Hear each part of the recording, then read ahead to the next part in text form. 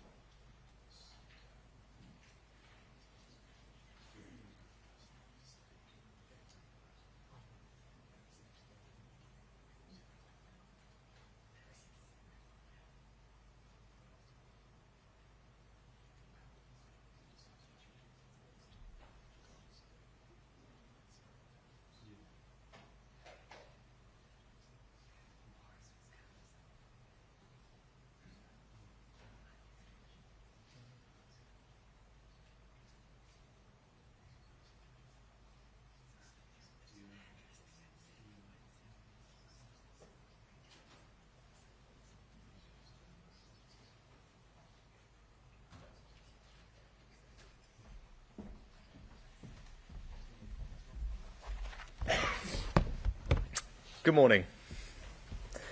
Last week, yet again, Labour peers in the House of Lords contrived to stop the Safety of Rwanda bill. For almost 2 years, our opponents have used every trick in the book to block flights and keep the boats coming. But enough is enough.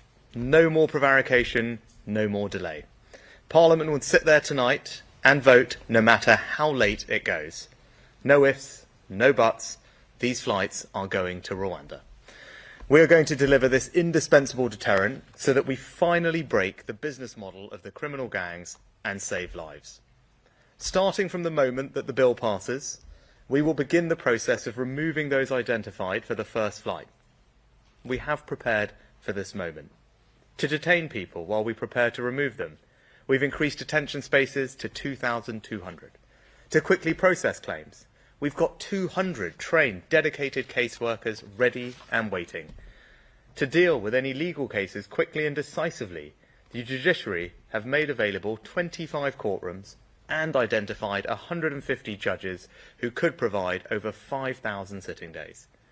The Strasbourg Court have amended their Rule 39 procedures in line with the tests set out in our Illegal Migration Act, and we've put beyond all doubt that ministers can disregard these injunctions with clear guidance that if they decide to do so, civil servants must deliver that instruction. And most importantly, once the processing is complete, we will physically remove people. And to do that, I can confirm that we've put an airfield on standby, booked commercial charter planes for specific slots, and we have 500 highly trained individuals ready to escort illegal migrants all the way to Rwanda, with 300 more trained in the coming weeks. This is one of the most complex operational endeavours the Home Office has carried out. But we are ready, plans are in place, and these flights will go come what may. No foreign court will stop us from getting flights off. Rwanda is ready too, and I'd like to thank the government of Rwanda for their work in strengthening their asylum system, passing legislation, and setting up a new appeals tribunal. The next few weeks will be about action. But whilst I'm conscious people want deeds, not words, I'm not going to outline now exactly what will happen when. And there are good operational reasons for this. There is a loud minority who will do anything to disrupt our plan. So we will not be giving away sensitive operational detail which could hinder all the progress made to date. Teams across government need to be able to get on and deliver without interference. They are working flat out to deliver this genuine game changer. The first flight will leave in 10 to 12 weeks. Now, of course, that is later than we wanted, but we have always been clear that processing will take time, and if Labour peers had not spent weeks holding up the bill in the House of Lords to try to block these flights altogether, we would have begun this process weeks ago. And the success of this deterrent doesn't rest on one flight alone. It rests on the relentless, continual process of successfully and permanently removing people to Rwanda with a regular rhythm of multiple flights every month over the summer and beyond until the boats are stopped. Now, I know there are some who will hear all of this and accuse me of lacking compassion, but the truth is the opposite. We are in a battle with callous, sophisticated and global criminal gangs who care nothing for the lives they risk in unseaworthy dinghies. 9 people have died already attempting to cross the Channel just this year, including a 7-year-old girl. That's why we've secured the largest ever deal with France to strengthen interceptions on the French coastline. And because 1/3 of all arrivals were coming from Albania, we struck a deal that reduced illegal Albanian migrants by 90%. Taken together with doubling illegal working raids and returning 150 hotels back to our local communities, we got the number of small boat arrivals last year down by more than 1/3. The first time they had fallen since this phenomenon began, and at a time when European countries were seeing numbers rise exponentially. But these sophisticated gangs are changing tactics once again, as well as piling twice as many people into small dinghies and increasing violence against French police. They have shifted their attention towards vulnerable Vietnamese migrants. Vietnamese arrivals have increased tenfold and account for almost all the increase in small boat numbers we have seen this year. And just as we succeeded in reducing Albanian arrivals dramatically, so I'm confident we will do the same when it comes to the Vietnamese. President Macron and I have agreed to work with European partners on closing loopholes to enter Europe in the first place. The Home Office have signed a joint statement with the Vietnamese government committing to deepen our already very strong migration relationship. And just last week, officials from the government of Vietnam were at Western Jetfoil and Manston to observe border force operations on the front line as they continue to manage small boat arrivals. But we can't keep reacting to the changing tactics of these gangs. The truth is, we need innovative solutions to address what is a global migration crisis, to disrupt the business model of people smuggling gangs and save lives. And that means a systematic deterrent. The only way to stop the boats is to eliminate the incentive to come, by making it clear that if you arrive here illegally, you will not be able to stay. And this policy does exactly that. And be in no doubt about the choice that the country will face later this year. The Labour Party have no plan. They would have no treaty, no bill, and no flights to Rwanda. They are resigned to the idea that you will never fully solve this problem. Their priority is not stopping the boats, but stopping the planes removing people who have no right to be here. And that would achieve only one thing. It would send a message to the criminal gangs that they can continue their deplorable illegal trade in people. And my policy is different. I believe it should be this country and your government who decides who comes here, not criminal gangs. And I have a plan to deliver it. So we will start the flights and we will stop the boats. Thank you. Right, we turn some questions from the media. Can I start with the eye, please? Thank you, Prime Minister. How many people do you expect will be on these flights by, say, the end of the autumn? You say there's going to be a regular rhythm of flights starting in July. How regular? How many people each month? Thanks, Hugo. As I said, I know there'll be lots of interest in the exact operational detail of what we're about to embark on.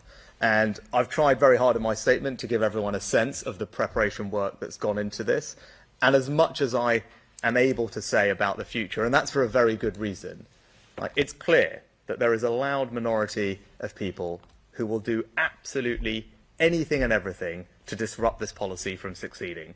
You only have to look at what's been going on in Parliament over the past few weeks and months with the Labour Party at every turn blocking progress on this bill. You saw that last week. You will see it again today. And that's why I'm not going to get into exact detail about what exactly is going to happen, when and where, because that will just give people more opportunities to try and frustrate the process. But what I can tell you is that an enormous amount of prep work has gone on. We've trained 200 of our best caseworkers. We've increased detention capacity to hold people. We've identified specific dozens of courtrooms, made available the right judges, put an airfield on standby, and, crucially, booked planes, commercial charter planes, for the first flights, trained 500 escorts, and made sure that everything on the Rwandan end is ready for people to be received. But what I will say is this is not just about one flight. Right? This is about a regular rhythm, multiple flights a month through the summer and beyond, because that's how you build a sustainable deterrent. Right? The first flight in 10 to 12 weeks, and as I said, later than we would have liked, but you can see the delays that we've been subject to thanks to the Labour Party. But it's not just about that one flight. It's about putting a system in place, and that's what we've done, that will ensure the successful delivery of multiple flights a month through the summer and beyond until the boats have stopped. You know, that's what we're determined to deliver, and that's what our plans will deliver. Next, we go to the Times. Good morning, Prime Minister. Thank you. Aubrey Alagueti from the Times. If you do manage to start the flights to Rwanda, does that mean that the UK won't need to leave the ECHR? So I'm confident that we are acting in a way that's completely compliant with all our international obligations, and we work very hard to deliver that. But what I'd say is we are a reasonable people trying to do a reasonable thing, and my patience, like the patience of the British people, is worn pretty thin at this point, and we're going to deliver this policy. And we've now not just worked very hard to do it in a compliant way, Parliament has also certified that, or will certify when this bill is passed, that Rwanda is safe. We've addressed all the concerns that have been raised with us from the Supreme Court and others. So at this point, now's the time for the flights to go. And I'm not going to let a foreign court, given all of that, block us from getting flights up and this deterrent up and running. You know, the bill contains a very specific power that makes it clear that it's for ministers to decide whether to comply with temporary Rule 39 orders. Now, we wouldn't have put that power in there unless I was prepared to use it. But what we have also done is amended the guidance for civil servants that make it crystal clear that if ministers do make that decision, that civil servants will implement that decision. So I think everyone can be pretty clear about my intentions. And then the last thing I would say is that, look, if it ever comes to a choice between our national security, securing our borders, and membership of a foreign court, I'm of course always going to prioritise our national security. That's the right thing for the British Prime Minister to do, and that's what I would do. Next, can we go to the Express? Thank you, Prime Minister. Steph Spiro from the Daily Express. You've said repeatedly that this policy will stop the votes. Does that mean you will rule out a summer general election to give it more time to work before going to voters? And then, if I may very quickly, do you have confidence in the Met Police Commissioner, Sir Mark Rowley? So on, look, I've said what I've said about an election multiple times before. My working assumption is for an election in the second half of the year. We remain, that remains the case. And also, as I said, everything I've said on the timing of this is as I've said. Now, you talked about deterrent, though. And I think that is important because, as I said, this is not just about one flight. It's about multiple flights. That's how you build a deterrent. That's what our preparatory work has been designed to deliver. But also, I believe in deterrence. The National Crime Agency has made it clear that you need deterrence. And we've seen the success of deterrence, whether that's in Australia with their programme, but also here, and how we dealt with illegal migrants from Albania. They accounted for a third of illegal migrants coming in boats before I got this job. We put in place a new deal with Albania. We returned thousands of illegal migrants back to Albania last year, and that's why the numbers coming from Albania declined by over 90%. Right? So that shows you that deterrence works. When people know that if they come here illegally they won't be able to stay, then they stop coming. Right? It's not worth their while. We break the model of the criminal gangs. So I have high confidence that deterrence works. We've done it here with Albanians. It's worked internationally, and that's why getting the Rwanda policy up and running is so important. And look, on the Met Police, I share the shock and the anger that many are feeling when they saw the clips over the weekend. And what I would say about Mark Rowley and the police, they do have a difficult job, of course. I appreciate that, but what happened was clearly wrong, and it's right that they've apologised for that. And yes, I do have confidence in him, but that's on the basis that he works to rebuild the confidence and trust of not just the Jewish community, but the wider public, particularly people in London, but more broadly. And you regain that trust and that confidence by making it clear that the police are not tolerating behaviour that we would all collectively deem unacceptable when we see it, because it undermines our values. And I think that is critical. And I know the Home Secretary will be meeting the Commissioner later today. Next, if we go to GB News. Olivia Utley, GB News. This was supposed to be emergency legislation, but it's been 5 months and it's still not over the line. Is the House of Lords fit for purpose? You talk about emergency legislation. We have worked at pace to deliver because I know and I believe that this is an incredibly important issue for the country. All right, people's patience has run out, as has mine. Right, they're fed up with the endless, whether it's legal merry-go-rounds, legislative merry-go-rounds, tired of this people trying to block this policy. And that's why when we got the judgment last year, and I think I stood here and spoke to you all when we had the judgment last year, I said, look, we disagree with it, but we respected it and we worked rapidly to rectify it. Within a matter of weeks, James and the team, we had negotiated a new treaty with Rwanda to address all the concerns, and we brought forward new legislation. Right, so that's how we responded. As I said, in a matter of weeks, we had all the mitigations ready to implement this policy. But here, look, I'm talking to you now, and it's April. Why? Because Labour peers in the House of Lords have repeatedly voted against and blocked this bill. That happened just last week. Again, it will happen again today.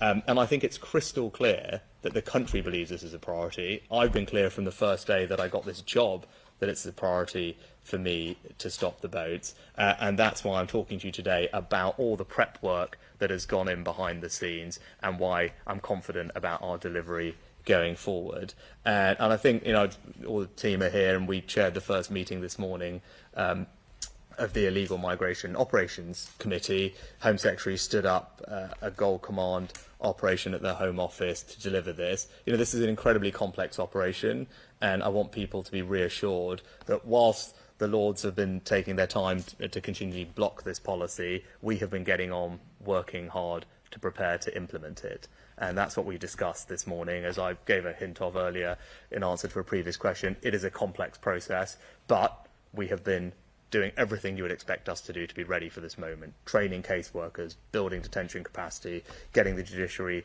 and the courtrooms ready, training escorts, getting charter planes booked, getting an airfield ready, getting the guidance changed, working with the Rwandans, as the Deputy Foreign Secretary has done brilliantly, to make sure they are ready with their people all trained at their end, accommodation ready, asylum systems ready over there. This is an enormously complex operation. We've been working very hard to deliver it, but as I said, people's patience has run thin, my patience has run thin. We want to get this done, and we want to get these planes off.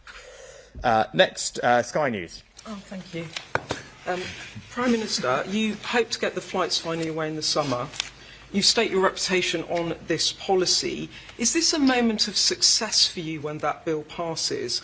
And do you have to remove thousands of asylum seekers before a general election to close the gap in the polls and regain voters' trust? Success is when the boats have been stopped. Right? That's what the country expects. That's what the government and I are committed to delivering.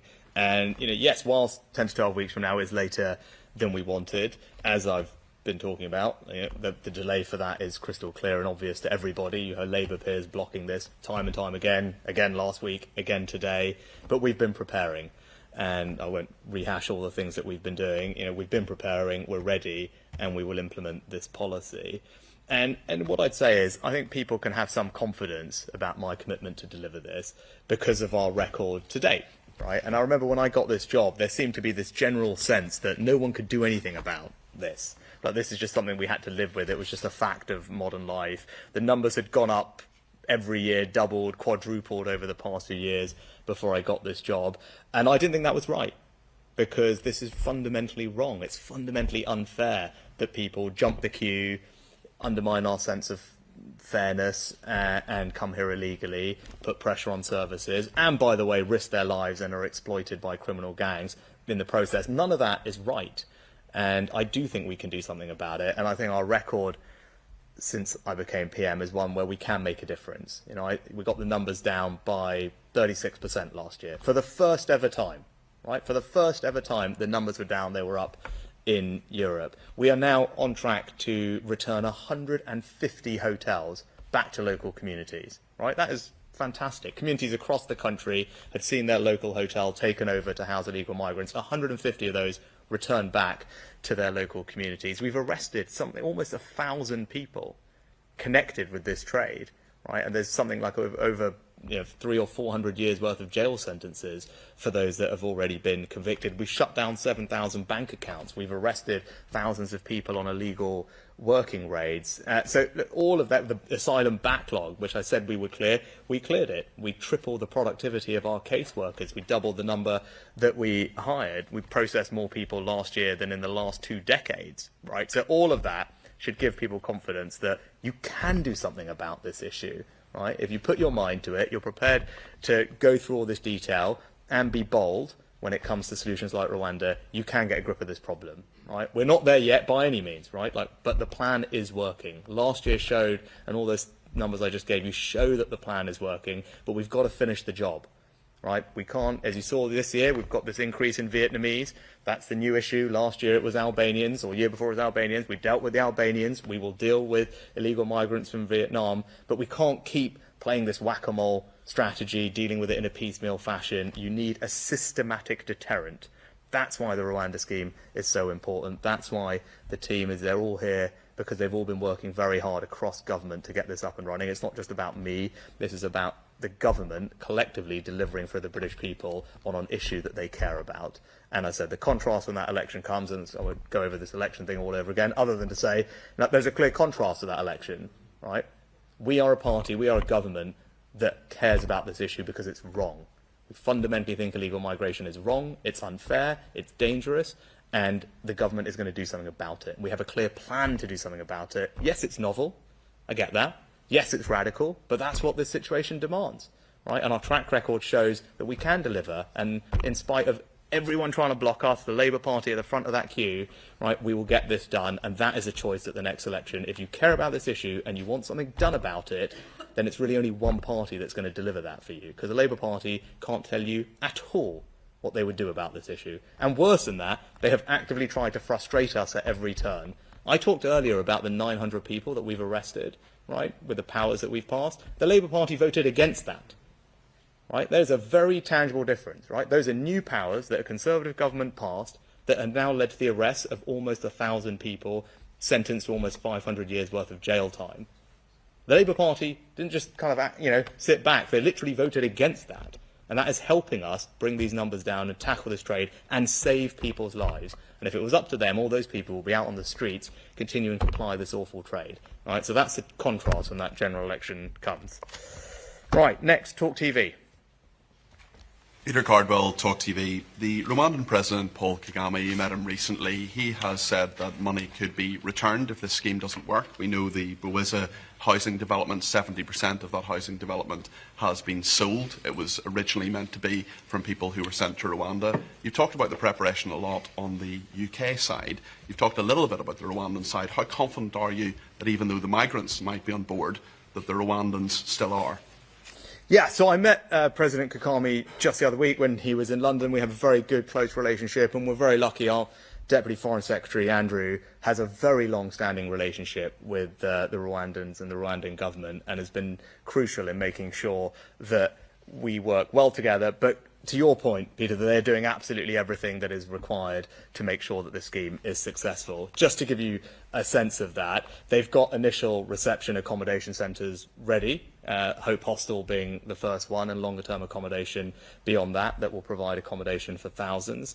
The Home Office have now helped to train, I think at last count, 69 different Rwandan asylum decision-makers. There are almost 40 Rwandan lawyers that are ready to provide extra legal assistance. Judges have also been trained. The co-presidents of the new appeal body in the treaty have already been selected, and the Joint Monitoring Committee has already been set up. So thanks to Andrew and the Home Office's work, I think we're in very good shape, actually, and Paul is completely committed to making this partnership work. Whenever we've needed something from them, when we've had to address concerns that have been raised by our courts, they've been willing to work with us. We've done it constructively and collaboratively. And I think the question you should ask, and Andrew spoke to this morning, is why? Why? Because Rwanda cares about tackling this issue, right? It has proudly already hosts more than 135,000 people seeking safety. They're as passionate as we are about ending this awful global illegal migration crisis. They've got a proud track record working with the UN for Libyan refugees, for example. And this is an opportunity for us to strengthen not just our economic relationship with them, but work together with them to help do something that many other countries, by the way, are looking at as a potential model. And many European countries, and I speak to lots of European leaders, all of them, right, know that illegal migration is a growing challenge. It's a global challenge. And together with Rwanda, we're on the forefront of demonstrating a new way to deal with this. And I think that is something that people have stand up and taken notice of. The Rwandans, like us, are keen to make sure it's a success. And as I said, European countries are looking at this. And I will say this here, I've said it in the past. You've seen the narrative on this change from the first time I spoke to you all when I got this job. I said then that others, where we lead, others will follow. You have seen that, right? European countries all talking about third country partnerships, and that being one of the tools that you need to resolve this. This is novel, this is innovative, but it will be a game changer, and I'm grateful to the Rwandans and Andrew's work in particular in making sure they're absolutely ready to successfully implement the policy. And the last thing I would say, it's a really long answer, is the treaty, which we work very hard with, will be ratified, as we said, in the days right after the bill receives royal assent. That is all on track, and that is ready to go as well. And it's the treaty that deals with all the concerns that were raised by the Supreme Court, the monitoring committee, the extra set of judges, all of that, which Victoria can go through in detail. But all of that is done and ready to be ratified as soon as the bill passes. And lastly, could we go to the BBC? Thank you, Prime Minister. Chris Mason from BBC News. You're acknowledging explicitly today that your initial promise to get flights off to Rwanda this spring isn't going to happen. So there will be a scepticism about your capacity to deliver. Can you be certain that by the time of the general election you'll be able to prove that this policy is a deterrent? Thanks, Chris. Look, I'm not going to get into the timing of the general election again. I'll just refer to what I said previously. But what I would say is that we expect the first flight to go in 10 to 12 weeks. Of course, that's later than we wanted, but we know the reason for that. It's that the Labour Party has consistently and at every turn blocked and opposed this bill going through Parliament. That happened again last week. It will happen again today, after we moved very quickly last year to bring forward this bill and a new treaty to make it clear that Rwanda is safe. Now, also, though, it's important that we do this properly. Right? There are going to be people, as we've seen, at every turn who try and oppose us and undermine us, and that's why we should prepare and implement this thoroughly. For example, we want to make sure that the quality of the decision-making is absolutely great, because in the past people have raised concerns with that and used that as an excuse to frustrate the policy. That's why it's important that we've trained people and we take the time to make those decisions very rigorously. But also, as I said, this isn't just about one flight, right?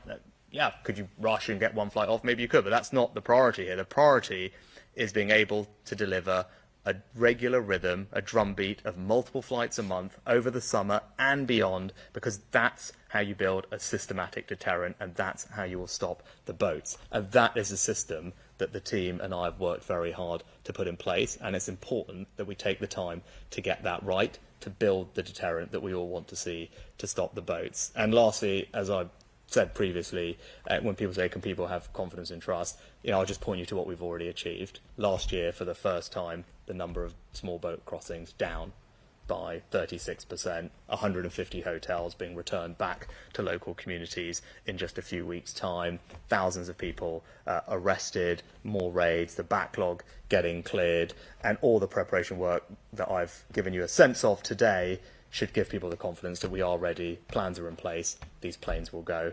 That's what I said we would deliver, and that's what we will deliver. Good. Thank you very much.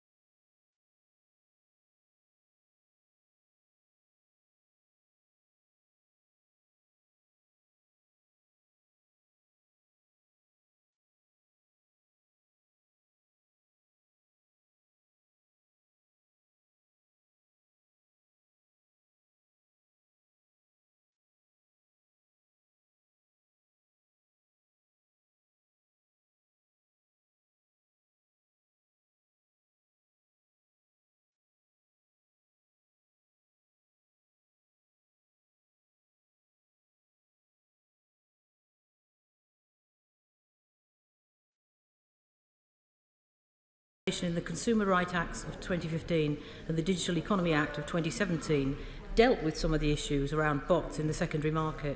However, there does not seem to have been a single conviction specifically for bot use, and there is a great deal of evidence that bots are still being used.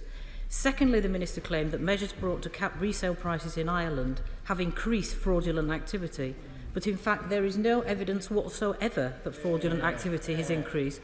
Fraud was actually reported to be down 27% in Ireland in the last quarter of 2023, and the Irish Government's official post-enactment report on their legislation, the 2021 Sale of Tickets Act, concludes this. This is a positive endorsement of the operation of the Act, and it means that the objectives of the Act are being met, whereby genuine fans can attend events at affordable prices.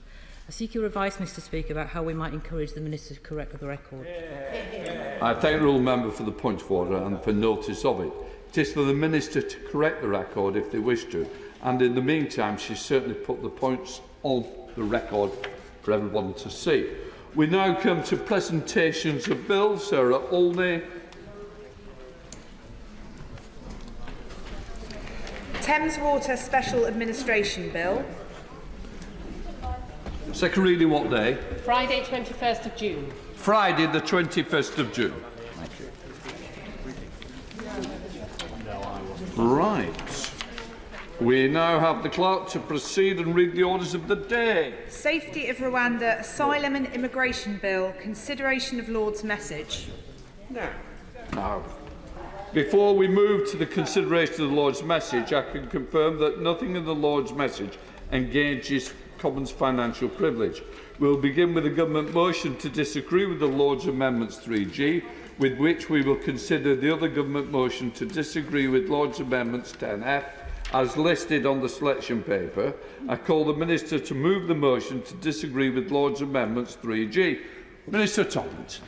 Mr Speaker, I beg to move that this House disagrees with the Lords in their amendments 3G and 10F. It appears, Mr Speaker, that I was indeed optimistic last week when I foresaw the end of ping-pong, and I looked forward to the time when we were not debating this particular piece of legislation. It's disappointing that we're back here again. Of course, the other place should undertake its role as a revising chamber, and of course, they're entitled to ask the government to think again. But we did think again and again, with this House now voting for the third time as part of ping-pong, strongly endorsing this bill. We need to bring the process to a conclusion. Mr Speaker, the Labour Party has voted against our measures to tackle illegal migration 134 times now. 134 times they have told the British people that they oppose our tougher immigration legislation. Enough is enough. The opposition have delayed this bill for too long. We must get on with it. So, Mr Speaker, of course I give way to the Honourable. I'm sure the Minister will, like me, have read the Law Society of England and Wales briefing on these amendments. Has he seen polling reported by them which show that the majority of voters think the government should either accept some amendments to the Rwanda policy or scrap it altogether? Only a quarter of the public think the government should try to get the Rwanda bill through in its current form, and all Lord's amendments are supported by the majority of the public. Has he seen that polling, and will he therefore stop trying to turn this into a political football and address the gravamen of the amendments? I certainly will. I'm very grateful indeed to the Honourable and Learned Lady, because she gets to the point of the amendments themselves. She's absolutely right that we should address them in detail, and I will do just that. But before I do so, I give way to the Honourable Gentleman. Mr Speaker, I say this with all humility and also with respect for the Minister, who I know is an honourable person. But does the Minister not agree that there's a simple way out of this deadlock? And that is to accept that those who can demonstrate that they were assisting the British forces in Afghanistan. And does the Minister not further agree that this back and forth is not an example of democratic exercise, but rather that of democratic embarrassment? And a way forward must be found before we bring this place and our procedures into disrepute. Minister. Well, I'm very grateful indeed to the honourable gentleman. As always, he engages with the substance of the matter. He and his right honourable friend, the member for East Antrim, have raised this point. I'm going to turn to that specific amendment second, and I hope to seek to persuade him by my words that there are steps that have been taken, there are reassurances that have been made, and I hope to reassure him personally that he will be able to support the government in the division lobbies later on today. Mr. Speaker, turning to the Lord's amendment from the noble Lord Hope of Craighead, I just want to reiterate firstly some salient points. Firstly, as this House knows, we will only ratify the treaty once we agree with Rwanda that all necessary implementation is in place for both countries to comply with the obligations under the treaty. Secondly, the implementation of these provisions will be kept under review, as we know, by the Independent Monitoring Committee. Thirdly, Clause 9 of the bill makes clear that the bill provisions come into force when the treaty enters into force. Mr. Speaker, I respectfully Of course I can. I know that there's a problem in detaining migrants, illegal migrants at the moment under habeas corpus, but when the bill comes into force, is the legal position that we can then detain people before offshoring them, because that's the only real deterrent?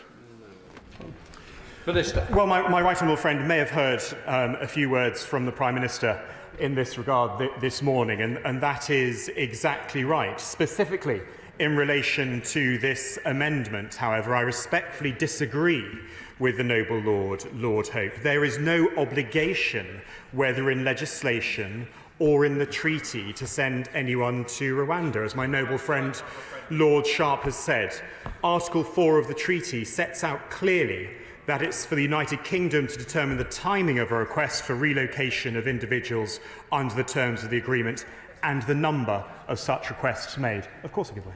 Extremely grateful to my right honourable and learned friend, and before he moves away from the treaty, I wonder if he could help with some clarity on the relationship, as the government sees it, between the Rwanda Treaty on the one hand and this bill on the other.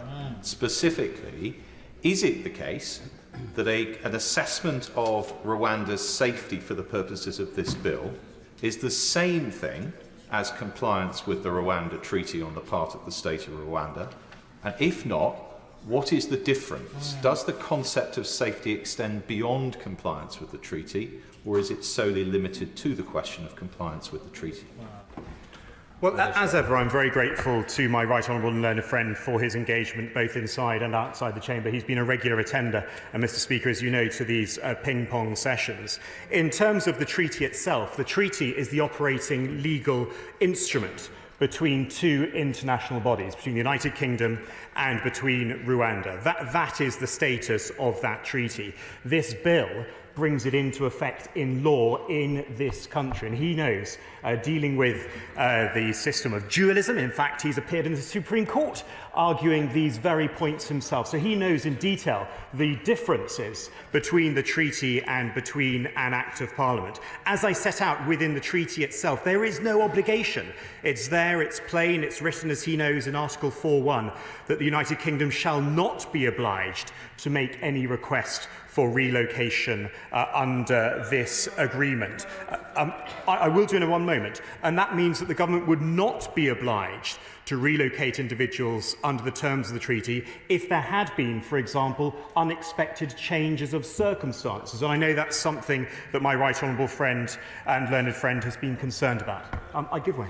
Supporting this exchange, would my honourable friend also care to note that Lord Hoffman, in the case of R versus Lyons, was quite unequivocal when he said that and this was in relation to an ECHR case as well, that the treaty itself is not the same as the statute, in that it is the statute that prevails, and when the statute is made and the words are clear and unambiguous, it follows that the court will obey what the Act itself sets out, which is absolutely exactly what the position is in this case.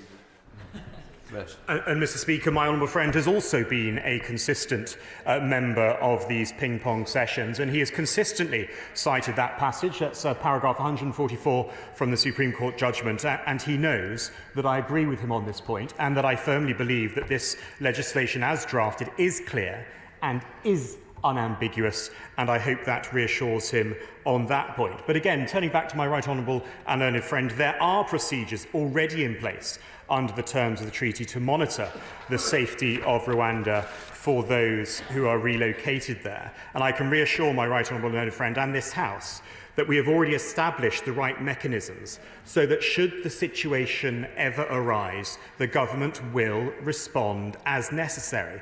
And this would include a range of options to respond, including, as my right honourable learned friend knows, any primary legislation if required. But, Mr. Speaker, implementation continues, and I can now confirm that last Friday, the Rwandan Parliament passed their domestic legislation to implement their new asylum system. The partnership is one important component of a much broader bilateral relationship. As my right honourable friend, the member for Witham, has recently reminded us, this is a migration and economic development partnership. And I'd like to put on record my thanks to all officials, including those in the government of Rwanda, for their hard work in implementing the treaty and delivering this crucial partnership. I give way. I'm most grateful to the Minister for giving way. If Rwanda is truly safe, and I note what he said about last Friday, why is it the case that Rwandans are excluded from this legislation from being returned? And could he give us the reasons wherefore why the Prime Minister and himself refused to accept the need to prove the safety of Rwanda as a requirement? Well said. Minister. The proof of the safety is in the international binding treaty between two international partners, namely the United Kingdom and the government of Rwanda. And it is here in the treaty where it matches the concerns as set out by the Supreme Court, namely the concerns in and around refoulement. It is there, it is addressed in the treaty. That is the reassurance that I invite this House to take, and that is why I say that the amendments are unnecessary. Turning specifically, Mr. Speaker, to the second amendment, I will give way to my honourable friend. I thank the Minister for giving way. The very obvious point about why Rwandans aren't covered by this is if we were returning a Rwandan to Rwanda, we would take them to their home country, not a third country. Minister. Well, again, I'm very grateful to my honourable friend because he has been closely following these proceedings, not just throughout ping-pong, but throughout his time as well. When he held this role, and he knows deeply the interplay in the interrelationship between the two countries, and I'm very grateful to him. I'm going to make some progress, actually. I've given way too much. I've taken some criticism for the number of times that I've given way, and so I'm going to make progress, Mr. Speaker. It's the Second Amendment. Speaking to the Amendment 10F, as I and my noble friend Lord Sharp have said previously, this government greatly values the contribution of those who have supported us and our armed forces overseas. And that is why there are legal routes for them to come here to the United Kingdom. And there is already existing legislation, Mr. Speaker, including but not limited to the Illegal Migration Act, which the Secretary of State has a range of powers to consider cases and specific categories of persons.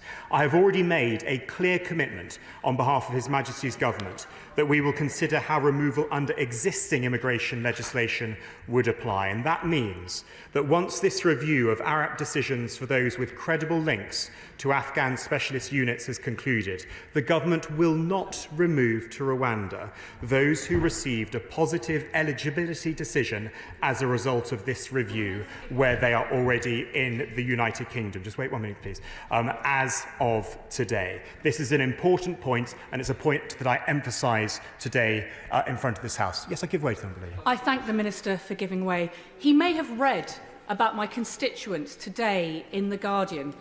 A man who was originally Afghan, has British citizenship, served with our armed forces for 15 years. He and his family were called forward to the Barron Court Hotel, could not get there because there was an explosion, and have been in hell ever since. His young children and wife unable to join him here in the UK. He's not eligible for ARAP because he was a British citizen. The government has written to me suggesting that his children might apply to ARAP. I believe under 10-year-olds probably won't qualify. The ACRS scheme is in tatters, will not accept them, because the government is now trying to say, well, they were invited rather than instructed to go to the Baron Court Hotel. If he takes 5 minutes just to read the story of my constituent who gave so much of his life to support our forces in Afghanistan, he will understand why, when he stands at that dispatch box and says that there are legal, safe routes for those who are eminently eligible, it is simply not sustainable as an argument to make, and why this amendment matters. Well, this amendment is unnecessary. There is already existing legislation, as I've told the Honourable Lady, and I've tried to explain to this House, there is already existing legislation, including but not limited to the Illegal Migration Act. And I have confirmed that the government will not remove to Rwanda those who receive a positive eligibility decision as a result of this review. Mr. Speaker, this government recognises the commitment and responsibility that comes with combat veterans, whether our own or those who have shown courage and served alongside us. We will not let them down. Criminal gangs are determining who comes to the United Kingdom as vulnerable people are being lured into unseaworthy boats and risking their lives. Billions of pounds of taxpayers' money is being spent on illegal migration. Our resources and services are reaching their limits. We must put an end to it. We must pass this legislation and stop the boats. I urge this House once again to send an unambiguous message to the other place. The time has come for the Labour Lords to respect the views of this House and to let this bill now pass. The question is, this House disagrees with Lords in their Amendment 3G. I now call Shadow Minister Stephen Kinnock. Thank you very much indeed, Mr. Speaker. Well, there's not really a huge amount more to be said about this sham, this con of a bill that hasn't already been said. The plan is as unworkable as it is unaffordable, and that's why Labour would instead repurpose the money that's being squandered and set aside for the scheme into a cross-border police unit and security partnership which would go after the criminal gangs upstream and restore order to our border. And we would create a new returns and enforcement unit to remove people from the country who have no right to be here, given that we have seen the return of failed asylum seekers collapsing by 44% under the Conservatives and the removal of foreign criminals decreased by 27%. Our plan will end the Tory boats chaos, fix our broken asylum system and restore our border security. The government's plan is, as the former immigration minister himself described it, and a civil servant insider has admitted, it's to get a few symbolic flights off the ground ahead of a general election, regardless of the wider impact. It really is tokenism and posturing of the worst sort. I will be. I thank my honourable friend for making way on that and highlighting why this is just such a gimmick. Does he agree that when the Permanent Secretary said that there is no evidence it will work as a deterrent, and this plan will only account for just 1% of those crossing the Channel? Well, she's absolutely right that the test of a policy like this is, will it work as a deterrent? But when you're dealing with people who have risked life and limb to cross continents, they are not going to be put off by a 1% chance of being sent to Rwanda. So the policy fails on its own terms, and the Permanent Secretary was absolutely right to put that red flag on it 2 years ago. It's quite extraordinary that we are where we are today. I will give way. I'm grateful to my honourable friend for giving way, and he's making an excellent speech. He spoke about tokenism of the worst sort. Does he agree with me that that was carried on by the Prime Minister's announcement, identifying 25 courtrooms and 150 judges will be available to deal with legal challenges from asylum seekers, giving our courts are struggling with backlogs, partly due to not enough barristers in courts. Exactly. So it would be interesting to know how the government would achieve this. Would my honourable friend agree with me? Oh, she's absolutely right. I'd actually forgotten about that sort of chapter 562 in this never-ending story. And my recollection is that the Prime Minister was then slapped down, I think, by the judiciary, who said, well, we've got a huge amount of a backlog to get through, and this is not a priority. So I think we should thank my honourable friend for reminding the House of yet another sort of disastrous chapter in this story. I will give way. In the unlikely event of a Labour government, Is the Shadow Minister happy with the idea that in future the opposition parties that necessarily and usually dominate the House of Lords should frustrate a Labour government? So will he advise his friends up there to respect the will of the elected House? I will advise the other place to do what it is doing as a revising chamber, standing up for the constitutional obligations that it has, to look at every piece of legislation that we send to them from this place, and to take the measures that they feel strongly about. What we are seeing is a set of amendments which in no way prevents this policy from being enacted, in no way prevents flights from taking off. It is simply those members of the other place doing their constitutional duty. But it's not only that the plan is completely unworkable, Mr. Speaker, it is also shockingly unaffordable. It is likely to cost a truly astonishing £2 million per deportee. And to add insult to injury, it puts the tens of thousands of asylum seekers who are deemed inadmissible and yet cannot be sent to Rwanda because of the lack of capacity there. They will be put into limbo in expensive hotels, stuck in a perma backlog at staggering cost to the Dreadful policy, shameful politics. Mr. Speaker, when this bill was first introduced, the Prime Minister described it as emergency legislation, and yet the government's management of the parliamentary timetable would suggest that the opposite is the case. Ministers had ample opportunity to schedule debates and votes on the 25th and 26th of March before Easter recess, but they chose not to do so. And indeed, last week there was also plenty of scope to accelerate this process. So you could be forgiven for concluding that the truth of the matter is that ministers have been deliberately stringing this out for two reasons. Firstly, because they thought that they could make some grubby political capital from the delay. And secondly, because they've been scrambling to get a flight organised and all the other logistics that are not in place. Indeed, the Prime Minister admitted this in his somewhat whinging and buck-passing press conference this morning, that the first flight to Rwanda won't take off until, checks notes, July.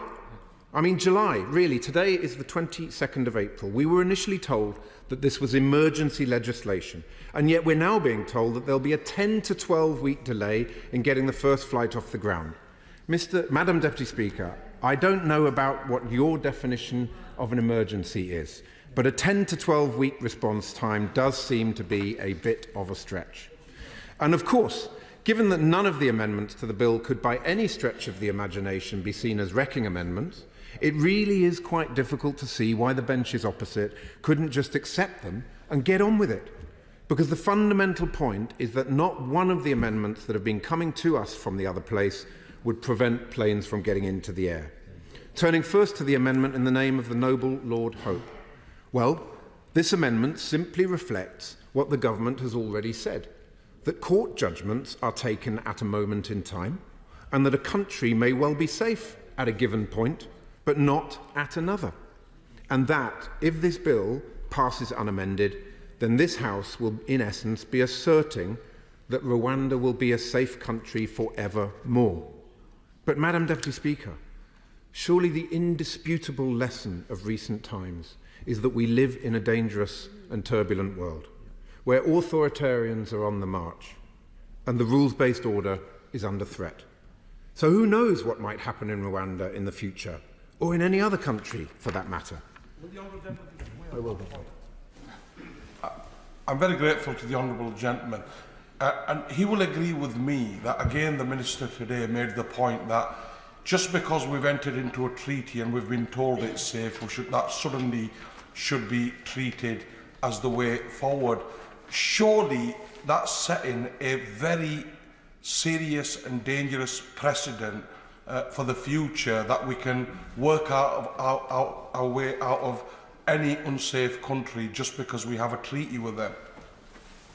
I agree absolutely with my honourable friend, and I thank him for that intervention. I think one of the reasons that we are seeing such a strong pushback from the other place is precisely because they are deeply uncomfortable with trying to make something that is not true.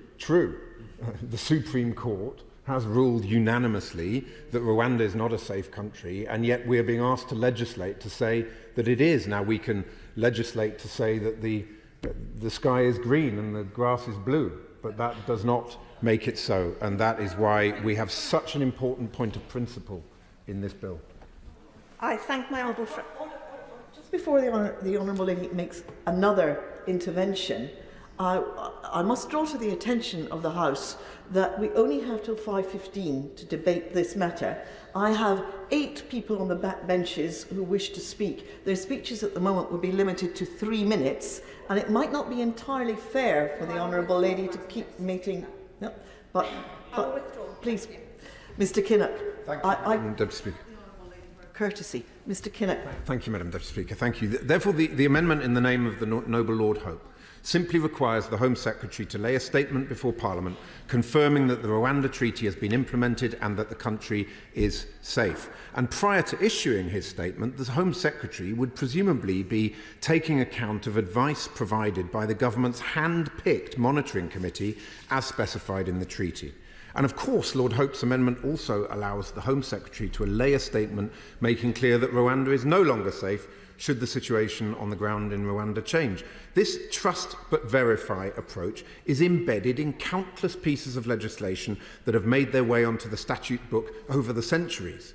It is a perfectly fair, measured, reasonable and non-controversial proposal, and frankly it's simply bizarre and incomprehensible that the government is refusing to accept it. Turning now to the amendment in the name of the noble Lord Brown, frankly, I just don't know where to start with this one, Madam Deputy Speaker. It beggars belief that the government is still insisting on being able to deport Afghans who have bravely fought alongside British forces against the Taliban to Rwanda. It really is shameful that we are still debating what should be a given. We owe a debt of gratitude to the Afghans who stood shoulder to shoulder with our troops, and yet this government is seeking to trash our reputation as a country that honours its debts. What a disgrace. Ministers should hang their heads in shame. Now, over the course of the last few weeks, they've deployed a variety of spurious and mealy-mouthed arguments to defend their position. But the one they have most frequently used is that there are already safe and legal routes in place in the shape of the ARAP and ACRS schemes. But this is simply not the case, Madam Deputy Speaker. Operation Warm Welcome became Operation Cold Shoulder when the Prime Minister torpedoed both schemes and left these Afghans stranded. Shocking but true. Court documents show that in November 2022, the Prime Minister issued instructions to halt flights from neighbouring Pakistan for an entire year for Afghans who had already been granted resettlement rights in the UK, and only restarted them when the Pakistani government threatened to send these heroic individuals back across the border to meet their fate at the hands of the Taliban. Just let the content of those court documents sink in, Madam Deputy Speaker. The Prime Minister of the United Kingdom explicitly instructed the Ministry of Defence and the Home Office to stop assisting Afghans who had put their lives on the line for our country. What a disgrace. What a betrayal of British values. What a hammer blow to our moral standing in the world. But the noble Lord Brown's amendment is not only driven by a basic moral imperative, Madam Deputy Speaker, it is also driven by our national interest and by military logic, for the simple and obvious reason that the ability of our armed forces to recruit local allies to support us in the future will be severely constrained if this bill passes unamended.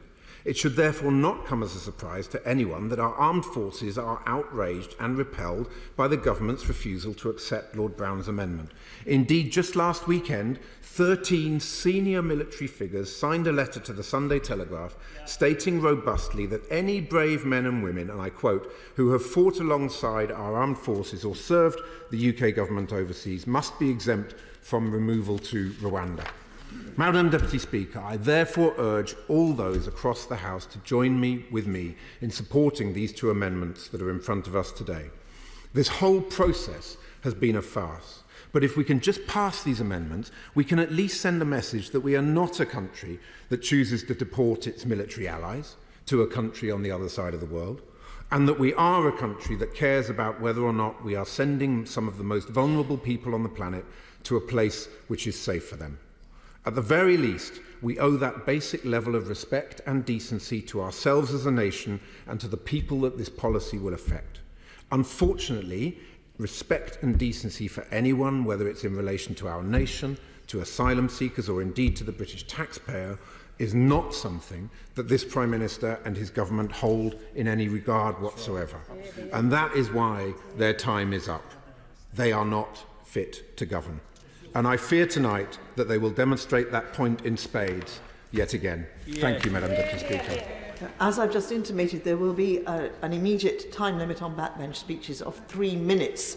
So, Jeremy Wright. Thank you very much, Madam Deputy Speaker. In view of the time, I want to focus what I say on the second part of Amendment 3G, subclause 8. And I think it is clear that Lord Hope has drawn attention to a flaw in the bill's logic. We all understand it's about parliamentary sovereignty, but if declaring Rwanda safe in the first instance is a matter for Parliament, then why is determining whether it remains safe not also a matter for Parliament? And yet this bill covers only the first determination of safety and provides no mechanism for Parliament to change its mind if circumstances change, save for primary legislation, which of course it would need government to introduce. Now, Madam Deputy Speaker, my quarrel with the noble Lord Hope's amendments has been that whereas the theme of this bill is parliamentary authority, the earlier forms of his amendments give effective authority on the safety of Rwanda to the monitoring committee, because their conclusion on treaty compliance would be determinative of the question of safety. But the later versions of his amendments have transferred authority to ministers to determine, on the advice presumably of the monitoring committee, that Rwanda is no longer safe and make a statement to that effect. And I have to say, I think that is not perfect either. I still think that for the bill to have inherent and logical consistency, it should be Parliament's decision on whether Rwanda remains safe in changed circumstances, not a monitoring committee's and not a minister's. But how much latitude Parliament would have in deciding whether Rwanda remains safe in changes of circumstances rather depends on the point I raised in intervention with my right honourable and learned friend. If adherence to the treaty is evidence contributing to an assessment of whether Rwanda remains safe, but is not wholly determinative of the question of safety, then it remains possible, if unlikely, that Parliament would consider non-compliance, but nonetheless decide that Rwanda remains safe for the purposes of the bill. But if its only consideration on safety is the question of compliance with the treaty, then Rwanda cannot remain safe if it is in breach of the treaty.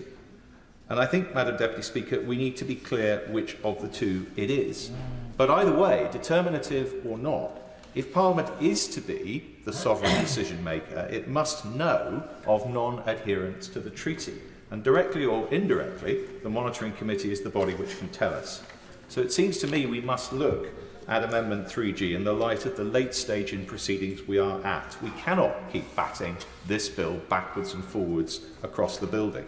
And as I've said, I do not think this amendment is the best way to solve the problem, that Parliament has no mechanism available to it to change its mind if the facts change. But I have to say, with all due respect to the Minister for whom I have high regard, the government hasn't come up with a better alternative. In those circumstances, he leaves me little place to go other than to support this amendment if my right honourable friend can't propose a better way of resolving this deficiency. Alison Thielis. Thank you, Madam Deputy Speaker. Well, the Minister opened by saying that he had looked forward last week to not debating this bill.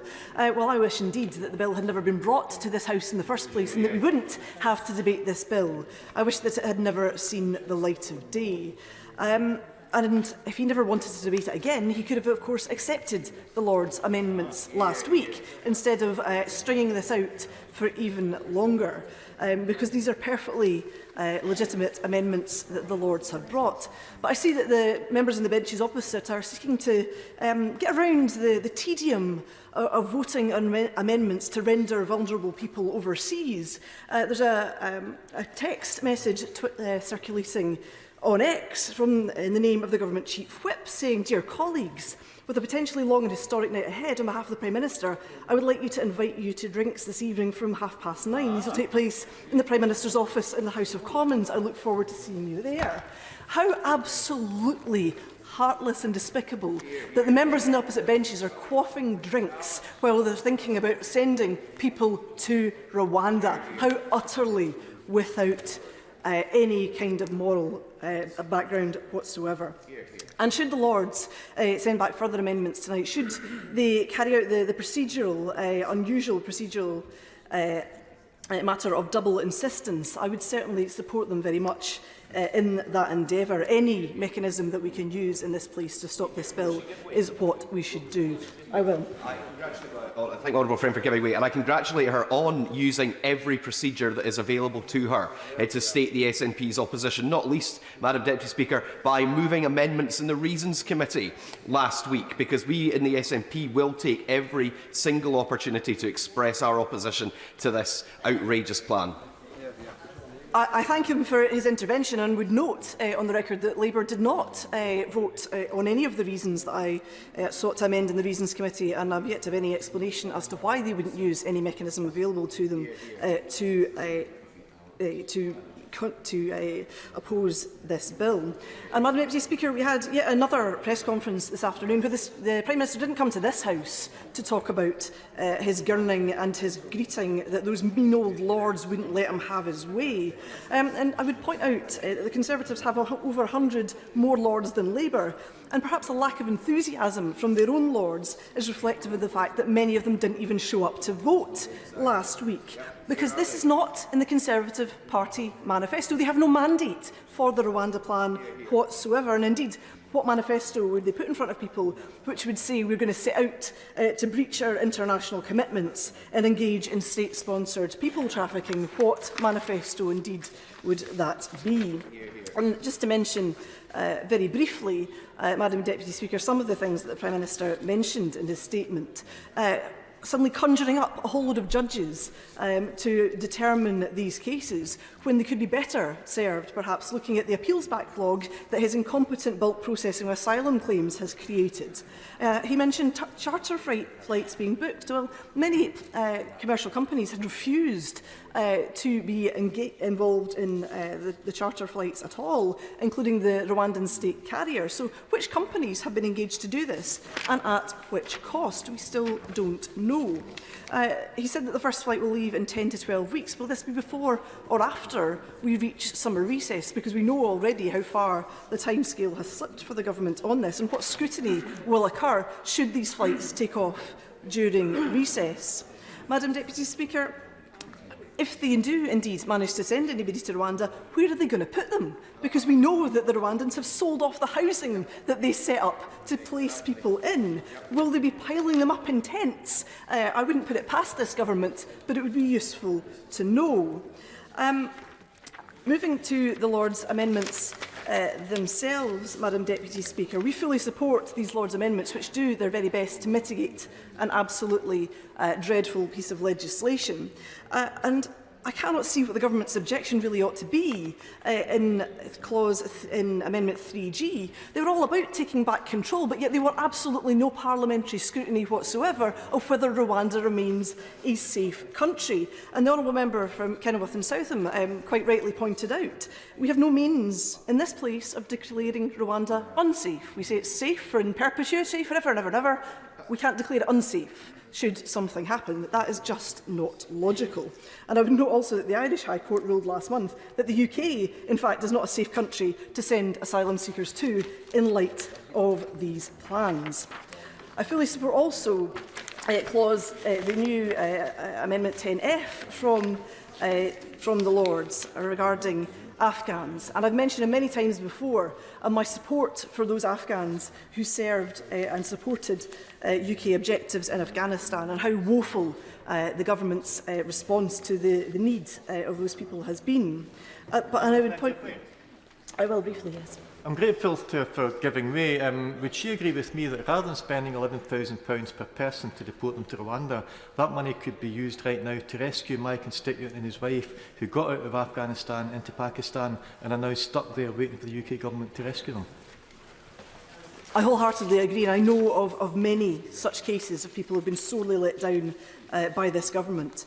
And we note that the figures that the government brought out this morning, that there has been an increase in small boat arrivals this past 3 months compared to last year. So it's hardly any kind of deterrent if people are still coming over in small boats in their droves. But I would note amongst them were 1,216 Afghans, an increase on the 1,098 that came in the same period last year. If he thinks the Afghan schemes are such a roaring success, why are so many Afghans being forced onto small boats just to get to safety? Many of them will have family in this country. Many of them will not have been able to avail themselves of the Afghan schemes he so talks up. And many of them will not have been able to use family reunion, which is an existing safe and legal route, which many people are not able to access. Madam Deputy Speaker, in light of time, I will not go further into the detail of some of the Afghan cases I wished to raise, but I will say this to this government. This legislation is utterly despicable. It is state-sponsored people trafficking. It is against our obligations in international law, and Scotland wants no part of it. We will oppose it every step of the way. Tim Lawson. Speaker, can I start by agreeing with the opposition spokesman when he said that there's nothing new to say. The trouble is that he then spent 14 minutes saying nothing new. And to say that these amendments do nothing to stop flights getting off the ground, the fact that we are still having to debate amendments is preventing the legislation going through which would allow the scheme literally to get off the ground. So now it's time to get the Rwanda legislation done. The remaining amendments, many people have had days, weeks and months to make their points. The government have given undertakings. We've heard further undertakings about the treatment of Afghan refugees here today. This bill does not oblige the government to return anybody from Afghan. There are explicit schemes particularly to protect them. And in terms of declaring Rwanda a safe country, the only reason the legislation has stated such is because a court declared it not to be based on limited and snapshot evidence. The government has a white list of countries which are not deemed to be safe. The FCDO issues guidance about where it's safe to travel. But what does constitute safe in the eyes of those courts?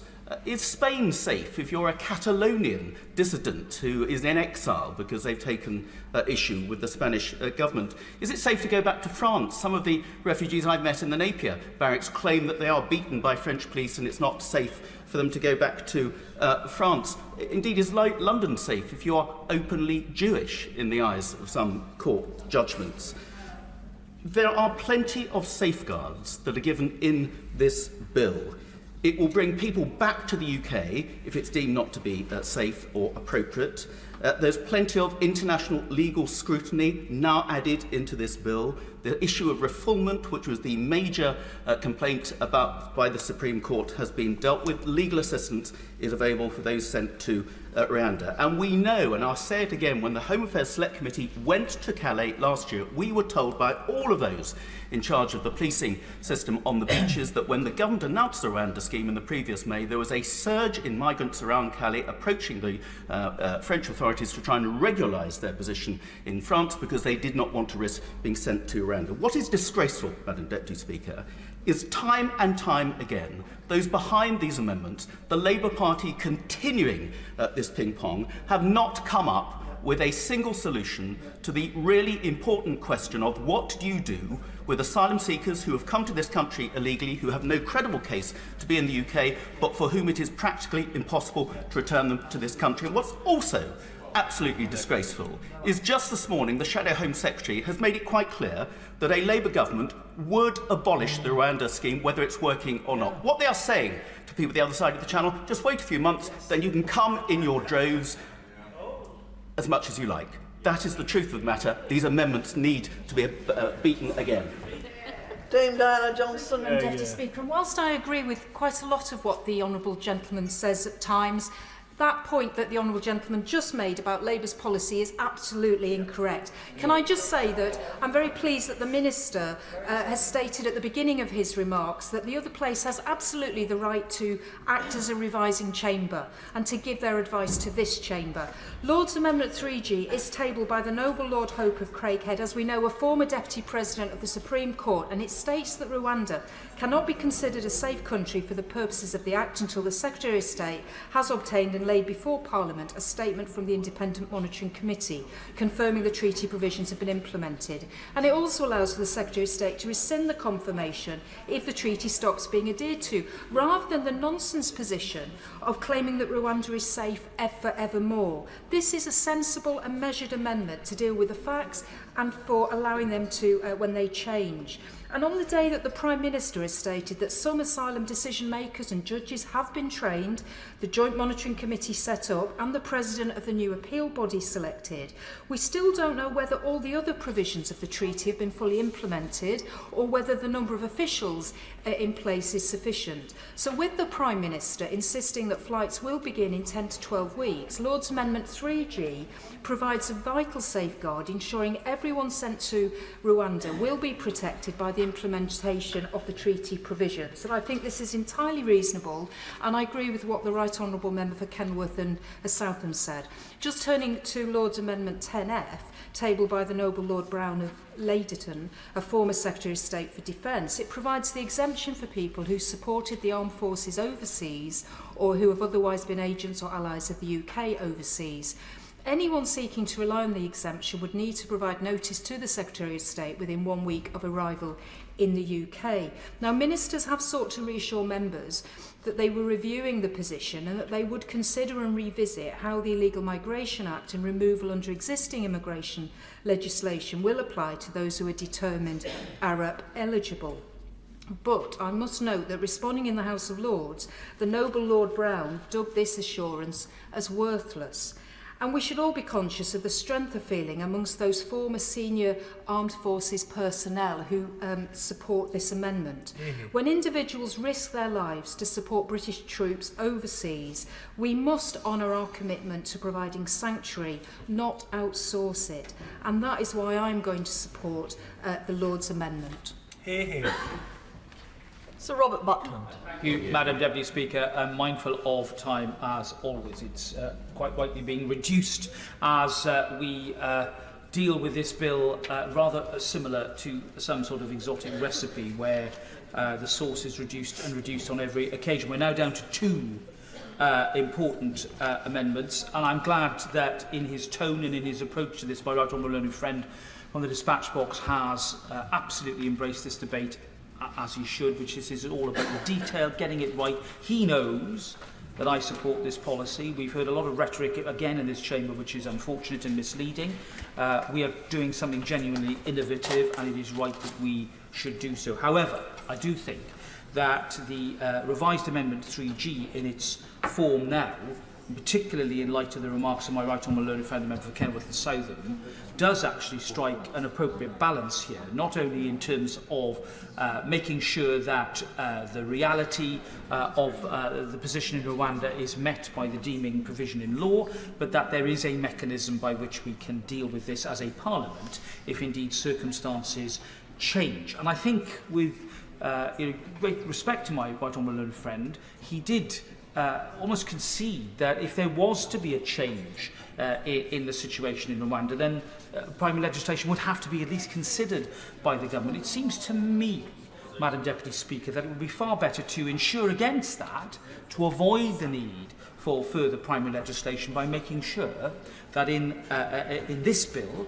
we can wrap it all up and make sure that we have a system that is not just strong when it comes to potential legal challenge, but which also gives this place, I think, its rightful role. So I do, alongside my right honourable learned friend, still commend and support that particular provision. Now, I noted with regard to Amendment 10F the comments that my right honourable learned friend made from the dispatch box, the assurances that he gave about the status of people who have had an assessment and are found therefore to have satisfied the requirements of the scheme. That's an important step forward.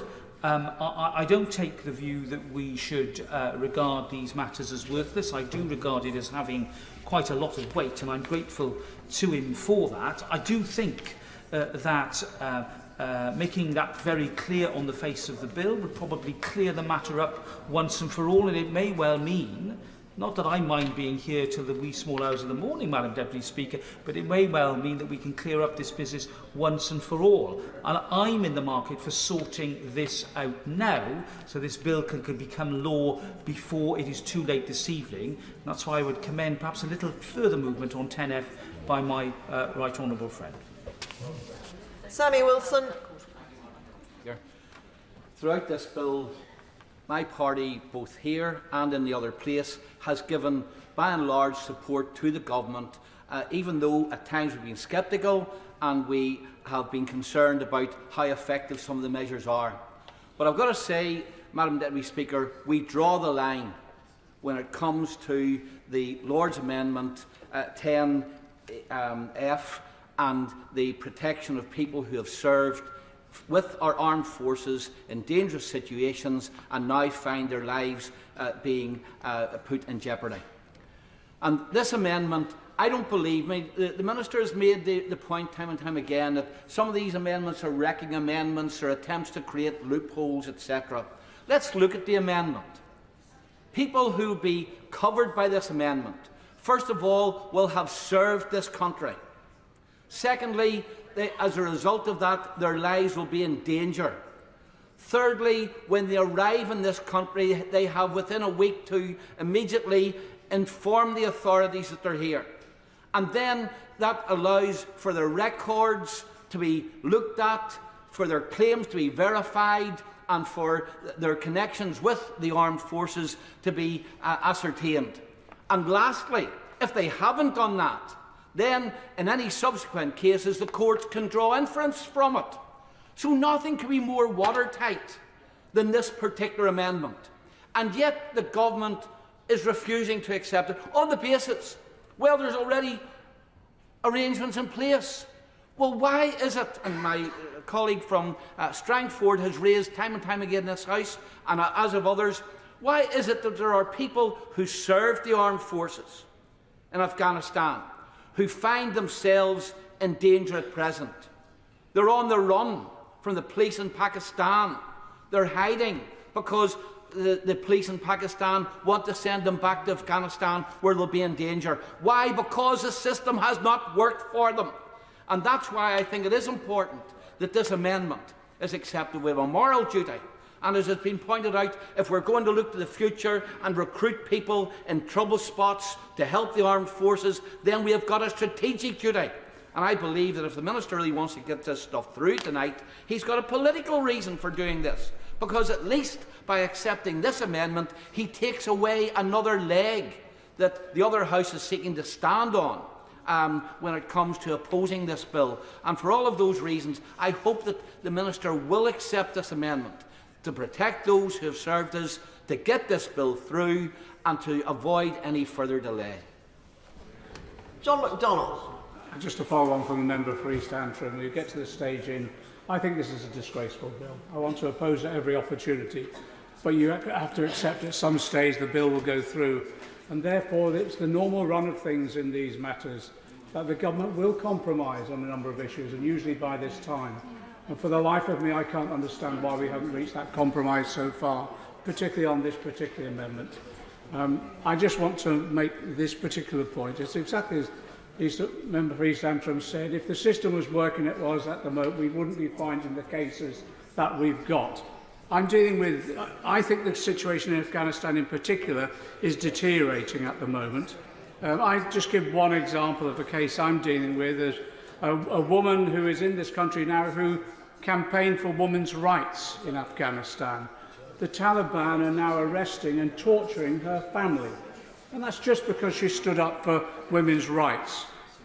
If you're any way associated with the British government in any form, it makes matters even worse. I had another constituent in one of the hotels, an asylum seeker in one of the hotels, whose family simply rented out property to the BBC and some of the British authorities as well.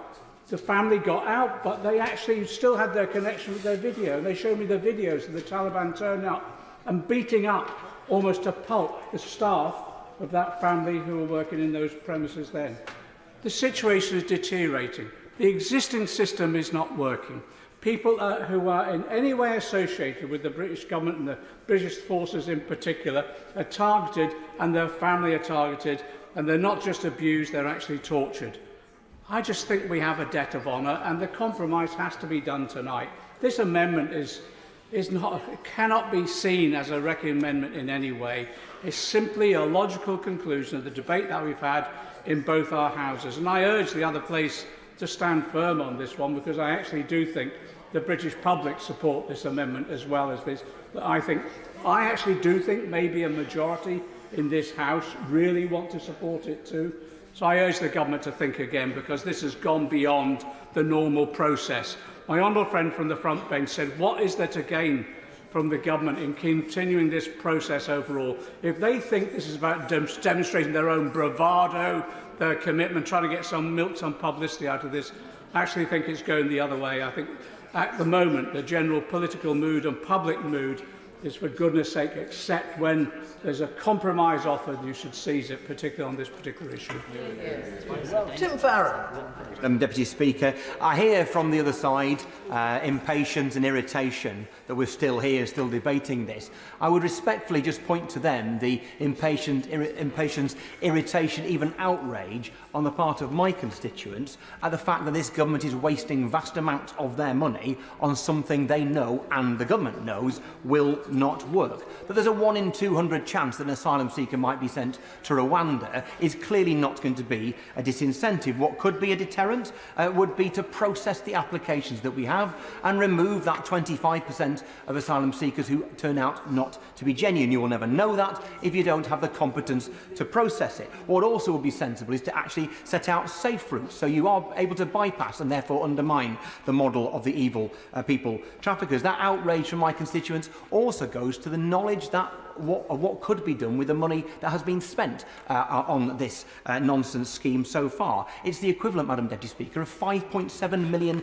GP appointments if the government had the priorities that the British people wants them to have. These two amendments are entirely sensible. I don't need to repeat all the arguments for them, but that we should have independent verification and not simply declare that a place is safe despite the lack of evidence is nonsense. Of course, as an aside, if Rwanda is a safe place, then why would it be a deterrent?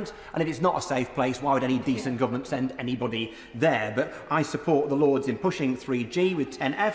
I'm not going to give way because we're about to finish. It's unfair on others. The 10F guarantees that those who've risked everything to protect and serve our men and women in Afghanistan, our servicemen and women, to not be betrayed by this or future government is a basically simple and decent thing to ask for. And whatever the motivations the government ascribes to those moving this amendment, it's clearly a totally reasonable one, and a reasonable government would accept it. But going back to finish the government's, to address the government's irritation, the Conservative Party's irritation that we are still here, I want to just gently encourage Conservative members here present, right honourable and honourable members, to imagine a time, sometime in the future maybe, when they are not in government and they are in opposition. Let's imagine a time when a government of a different colour ignores the rule of law, bypasses the courts, thinks itself above the law, and then tries to use its numbers in Parliament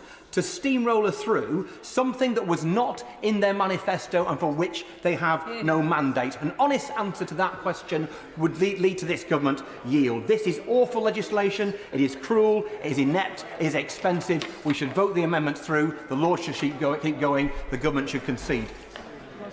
Minister Michael Tomlinson. Madam Deputy Speaker, with leave of the House, may I address very directly my right honourable and learned friend, the member for Kenilworth and Southam, and my right honourable and learned friend, the member for South Swindon, because they have both addressed Amendment 3G. This amendment does not do what my right honourable and learned friends are looking for. They are looking for a parliamentary moment. This amendment merely produces a statement.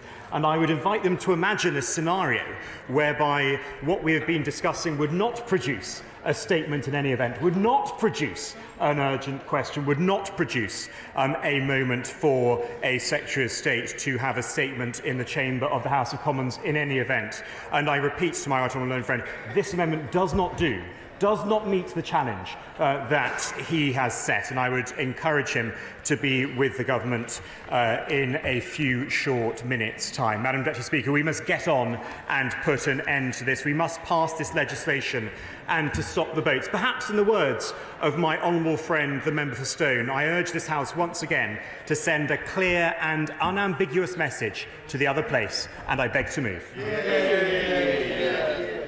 The question is that this House disagrees with the Lords in their Amendment 3G.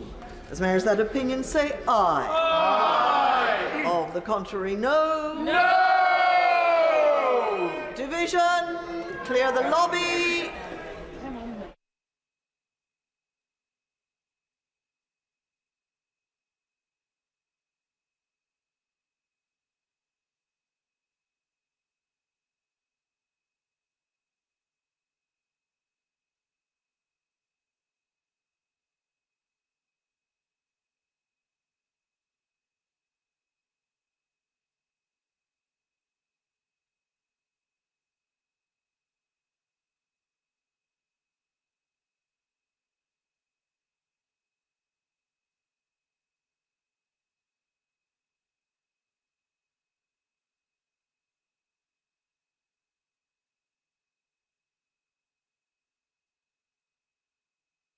Order. The question is that this House disagrees with the Lords in their Amendment 3G. As mayors that opinion say aye. Aye. Of the contrary, no. No. Tellers for the ayes, Joy Morrissey and Mark Jenkinson. Tellers for the noes, Tonya Antoniazzi and Mary Glindon.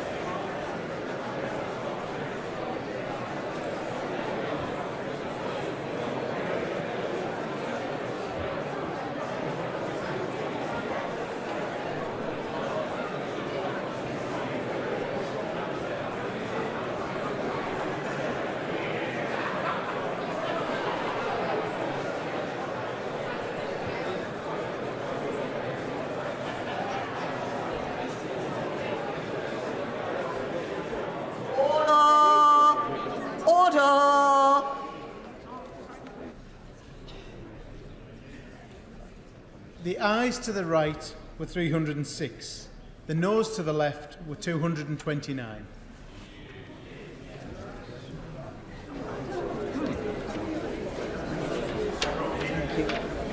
The ayes to the right, 306. The noes to the left, 229. So the ayes have it. The ayes have it. Unlock. Order. Under the programme motion of 18th March, I must now put the question necessary to bring to a conclusion proceedings on the Lord's messages. Minister, to move the motion to disagree formally. I beg to move. The question is that this House disagrees with the Lords in their Amendment 10F. As mayors that opinion say aye. Aye. Of the contrary, no. No. Division. Clear the lobby.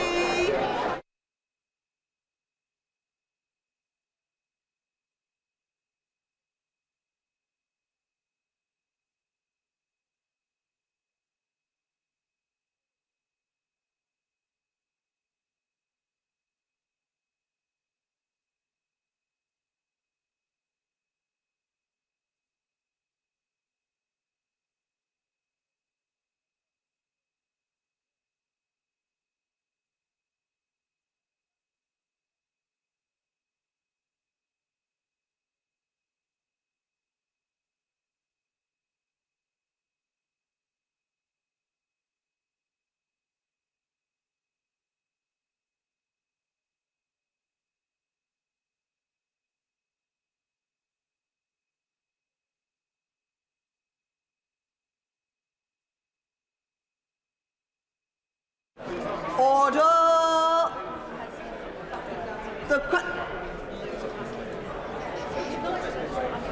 The question is that this House disagrees with the Lords in their Amendment 10F. As mayors that opinion say aye. Aye. Of the contrary, no. No. Tellers for the ayes, Joy Morrissey and Mark Jenkinson. Tellers for the noes, Tonya Antoniazzi and Mary Glindon.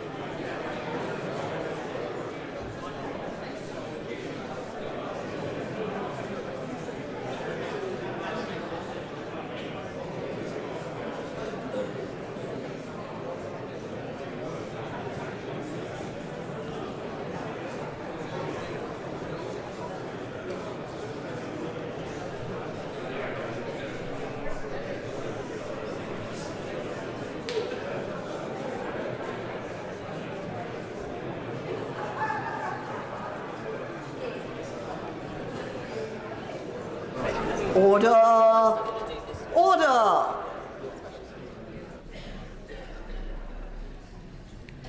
The ayes to the right, 305. The noes to the left, 234.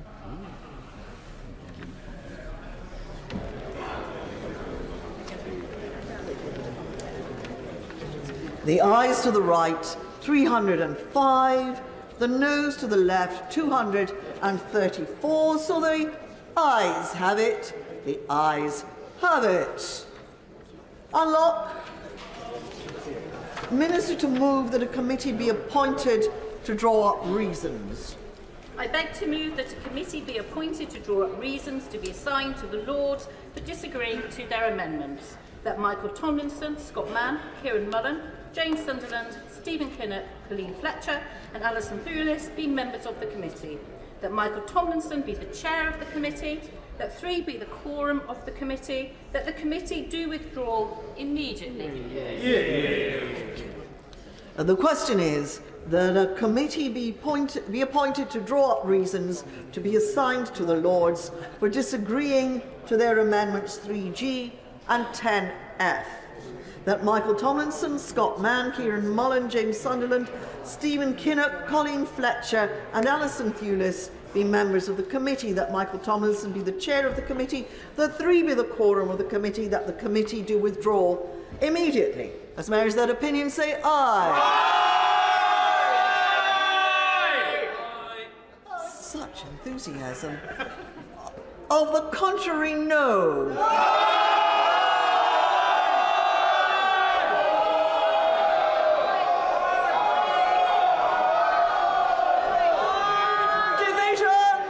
Clear the lobby.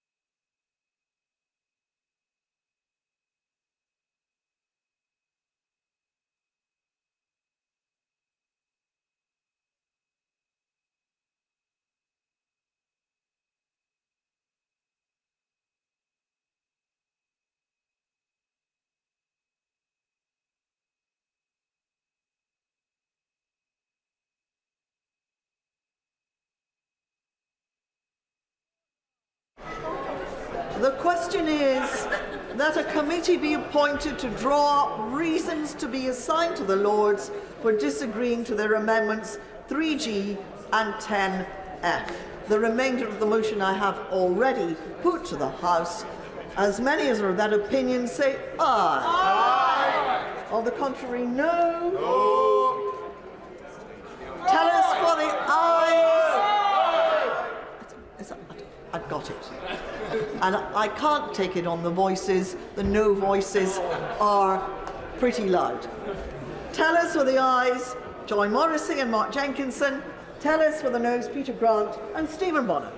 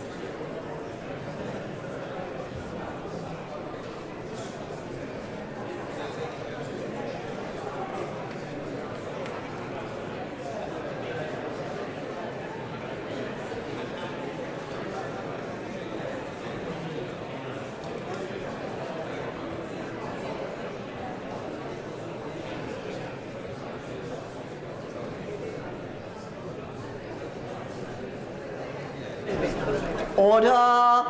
Order! The ayes to the right were 309. The noes to the left were 37.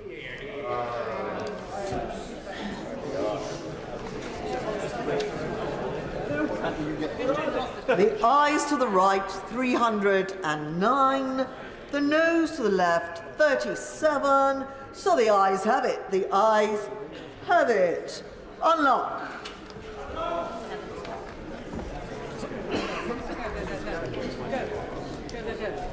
That concludes consideration of the Lord's message of 18th April relating to the safety of Rwanda Asylum and Immigration Bill.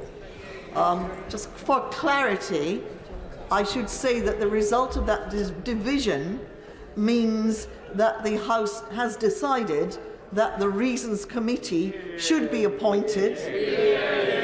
And I would normally say at that point that the committee do withdraw immediately. Oh, they've probably already gone. The House may be called upon to consider a further Lord's message later today, if necessary. And so we come to motion number 2 relating to business of the House today. Minister to move. I beg to move. The question is as on the order paper. As Mayor is that opinion, say aye. Aye. Of the contrary, no. I think the ayes have it. The ayes have it. And we come now to motion number 3 on the Digital Markets Competition and Consumers Bill carryover extension. I call the Minister to move the motion. The question is the motion on the Digital Markets Competition and Consumers Bill as on the order paper. As Mayor is that opinion, say aye. Aye. Of the contrary, no. The ayes have it. The ayes have it. And so we come to motion number 4 on the Renters Reform Bill carryover extension. I call the Minister to move the motion formally. Formally. The question is the motion on the Renters Reform Bill as on the order papers. Mayor, that opinion, say aye. Aye. Of the contrary, no. I think the ayes have it. The ayes have it. And so we come to motion number 5 on the Economic Activity of Public Bodies Overseas Matters Bill carryover extension. I call the Minister to move the motion formally. Formally. The question is the motion on the Economic Activity of Public Bodies Overseas Matters Bill as on the order papers. May that opinion say aye. Aye. Of the contrary, no. No.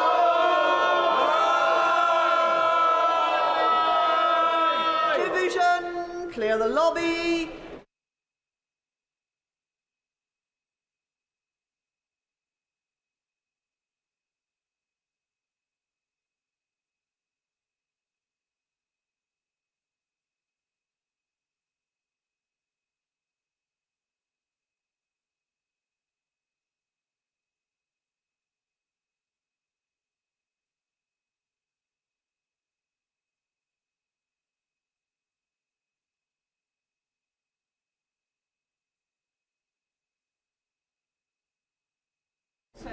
Order!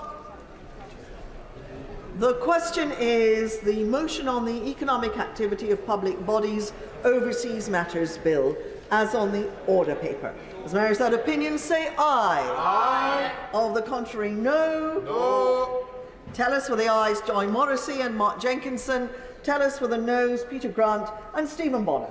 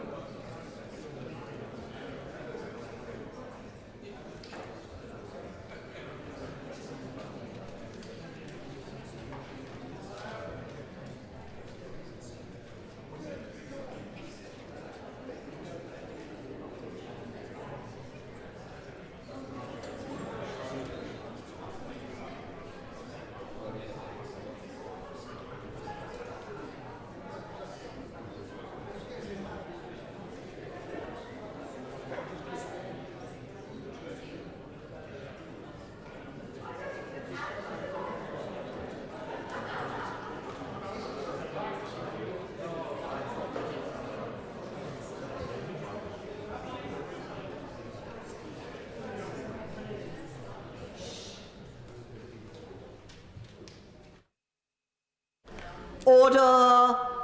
Order! The ayes to the right, 304. The noes to the left, 222.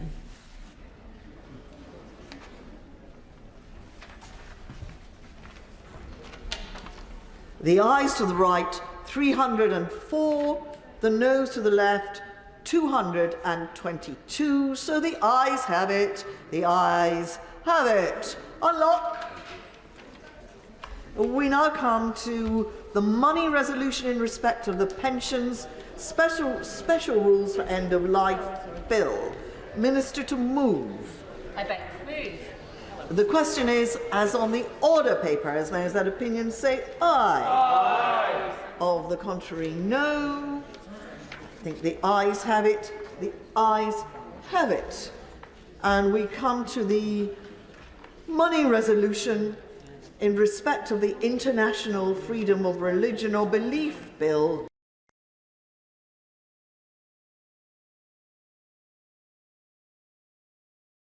On collective enfranchisement claims from 25 to 50%, as mentioned by the noble Baroness Lady Taylor of Stevenage, and consequently oppose the proposal of the Right Reverend Prelate, the Lord Bishop of Manchester, and the noble Lord Moylan to vote against Clause 28.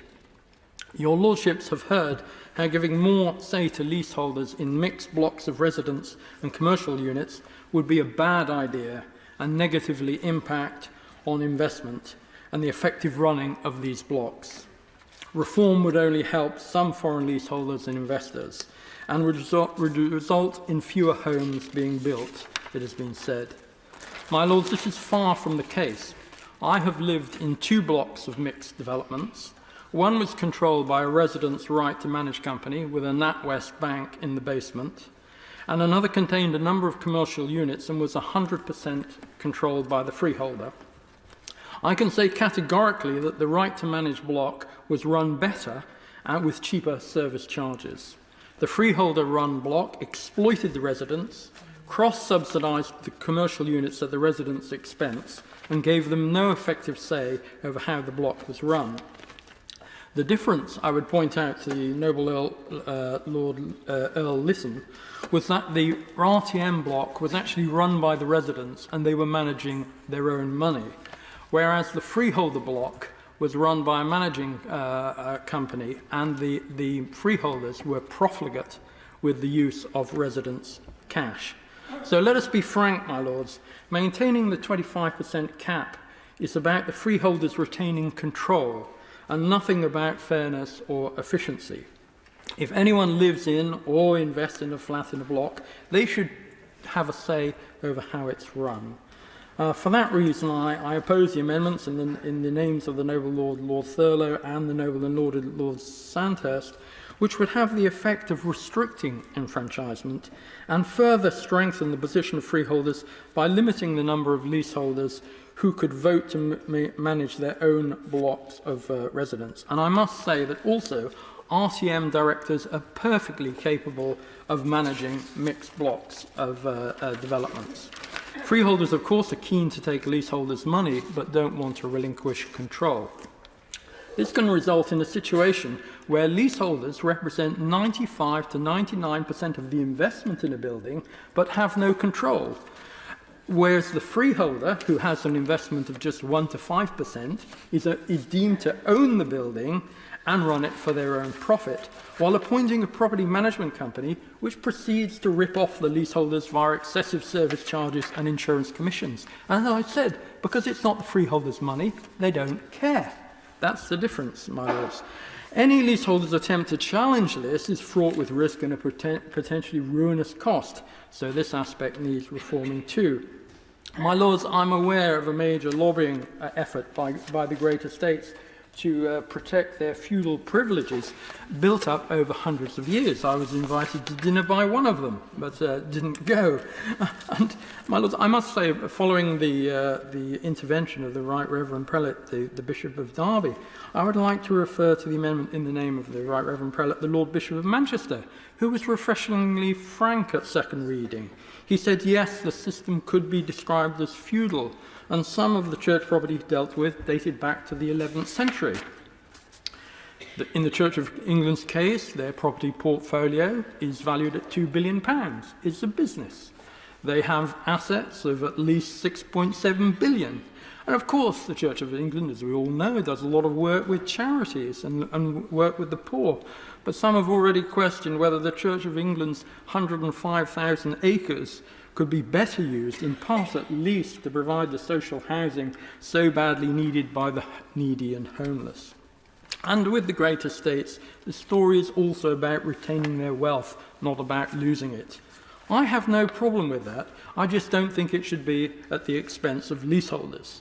They need to move with the times. The old ways of fleecing leaseholders is increasingly untenable. Sorry. I was a bit thrown actually by the Bishop of Manchester not being here, and we were going to later talk about marriage value, but that's another part of the debate. But we in Parliament, I believe, have a greater duty than just to the freeholders and their interest, to their over 5 million leaseholders, to reform the leasehold system and preferably abolish it altogether. We heard again at the second reading how some freeholders are seeking to hide behind property rights and the European Convention of Human Rights. But leaseholders have rights too, and these are being deliberately suppressed. On ground rents, as mentioned at the second reading, the Competition and Markets Authority said there was no legal or commercial reason justifying ground rents. And I just had a bill for £300 for my ground rent, and for which I receive absolutely no service. Everyone knows that ground rents provide no service, they're purely rent-seeking, they are a legalised scam, and everyone involved knows full well that that's the case. And if pension funds were invested in ground rents, as some of them are, they should find a better use for their money, for example, investing in British companies. Our pension companies invest less in our own country's companies and stock market than any of their international competitors. And I say, my lords, shame on them.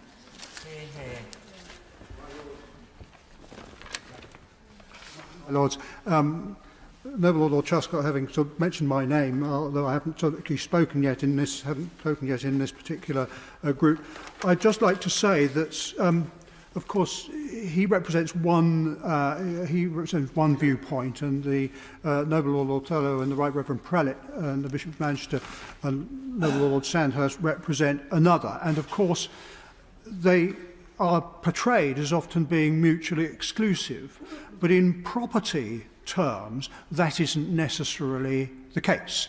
There clearly are perfectly good managers who really look after not only their residential tenants, but their commercial tenants as well. And there are some rotten managers, and some of them are good corporates or rotten corporates, and some of them are good resident management operations, and some of them are really pretty poor ones. So it's very difficult to make a standard distinction, a standard rule for all of these. What I would say is I think that it is fairly evident from, if one looks at the large urban estates across London, there is a clear sense of purpose in sense of trying to preserve value, the appearance and the general amenity that is represented by the running of that estate. And that inevitably comes at a cost, but hopefully it not only helps the commercial activities, but also helps the amenity of the residents.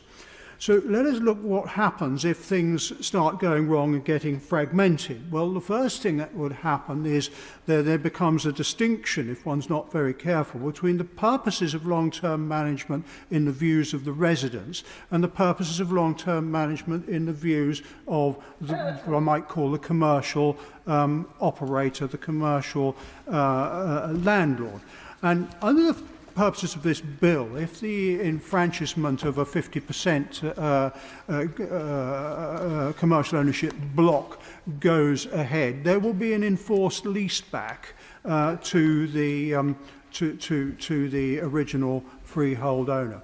So straight away you've got an enforced leaseholder whose business model wasn't quite hypothecated on that basis, but is nonetheless obliged to take this on, but doesn't necessarily anymore have to have the primary amenity and, if you like, visual appeal functions that might be relevant to the residents.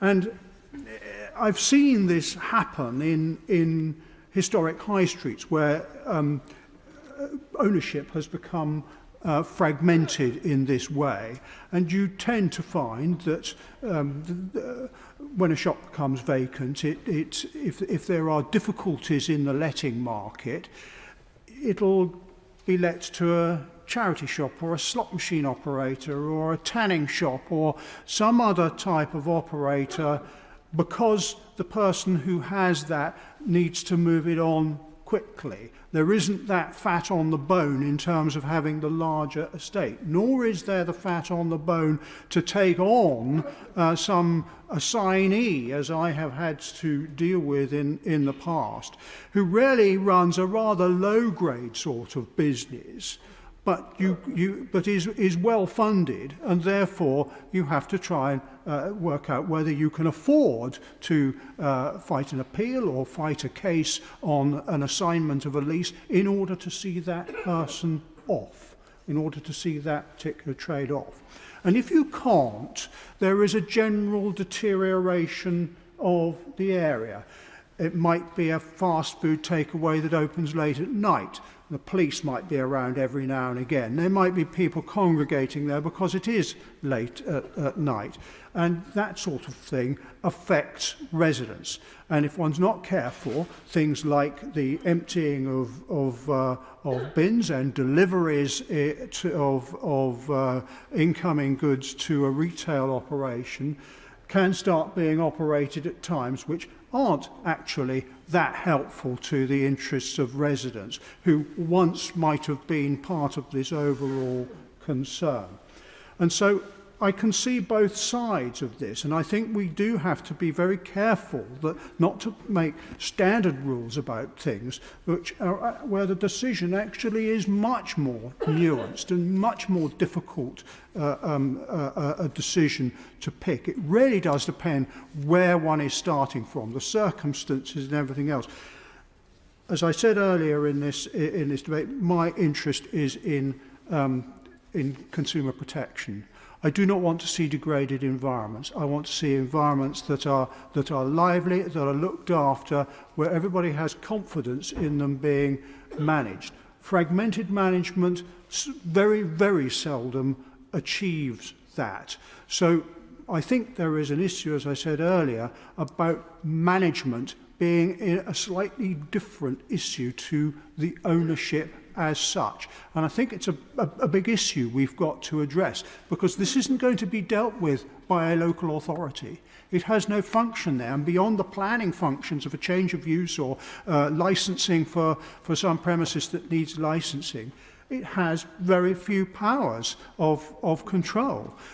So the overarching control, if it is the sort of thing that needs that overarching control, and it may well be that there's an argument for saying that ecclesiastical environments or heritage environments, and indeed possibly some other environments, need those overarching controls, then we just ought to be very careful that we aren't chucking out that baby with the bathwater and ending up with a slow process of attrition, which actually suits nobody and ends up degrading the value not only of the freeholders who can look after themselves by and large, but more particularly a slow process of attrition of the area and its appeal, which of course is ultimately to the detriment of residents. And I would really not want to go down that road without being very clear what we're doing and making sure there's some way we can pick up on processes of deterioration before they take root. My Lord, do you mind? Thank you. My Lords, as this is my first intervention today, did speak at second reading. I really just want to say that I regret that this is yet another bill that was heralded with robust rhetoric from the Secretary of State, which has now come face to face with reality, and I regret some of that reality is from those with vested interests, and therefore we are getting a watered-down bill, and it's certainly on these benches we believe it is a missed opportunity. But, Minister, that said, turning to this enfranchisement group, Amendment G16, we on these benches absolutely support the government in that amendment. We need to see as many restrictions on leaseholders' ability to enfranchise removed by this bill. After all, they have bought a home and should be able to easily and affordable, to use the government's own words, extend their lease and buy their freeholds. Turning to Baroness Taylor's Amendment 17, perhaps no surprise that we would also support this amendment, insofar as it would allow the Secretary of State to give more leaseholders rights to collective enfranchise, and we note the detail of the lady's reasons. However, the power cannot and must not be used to narrow the qualifying criteria or to exclude more leaseholders from freehold purchase. We are pleased that it would be subject to the affirmative resolution procedure, as this includes public consultation and the involvement of both houses. However, we do know that cohorts of leaseholders will still not even qualify to buy their freehold under this bill. For example, MPs at the Public Bill Committee in January heard from experts and campaigners that there really is currently a problem with leaseholders in mixed-use buildings. And from our debate today, I'd say we have a problem with mixed-use buildings that needs to be sorted out. Even though the government is admirably using this bill to try to liberate leaseholders in mixed-use blocks by, as we've said, moving the 25 rule on non-residential premises to 50 and introducing mandatory leasebacks on commercial space to slash the cost of collective enfranchisement.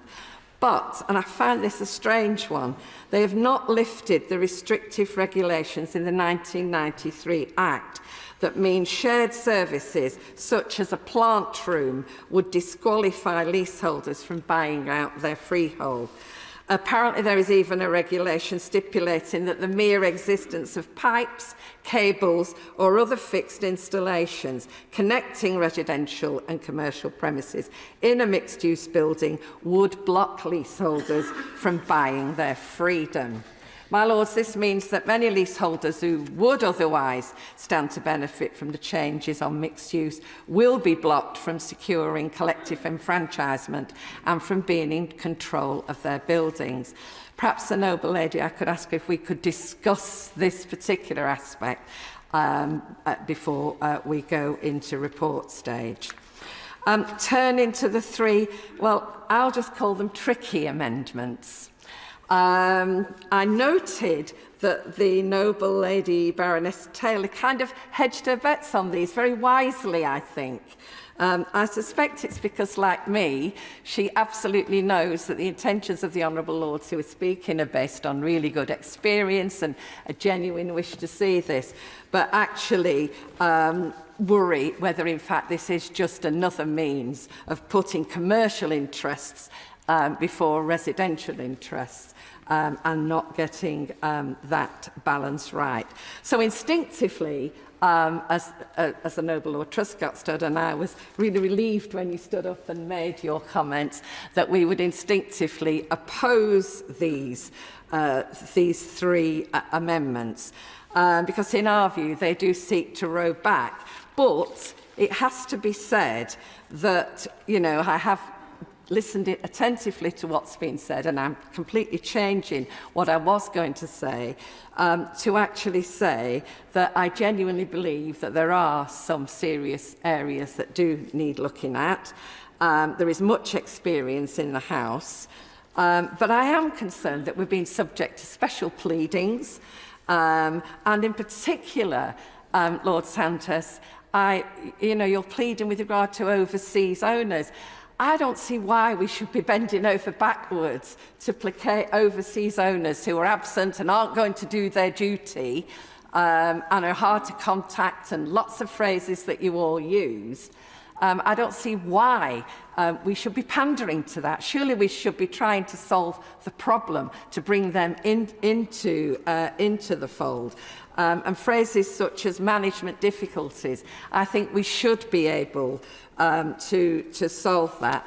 But clearly there are issues. I'd just like to say it's worth saying that the rest of the world manage just fine under resident-controlled common-hold systems, and they do so with some truly remarkable mixed-use developments, with cinemas, shopping centres, train stations, and all sorts of facilities and infrastructure. They are not asking to adopt our leasehold arrangement. So whilst I would accept from the noble lords the debate that there are issues that need to be probed further and spoken about and listened to, perhaps in a round table discussion before we get on to report stage. But our instincts are that these are shoring up the interests of commercial leaseholders, because let's face it, freeholders, that's where the money is. Mm-hmm. Well said. My Lords, very briefly, in the descriptions that have been put forward, the Right Reverend Prelate of these kind of thriving communities, and I mean, you know, it sounded idyllic and so on. The way that the noble Lord Earl of Lytton talked about, you know, making sure that we understood that there might be some bad players, but there are also some very enlightened players. It made it sound as though, you know, that really this is just a question of having the right people in charge. Whereas I actually think it's a systemic problem. And one of the reasons why I'm anxious about this is because I don't really mind myself. I mean, it's always nicer to have friendly, you know, non-rip-off freeholders. That's a genuinely a positive thing. But I don't think that we should be grateful that we're not being ripped off in the homes that we live in. And the system problem is that people lack autonomy and control and over their homes, over where they live and of their destiny. And I just wanted to throw in that actually a successful community depends on people retaining their autonomy, and rather than being grateful that they're being looked after. I also think that it's incredibly important what the noble Baroness Thornhill pointed out. And I think it was really, you know, Lord Truscott's really made an excellent speech, by the way, laying some of this out, which is there are thriving communities with mixed-use abilities all over the world that do not use leasehold. This idea that we're now getting to a point where we're saying, oh, well, what if we don't have leasehold here? We'll never have a local swimming pool, and there'll be no community centres. What's going to happen to all the shops?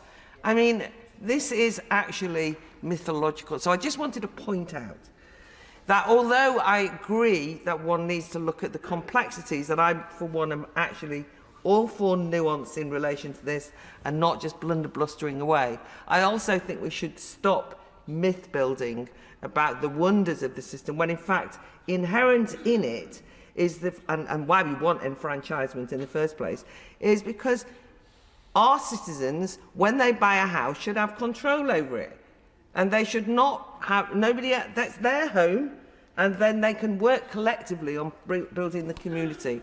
At the moment, they denied that, which is why we're trying to tackle the problem of leasehold in the first instance.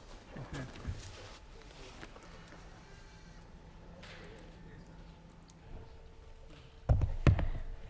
My Lords, I thank all noble lords for their contributions, and I would like to start by thanking especially the noble Baroness Taylor of Stevenage for Amendment 17, which seeks to amend the description of a premises that are excluded from the collective enfranchisement rights where leaseholders would otherwise qualify. I know the amendment is well intentioned so that there is flexibility to amend the description of exceptions without new primary legislation. The amendment introduces a broad power for ministers to change fundamental elements of the structure of the regime, which are substantive areas of policy. And the government is already making changes to primary legislation by increasing the non-residential limit from 25% to 50%, following extensive consultations, which is right and proper. The powers in this amendment would affect the very core of the regime and how it is structured, rather than amending mere procedural changes, and to make sure that stakeholders have certainty as to how the law will work in practice, changes to fundamental structure of statutory regime should be clear and stable. And while the intention behind the amendment is noble, the government is not able to accept it, as it is not proportionate or reasonable for the proper functioning of the regime. It would be a sweeping power to change the fundamental structure of the enfranchisement regime after it has been improved by Parliament. This amendment would introduce uncertainty into the new system, meaning that both leaseholders and landlords would need to second-guess whether changes may be made at relatively short notice, introducing volatility to the regime, and this could potentially lead to undesirable outcomes, such as potentially undermining confidence in the long-term investment decisions for mixed-use premises, or lead to irregular design of floor space in anticipation of future changes. And I want to make it clear that the Law Commission has spent years considering qualifying criteria and have assessed different options in their consultation process before putting forward their recommendations to increase the non-residential threshold to 50%. It could also remove rights of leaseholders or landlords in a disproportionate way and create unnecessary uncertainty and divergence likely to complicate the overall regime, with consequential effects on the behaviour of different stakeholders in different ways. And therefore I hope that I've convinced the noble Baroness that the amendment is not proportionate, and it is therefore withdrawn. I'd also like to thank my noble friend Lord Sandhurst for the Amendment 17A, which would exclude long leases held by overseas companies from being qualifying tenants for the purpose of collective enfranchisement. My Lords, the Government's aim is to improve leaseholders' tenure and address the historic imbalance of power between freeholders and leaseholders. And the bill does not confirm different rights on leaseholders by how their leases are held. The Government does not think that implementing such a definition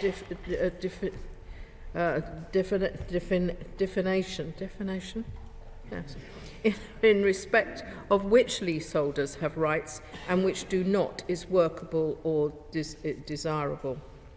Amending the definition of a qualifying tenant for the collective enfranchisement will make it harder for other leaseholders in a building to meet the numbers required to enfranchise, should they so wish. And attempting to restrict some leaseholders may well disenfranchise others, meaning that many leaseholders up and down the country could lose the opportunity to exercise their rights. Furthermore, it would remove the existing rights of some leaseholders and complicate the system overall, contrary to the aims of the government. I understand the intention of the amendment may be to safeguard against circumstances where non-residents or overseas companies do not take an active interest in the management of a building or who are slow to respond. However, we expect most multi-occupancy buildings will be managed by professional management companies on behalf of freeholders, as they are now.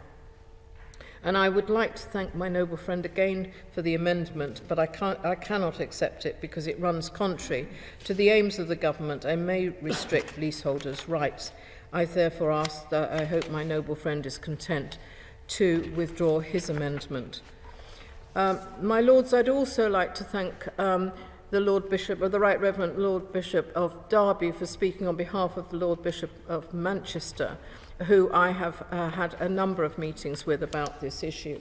And I'm very happy if the Right Reverend Prelate takes back the fact that I will continue that discussion if the Lord Bishop of Manchester so wishes. But also my noble friend Lord Moylan for notice of their intention to oppose the question that Clause 28 stands part of the bill.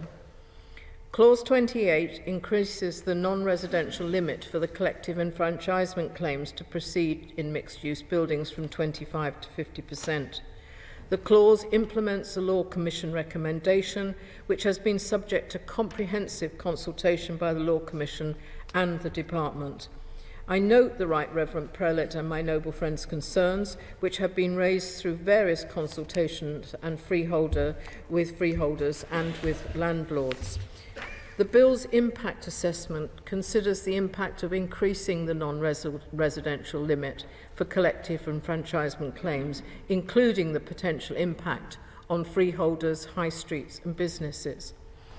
The increase to 50% strikes a fair and proportionate balance and will ensure that leaseholders are not unfairly prevented from claiming the right to manage in respect of buildings that are majority residential, and protects the freeholders and commercial leaseholders in buildings that are majority commercial.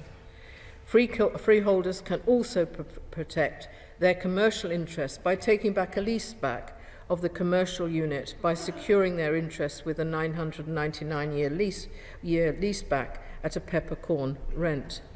And we recognise the importance of the responsibility of building management, and would expect those, as I've said, who do exercise their right to take over their buildings will employ the use of professional managing agents, ensuring the building is managed with the appropriate expertise, as we've heard from Lord Truscott about the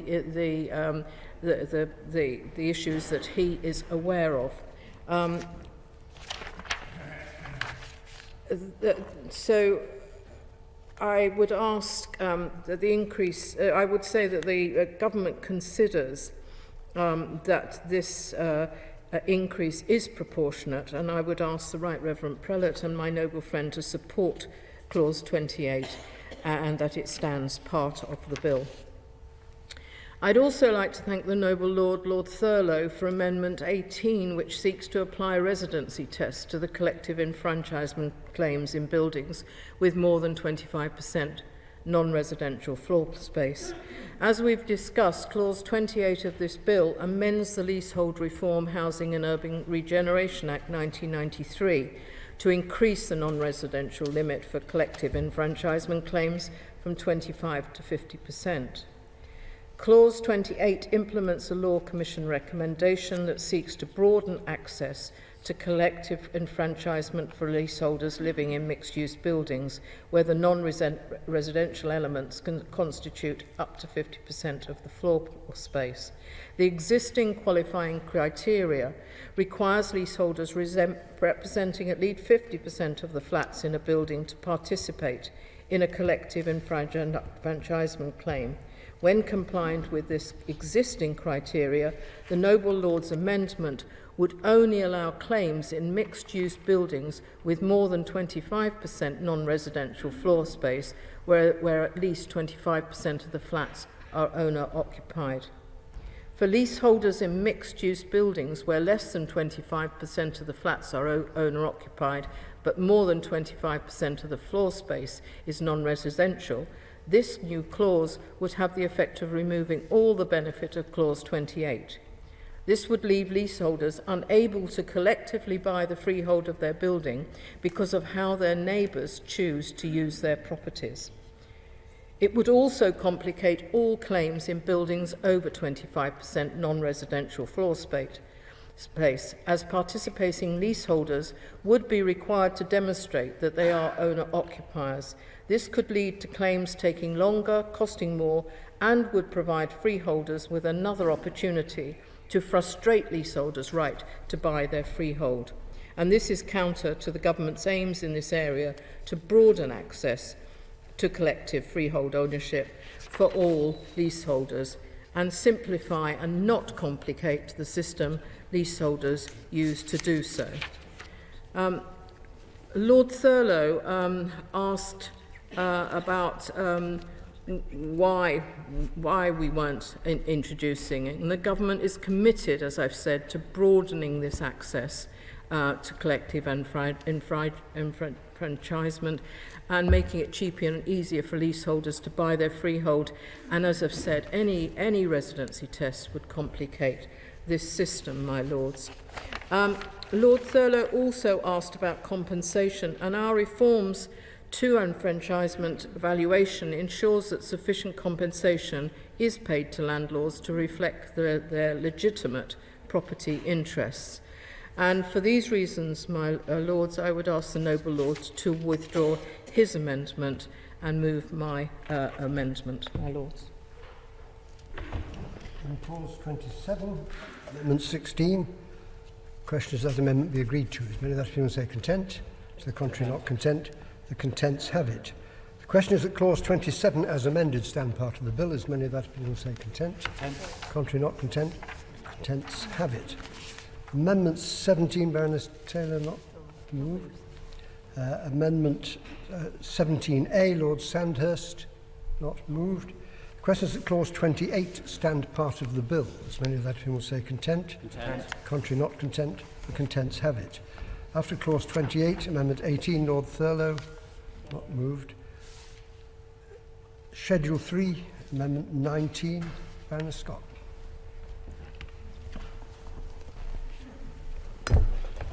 My Lords, before I start, I wish to declare that my wife is an employee at the Crown Estate as set out in the Ministerial Register of Interests.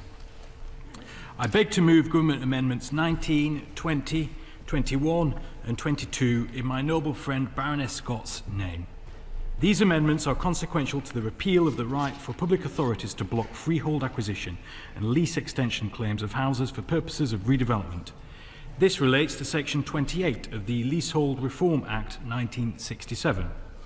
Removing this blocker will allow more leaseholders to enfranchise. The power to block enfranchisement was given to authorities named on a list in the same section of the Act. The list of authorities is, however, used for wider purposes. For example, the list may be used by separate legislation when a lease has reached its end and expired. When this happens, the listed public authorities could apply to the courts to seek possession for the purposes of redevelopment. These amendments preserve the list and its use for wider current law as it is moved into sections 29 and 38 of this bill. Turning to Government Amendments 25, 30, 31, 32, 33, 34, 35, 36, 37, 38, 39, 40 and 49 in the name of my noble friend Baroness Scott. Government Amendment 32 addresses the enfranchisement valuation procedure regarding chained leases. That is where successive long leases of a house are treated as one single long lease. The amendment makes it clear that the exception for market rack rent leases will apply only where the leaseholder's current lease is a market rack rent lease. It will not matter whether a previous lease was a market rent lease. This will protect leaseholders and mean that in the case of chained leases, where a previous lease might have been granted for no or low premium, freeholders will be prevented from unfairly gaining through the new valuation scheme. Government Amendment 39 clarifies the rules on which lease to consider when valuing a lease comprised of a chain of leases, treated as one single lease, where one of them was granted for high rent and low or no premium. The amendment states that it is the most recent lease that should be looked at. This will determine whether the ground rent cap should apply in the enfranchisement valuation. This will protect leaseholders and mean that in the case of chained leases, where a previous lease might have been granted for a high ground rent, but for little or no premium, freeholders will be prevented from unfairly gaining through the new valuation scheme. Government Amendments 25, 31, 33, 34, 35, 36, 37 and 38 and 40 are minor amendments that will tidy up the bill by aligning two different sets of terminology used to mean the same thing across the bill. This will help to avoid any potential for confusion and has no material impact on the valuation provisions in this bill. Government Amendment 30 is a minor amendment to Schedule 4.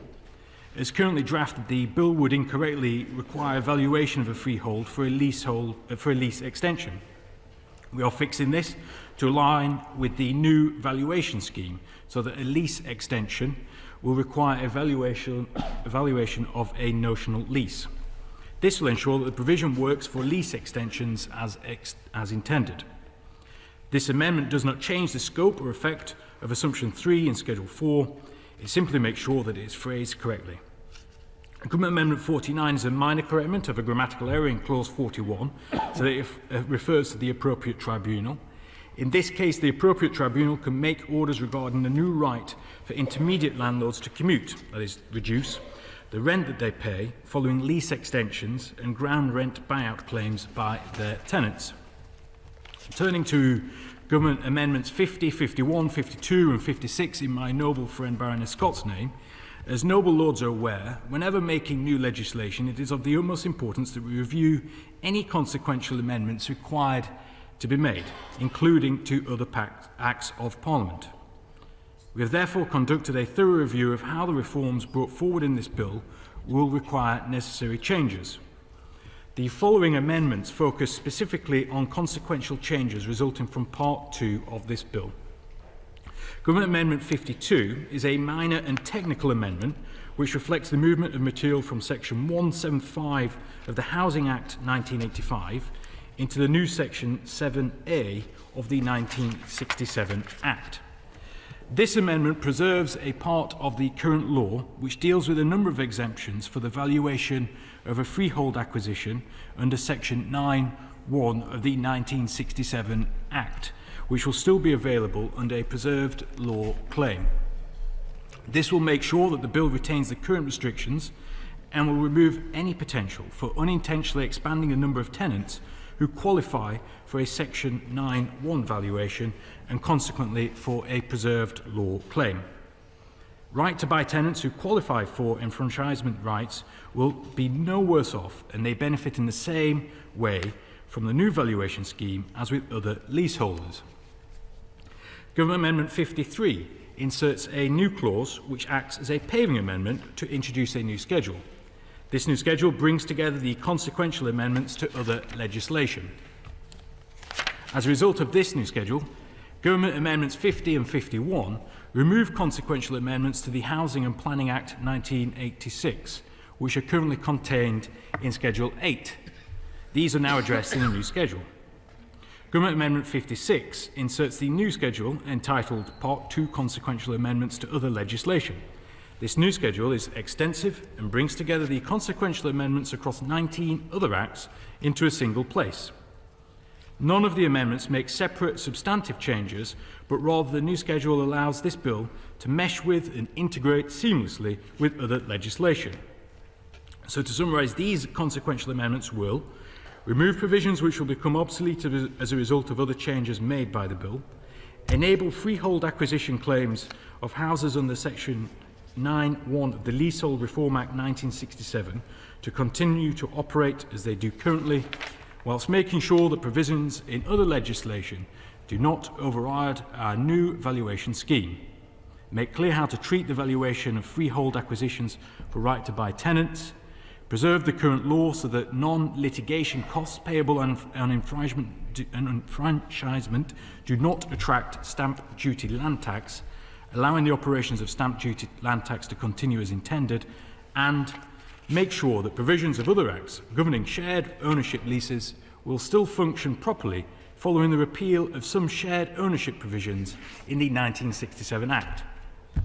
Turning to Government Amendments 88 and 89 in my noble friend Baroness Scott's name, these are tidying up amendments to align the terminology in Clause 77 with the terminology used elsewhere in Part 5 of the bill. And finally, my lords, it is with sincere thanks for bearing with me and for your patience that I turn to Government Amendment 90 in my noble friend Baroness Scott's name. This is a clarificatory amendment which seeks to deal with any potential confusion over the extent to which the bill applies to event fees. As noble lords may know, some leases require the leaseholder to pay a fee on certain events, such as the sale of the premises or a change of occupancy. These so-called event fees are common in specialist housing for older people. How event fee terms are drafted varies from one lease to the next, as does what the money is used for. This amendment is not concerned with the regulation of event fees. The government has committed to making event fees fairer and more transparent and will implement agreed Law Commission recommendations when parliamentary time allows. There is a risk in the current drafting of the bill that the specific nature and purpose of event fees may be regarded as an administration charge under Clause 81 of the bill. This would in turn mean that they are subject to the test of reasonableness, which we do not consider appropriate for a fee of this nature. This amendment therefore sets out a definition of an event fee and makes it clear, for the avoidance of doubt, that any event fee is not to be regarded as an administration charge. My Lords, I beg to move. Amendment proposed, Schedule 3, page 151, line 13. At end, insert the words on the marshalled list. I just rise to thank my fellow East Lancastrian Noble Lord, the Minister, for introducing those technical tidying up and clarification amendments. My Lord, I just want to, I think I've spoken at great length ad nauseum about many of these amendments. I too would like to thank, I apologise to everyone, but I too would like to thank and say how much of a pleasure it is to follow my long-lost brother from East Lancashire, Lord Khan. I beg to move. The question is the amendment be agreed to. As many of that opinion will say content. Content. Contrary not content. Contents have it. Does the government wish to move amendments 20, 21 and 22 to the schedule en bloc? Question is amendments 20, 21 and 22 be agreed en bloc. As many of that opinion will say content. Content. Contrary not content. The contents have it. The question is that Schedule 3 as amended stand part of the bill. As many of that opinion say content. Content. To the contrary not content. The contents have it. Clauses 30 to 35 stand part of the bill. Is the government content to move those en bloc? Move en bloc. Question is that clauses 30 to 35 en bloc stand part of the bill. As many are as that opinion will say content. Content. To the contrary not content. The contents have it. My Lords, I will now adjourn the House during pleasure to until we are ready to consider the message from the Commons on the Rwanda Bill. The time the House will resume will be displayed on the annunciator. I beg to move that the House do now resume. It's necessary, it's not the House, this is the committee, that we resume the House before doing that. Sorry, Deputy Speaker. Would you like to move that? Yes, I beg to move that the House do now resume. Question is the House is now resume. As many of that opinion say content. Contrary not content. The contents have it.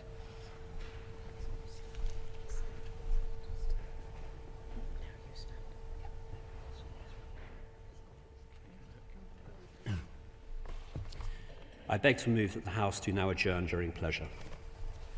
Question is the House do now adjourn during pleasure. As many of that opinion say content. Contrary not content. The contents have it.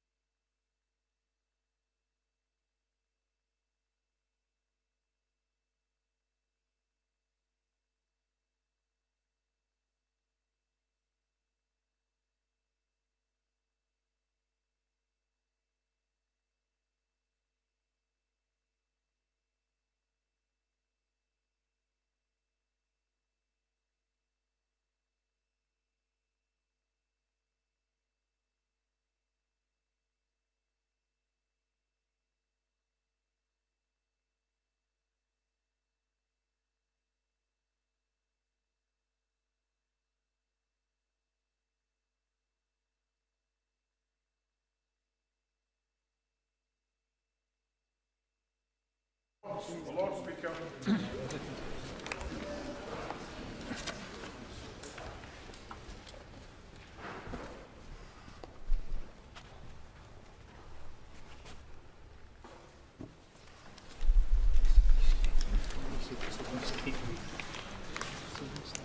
Message from the Commons that they disagree to the amendments made by the Lords to the Safety of Rwanda Asylum and Immigration Bill, for which they assign reasons. My Lords, consideration of Commons reasons on the Safety of Rwanda Asylum and Immigration Bill. Lord Sharp of Epsom. My Lords, I beg to move that the Commons reasons be considered forthwith. The question is that the Commons reasons be considered forthwith. As many as are of that opinion will say content. Contrary not content, the contents have it. Motion A, Lord Sharp of Epsom. My Lords, I beg to move motion A that this House do not insist on its amendment 3G, to which the Commons have disagreed for their reason 3H. I will also speak to motions B and B1. My Lords, I'm very grateful to noble Lords on all sides of the House for the careful consideration of this bill. It is important that we have such detailed debates, and the bill has been scrutinised to the extent it has, but we must now accept that the will of the elected House and get this bill onto the statute book.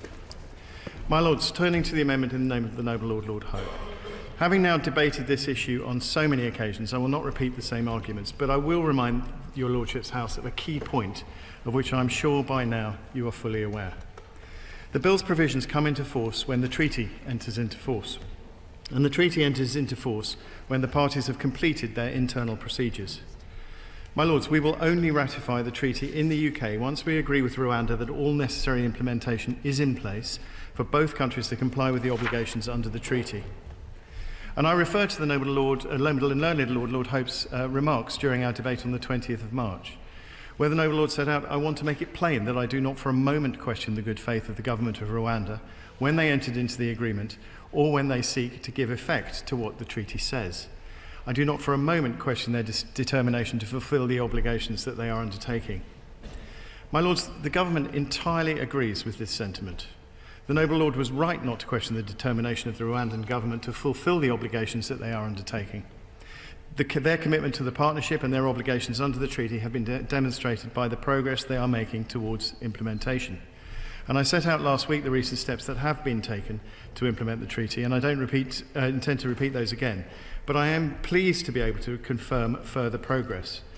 On the 19th of April, the Rwandan Parliament passed their domestic legislation to implement their new asylum system. The new Rwandan asylum law will strengthen and streamline key aspects of the end-to-end asylum system, in particular decision-making processes and associated appeals processes. I will also remind noble Lords of the role of the Independent Monitoring Committee, which, as you will now by all be aware, has been enhanced under the terms of treaty to ensure compliance in practice with the obligations under the treaty. The Monitoring Committee will have the power to set its own priority areas for monitoring. It will have unfettered access for the purposes of completing assessments and reports, and the ability to publish these reports as it sees fit. They will monitor the entire relocation process from the beginning, including initial screening, to relocation and settlement in Rwanda.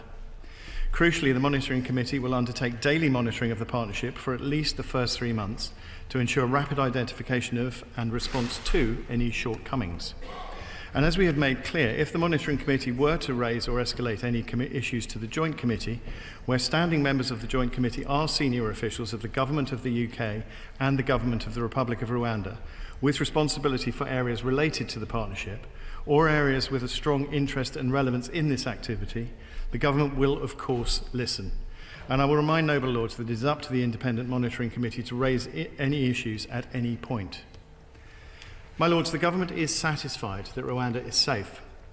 I cannot, of course, predict what will happen in the future, but as I've set out, I can assure this House that we have already established the right mechanisms, so should a situation ever arise, the government will respond as necessary. And this would include a range of options to respond to the circumstances, including any primary legislation as required. Therefore, my Lords, this amendment is not necessary. Turning to the motion in the name of the noble Lord Brown. As I have said previously, the Government greatly values the contribution of those who have supported us and our armed forces overseas, and that is why there are legal routes for them to come to the UK. On the 1st of February, the Ministry of Defence updated Parliament on developments relating to the Afghan Relocations and Assistance Policy (ARAP) scheme, announcing a reassessment of decisions made on applications with credible links to Afghan specialist units. This followed the Ministry of Defence's review of processes around eligibility decisions for applicants claiming service in Afghan specialist units that demonstrated instances of inconsistent application of ARAP criteria in certain cases. We are taking necessary steps to ensure that ARAP criteria are applied consistently. As such, the Ministry of Defence has decided to undertake a reassessment of all eligibility decisions made on ineligible applications, with credible claims of links to Afghan specialist units. This reassessment is being done by a team which is independent of those who conducted the original casework. They will review each application thoroughly on a case-by-case basis. In existing legislation, including but not limited to the Illegal Migration Act, the Secretary of State has a range of powers to consider cases and specific categories of persons. I've already made clear and a clear commitment on behalf of His Majesty's Government that we will consider how removal under existing immigration legislation would apply. That means that once this review of ARAP decisions for those with credible links to Afghan specialist units has concluded, the Government will not remove to Rwanda those who have received a positive eligibility decision as a result of this review, where they are already in the UK as of today. The Government recognises the commitment and responsibility that comes with combat veterans, whether our own or those who showed courage by serving alongside us, and we will not let them down. My Lords, the Commons have considered and rejected these amendments 4 times. For the reasons I've set out, they are not necessary. We will only ratify the treaty once we agree with Rwanda that all necessary implementation is in place for both countries to comply with the obligations under the treaty. We will not relocate people to Rwanda, and if circumstances change which impact upon the safety of the country, and we will not turn our backs on those who have supported our armed forces and the UK Government. My Lords, illegal migration is costing billions of pounds and innocent lives are being lost. Bold, novel solutions are required, and our partnership with Rwanda offers just that. Rwanda is a safe country that has proven time and again its ability to offer asylum seekers a safe haven and a chance to build a new life. And I beg to move. Is that motion A be agreed to? Motion A1, Lord Anderson of Ipswich. My Lords, I beg to move motion A1 as an amendment to motion A at end insert, and do propose amendment 3J as an amendment in lieu. I do so in the unavoidable absence of the noble and learned Lord Hope of Craighead, who tabled the previous versions of Amendment 3 and who has been good enough to approve this one. We are in the end game now. We will, this week, have a law that provides for the offshore processing and settlement of asylum seekers in Rwanda. Its benefits remain to be seen. Its costs will be measured not only in money, but in principles debased, disregard for our international commitments, avoiding statutory protections for the vulnerable, and the removal of judicial scrutiny over the core issue of the safety of Rwanda. That is now a fact, and there is nothing more we can do about it. But there is a further principle, as precious as any of those, to which we can still hold fast. One might call it the principle of honesty in lawmaking. I presume on your Lordship's patience this evening, because we have it in our power to reinstate that principle without damaging the purpose of this bill or delaying its passage any further. We are concerned with the safety of Rwanda both in the present and in the future. This bill is honest about neither.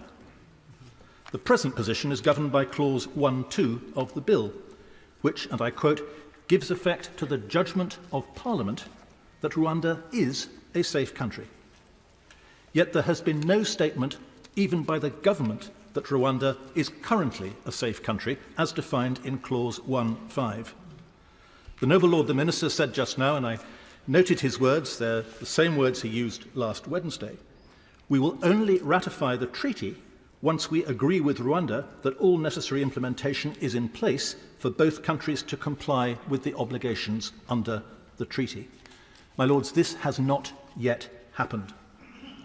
Against the background of what the Supreme Court described on the evidence before it as, and I quote, the past and continuing practice of refoulement, Those obligations include, by Article 10.3 of the treaty, the agreement of an effective system to ensure that refoulement no longer occurs.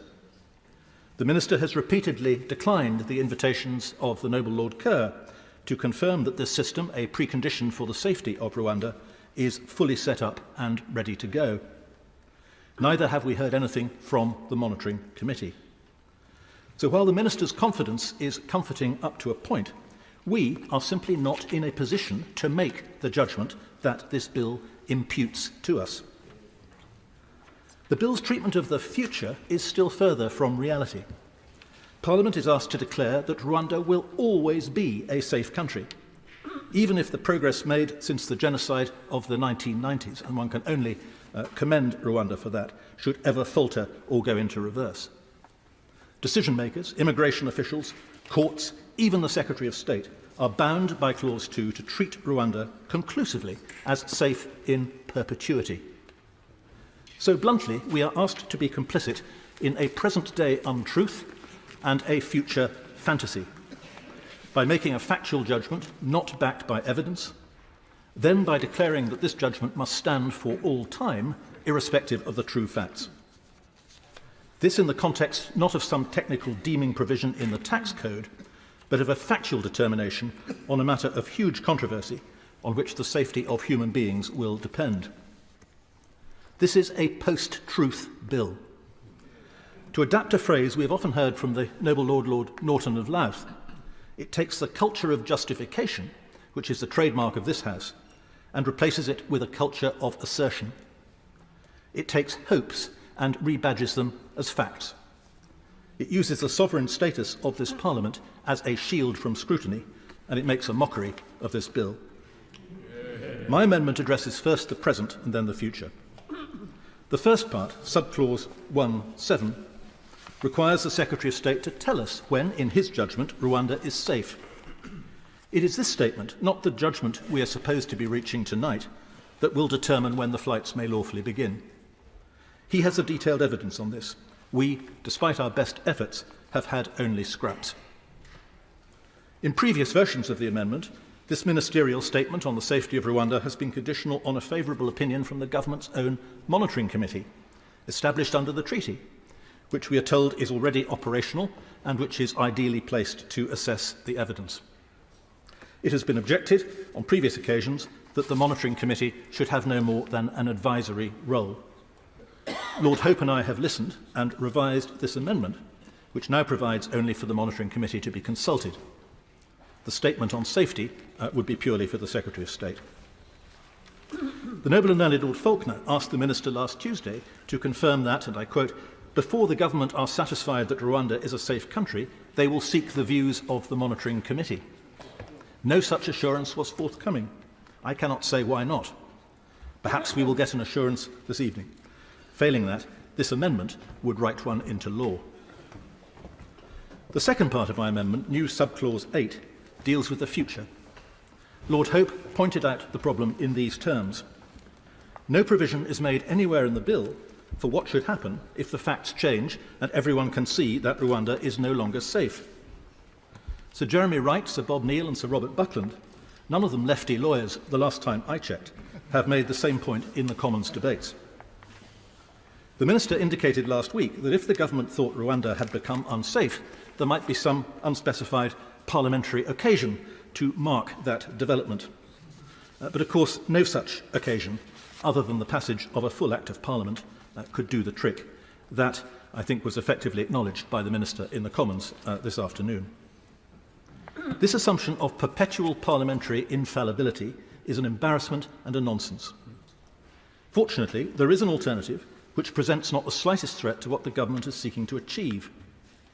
New subclause 8 would give the Secretary of State an untrammelled power to decide in the future that Rwanda is no longer a safe country.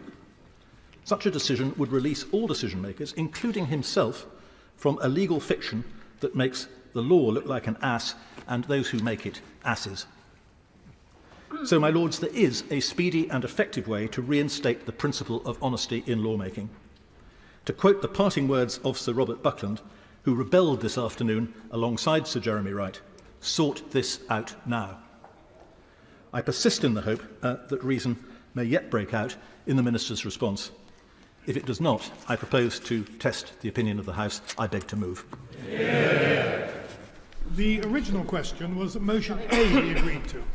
Since when motion A1 has been moved as an amendment to motion A, at end insert the words as printed on the marshalled list. The question, therefore, is that motion A1 be agreed to.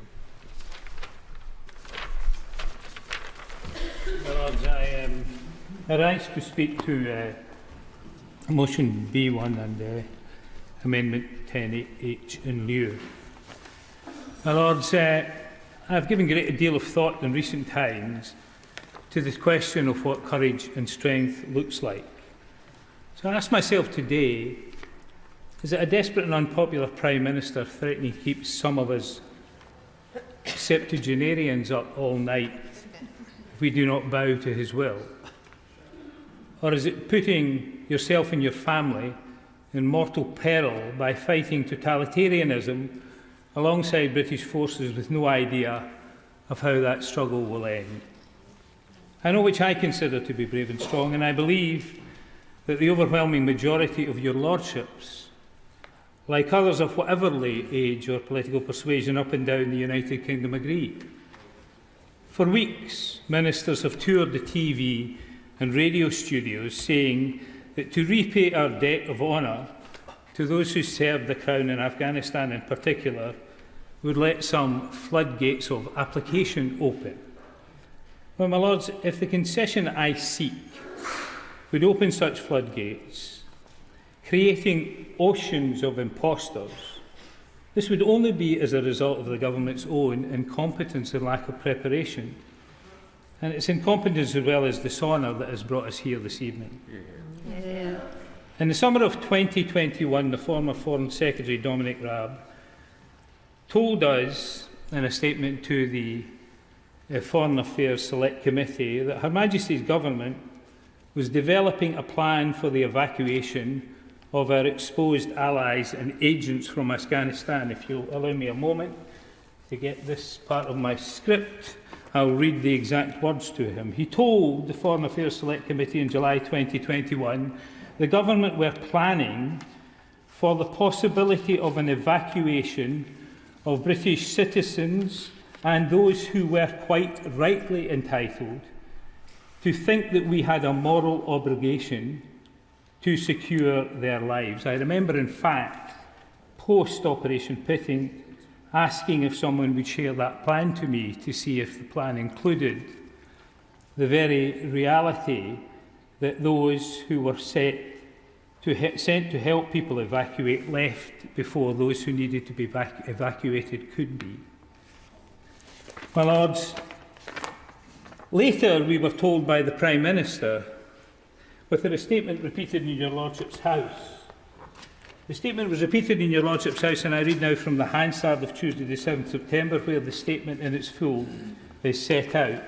Later, the Prime Minister, Boris Johnson, in this statement, told your Lordships that the Taliban must ensure safe passage and that Her Majesty's Government would keep ongoing evacuation plans under review in respect of just such people. In fact, he said this: "Let me say to anyone to whom we have made commitments and who is currently in Afghanistan, we are working urgently with our friends in the region to secure safe passage, and as soon as routes are available, we will do everything possible to help you reach safety."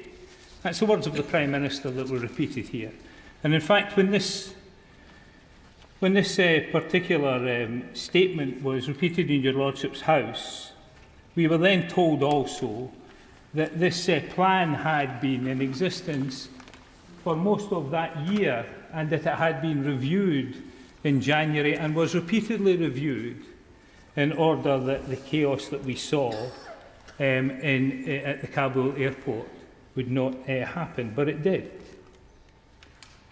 My Lords, you would have thought, with all of that planning behind, all of that information, with the fact that we had recruited the triples, that we had trained them, and that we paid them out of the embassy in in Kabul, you would have thought that the 2,000 people who made them up, who were the most at risk, who had been working for us in harm's way, would have been known about, recorded and evacuated, and it would be the simplest thing in the world to triage anybody who claimed to be of that group out of the process of Arab. But that's not how it turned out. Instead, a great many were left behind, and so the disastrous evacuation plan of 2021 continues. My Lords, the government created this problem that has caused at least 9 of those who fought for us to be executed by the Taliban, because promised safe passage never appeared. Her Majesty's government told us even last week that there would be no concession in respect of those people who had come here because they were frightened of their lives and were entitled to be frightened of their lives and to find a way of getting here if there was no safe passage. So why no concession for so long? I'm asked this question every day. Every day since I started debating this issue, I'm asked by many people, including many Conservative politicians, why no concession? Why have they not been able to work something out with you, they say to me. Why the delay? Either they have no confidence in their ability to implement this plan and are seeking in some way to delay it that's not their responsibility, or they just want the theatre of delay to their flagship bill to blame Labour, the Lords, the courts and so on.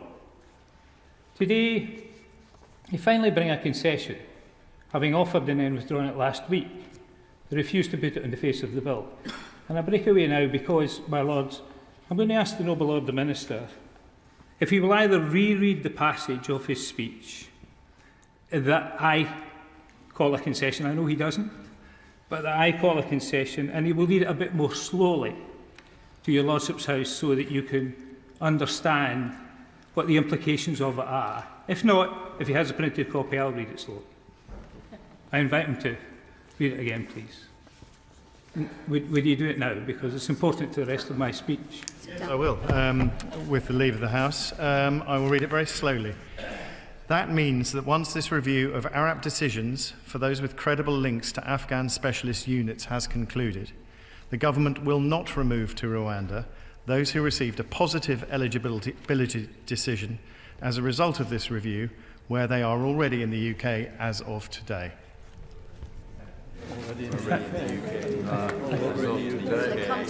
the UK.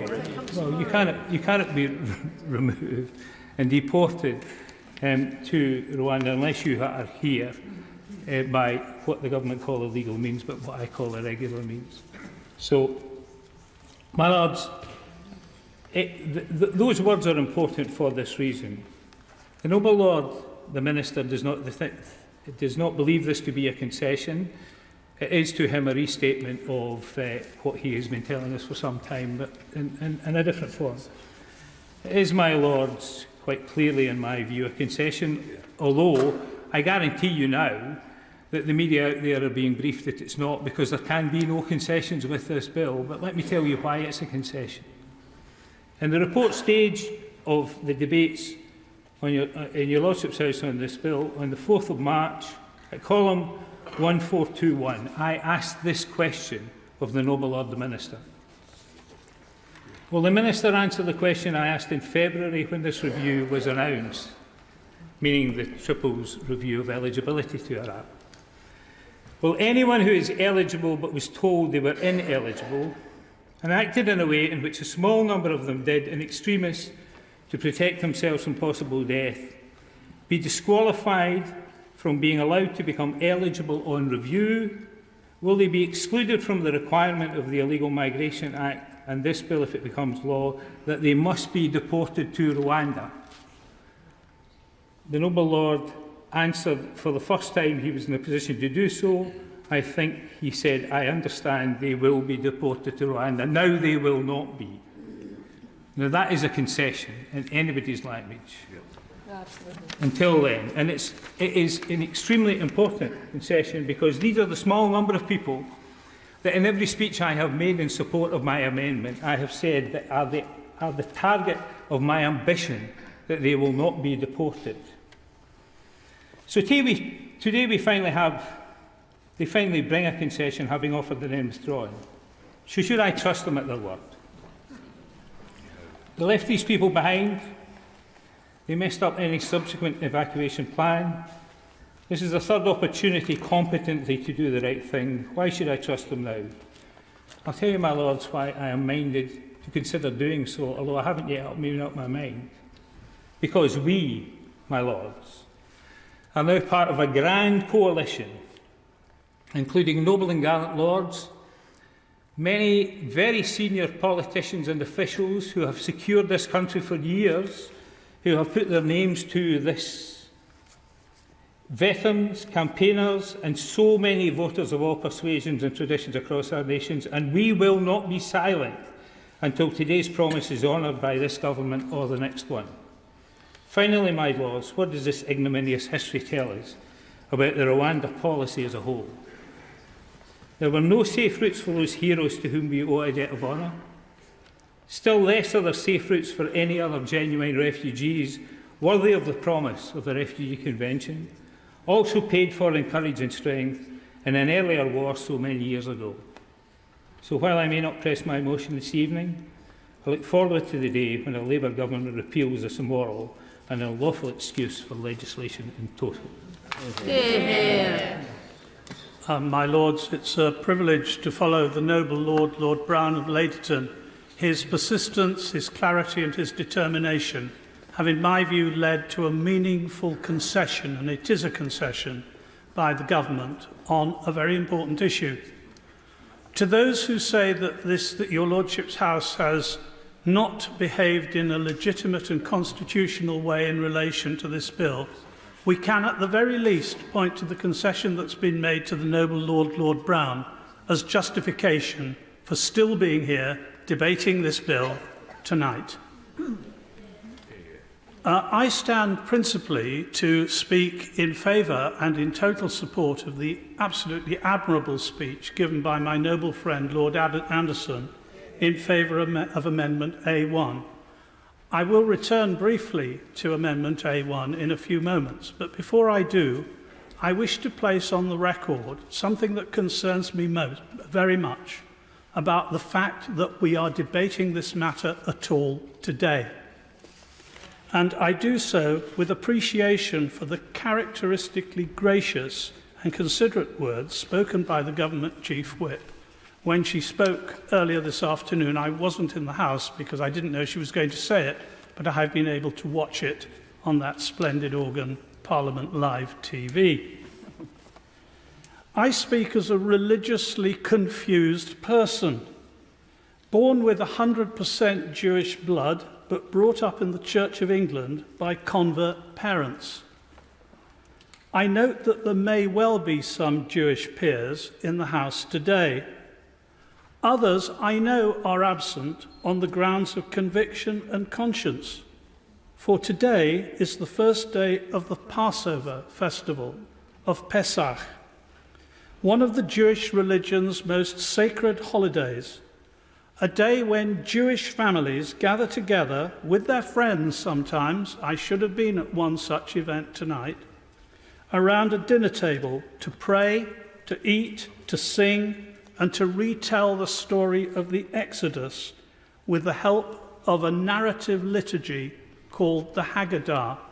For those who have been to such an event, to such a Seder, it is a joyful experience and brings home to one the importance of the first day of Passover. I am told that strong representations were made, not least by the Labour Party, through the usual channels to avoid the final stages of the Safety of Rwanda Bill being heard today. The Jewish community, although it places great importance on the first and indeed the second days of Pesach, would have been willing to be here tomorrow or any other day this week. And unfortunately, that was refused. I've tried very hard to think of a legitimate reason for that refusal. If this debate had taken place on Tuesday or Wednesday or Thursday or Friday or next week, it would not have made any material difference to the government's position. and nothing that was said by the Prime Minister, who on the 11th of November displayed properly and rightly his devotion to his own religion in public, has justified choosing today for this debate. And I take it as an offence to our ambitions for diversity in this country. Sermon over. I now turn to the government's inexplicable, in my view, refusal to accept Lord Hope's amendments and what are now my noble friend Lord Anderson's amendments. All they would require was for a very small piece of verification to take place in Parliament. A piece of verification that either Rwanda is a safe country or that it's not a safe country. And surely it is right that if there is to be the kind of fiction spoken of very eloquently by my noble friend, there should be that verification in Parliament. At the moment, even if the Secretary of State became aware that Rwanda is non-compliant, the bill as it stands would mean that it would still be deemed compliant.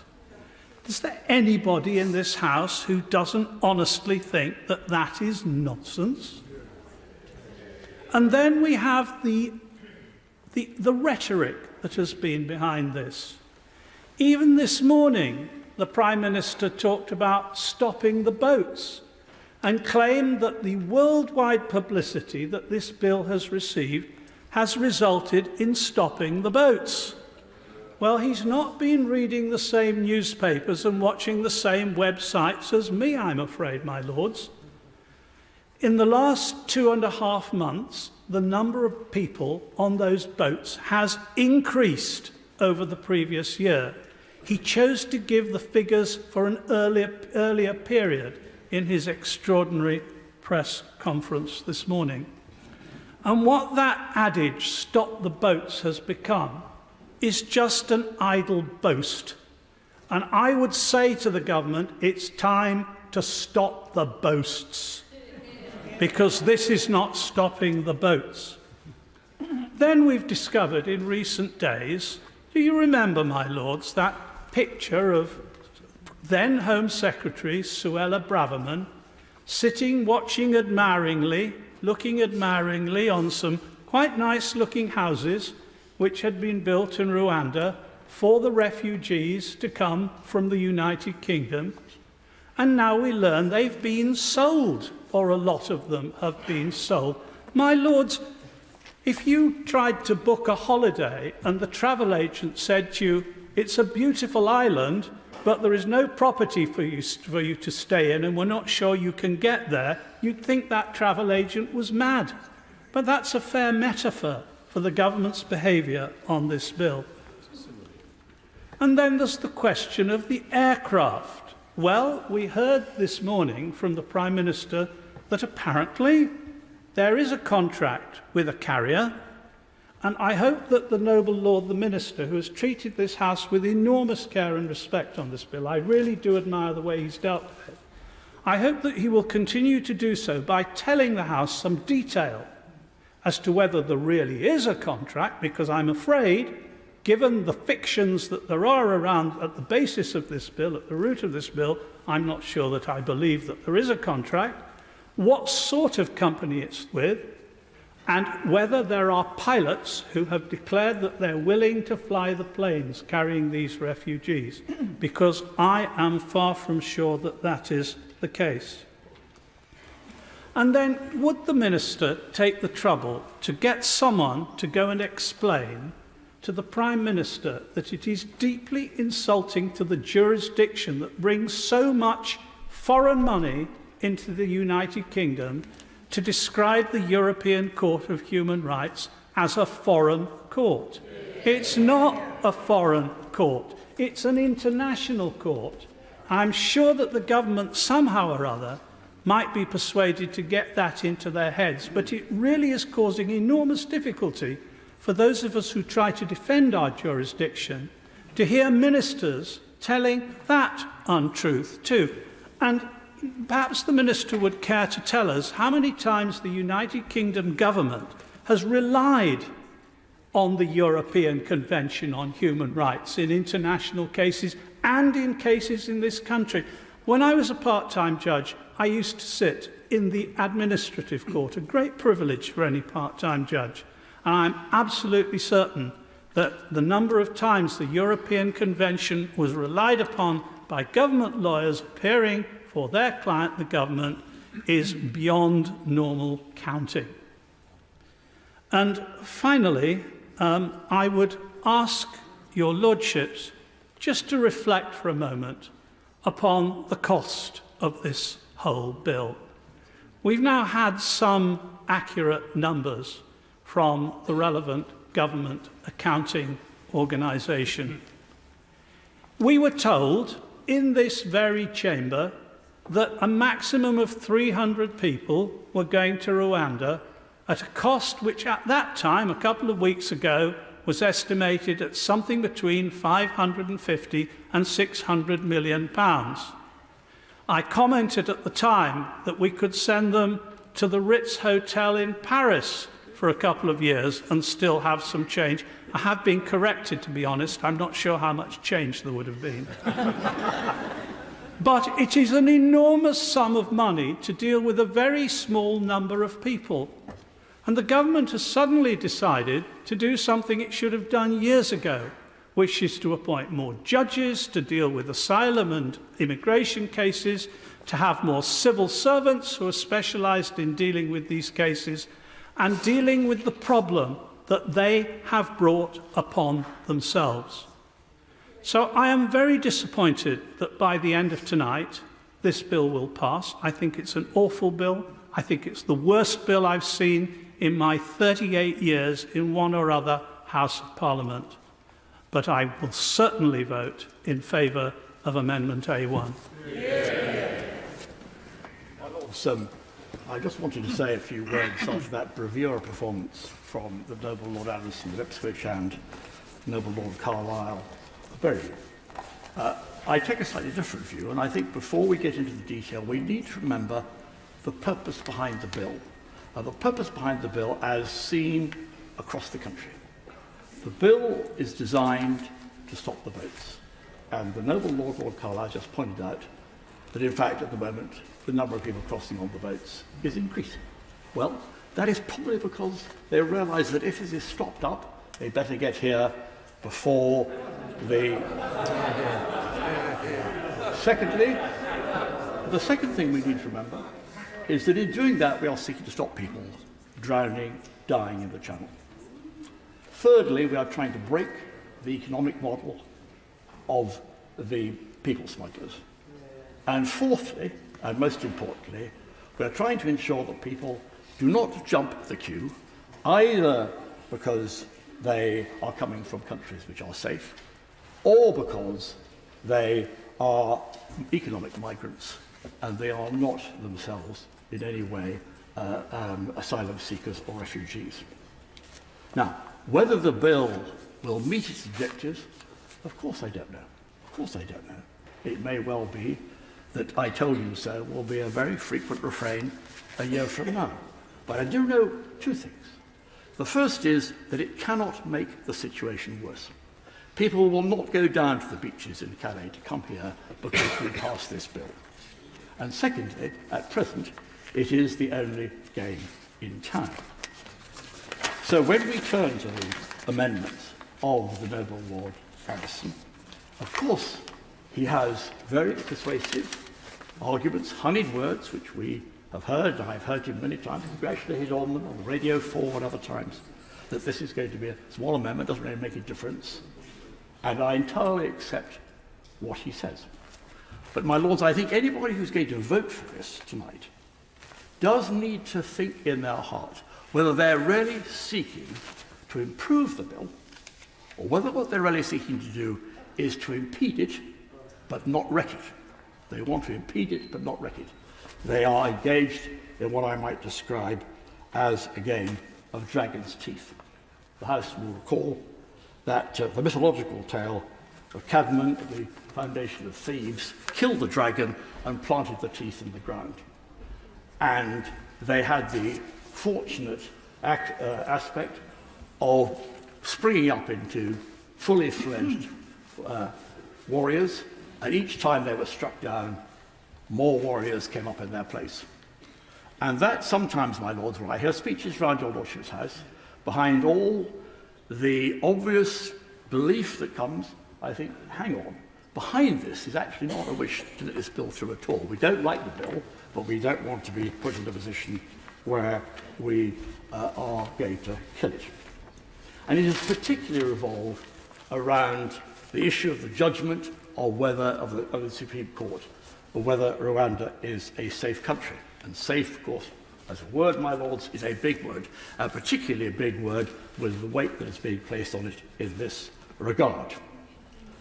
It is, of course, entirely true, my lords, in very few cases are we entirely safe.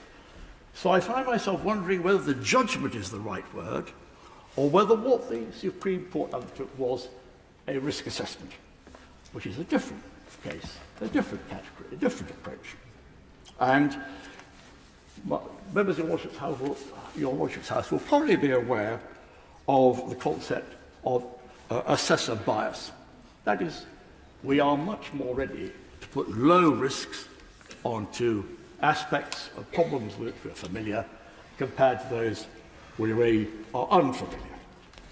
And so in that sense, my lords, what we're doing here is maybe because we have a situation where we are familiar with the government and legal systems of, say, France or Germany or Western Europe, and not with an African country, maybe some additional risk has been placed, and we need to consider that very carefully. Let me make clear, my lords, I'm not in any way impugning the good faith of the Supreme Court. But what I'm saying in that their risk assessment needs to be weighed and balanced against the other assessments and indeed the undertakings being given by my noble friend on the front bench, for which, by the way, the government will be held responsible by Parliament, and also third-party assessments such as the Ibrahim Index of African Governments, which rates Rwanda 12th out of 54 African countries, and I have said in past speeches, other third-party assessments, third-party risk assessments, which give confidence to my support for this bill. So, my lords, my last thought, my last question then is for His Majesty's Royal Opposition. And we have heard from the noble Lord Brian Maidison that he's looking forward to some commitments for them if they were to form the next government. I've said to some noble lords that when I'm sitting here in a long, perhaps rather tedious committee stage, I think what great stars of stage or screen would be best portrayed by the great men and women who cover our front benches. And the noble Lord Coker is, for me, Harrison Ford, slashing his way through parliamentary undergrowth, and very effective too. But it can't disguise the lacuna at the centre of the opposition's position. Of course, now, with the polling, they will clearly be expecting. Order. I'm so grateful to the noble lord for momentarily giving way. I think I speak for most of us on this side that we understand that his comments are sincere and in no way a filibuster. But would he consider whether now casting everyone in their Hollywood guises is an appropriate use of the House's time this evening, and whether he might just focus on the noble Lord Anderson's amendment, which very briefly and very simply just requires the Secretary of State to lay before Parliament a report from a treaty and a monitoring committee of his own making. That is the amendment that I believe the noble lord is addressing, and does addressing that really require the honeyed words and technicolor that we're currently listening to? Well, my lords, I'm sorry if I wasn't clear, but I think I have spent some time discussing the issue of risk assessment and the way that the risk is being weighed by various parties and various people and various bodies. And this is the point that the noble Lord Anderson has arrived at, is his assessment of where we are on the risk profile. And I have said that I fully accept his position as being entirely genuine. Now, as far as the last point, we are now standing on the edge of a period of possible political change. I'm sure the party opposite is hoping they'll be here next year, we'll be over there. And it is not unfair, my lords, in those senses, for us to ask the opposition whether tonight, as we come to this very critical point, the point that everyone agrees is critical, the noble Lord Coker can tell us whether, if this bill works, whether they intend, and they were to form the next government, they would continue to use this bill, or they would scrap it. If they would scrap it, the country is entitled to know. If they would continue to use it, then let's stop the dragon's teeth, let's stop playing games, and let's get on, pass this bill into law, and make sure that what happens, happens. My Lords, I will dwell on the amendments before us, and what I'd well love to stray into the almost second reading speeches that we heard about the state of the bill as a whole. I think the issue here before us are the very specific amendments that are being put down. And I want to say something about what the House of Commons has been doing. And other people have been calling this House the responsible body for making it delay. The delay is not caused by this House. We could have been dealing here on other days earlier than this. It is at the choosing of the government in the other House how this bill plays through this House. And therefore, I think we cannot be accused of not doing our job properly, because that's what we are doing. And it's been the government who's been slowing down the business in the Commons for whatever reasons they feel are acceptable to them. And this House is doing the proper job. Certainly we are with these amendments before us today, because the reasons we are debating for pressing these very important safeguards on this House and on this Parliament are so important. We are asked to declare, as it is in the Act which we're debating, we are asked to declare that Rwanda is safe for refugees and for asylum seekers. Yet when asked whether the policy on refoulement, the most principled policy, which was pointed out by the Supreme Court, we asked when the policy on refoulement is to be put in place, and the government could not give any answer at all. So I ask the government tonight, what assurances has the government give that this policy on refoulement and the appropriate training and systems to support will be in place in the next 10 to 12 weeks? And 10 to 12 weeks is important given the statement of the Prime Minister this morning. And second protection, of course, of the amendment by the noble Lord Anderson, of course, is for the future. The future, which is, as this bill stands, binds a Secretary of State in perpetuity. I now turn very briefly to the Lord Brown's amendment, and I listened very carefully to the repetition which he asked us to do. And it seemed to me that there was one very specific group of people who will not be subject to the concession as called by Lord Brown will work for them. And that is for people who have a justifiable claim, who are at this moment outside of the United Kingdom. That is a very specific group of people, some of them who are in Pakistan, who are threatened with being sent back to Afghanistan based upon an experience of the bill of a similar sort that we are debating tonight. And my belief, and I hope the belief of this House, and certainly the belief of these benches, is that those people who are allies must have a record somewhere. There must be a record if they were an ally of ours. Somewhere they were employed either by the British forces, somewhere they were being paid for out of British funds, somewhere they would be on a company record for who supplied those services to the services of the United Kingdom's forces. So it is the government who will know who these people are, and they will know when an application comes before them whether there is a prospect of success for them. And what I did not hear tonight, and this House did not hear tonight, was a copper-bottom guarantee that those people seeking applications to come from outside the United Kingdom will not be sent to Rwanda either.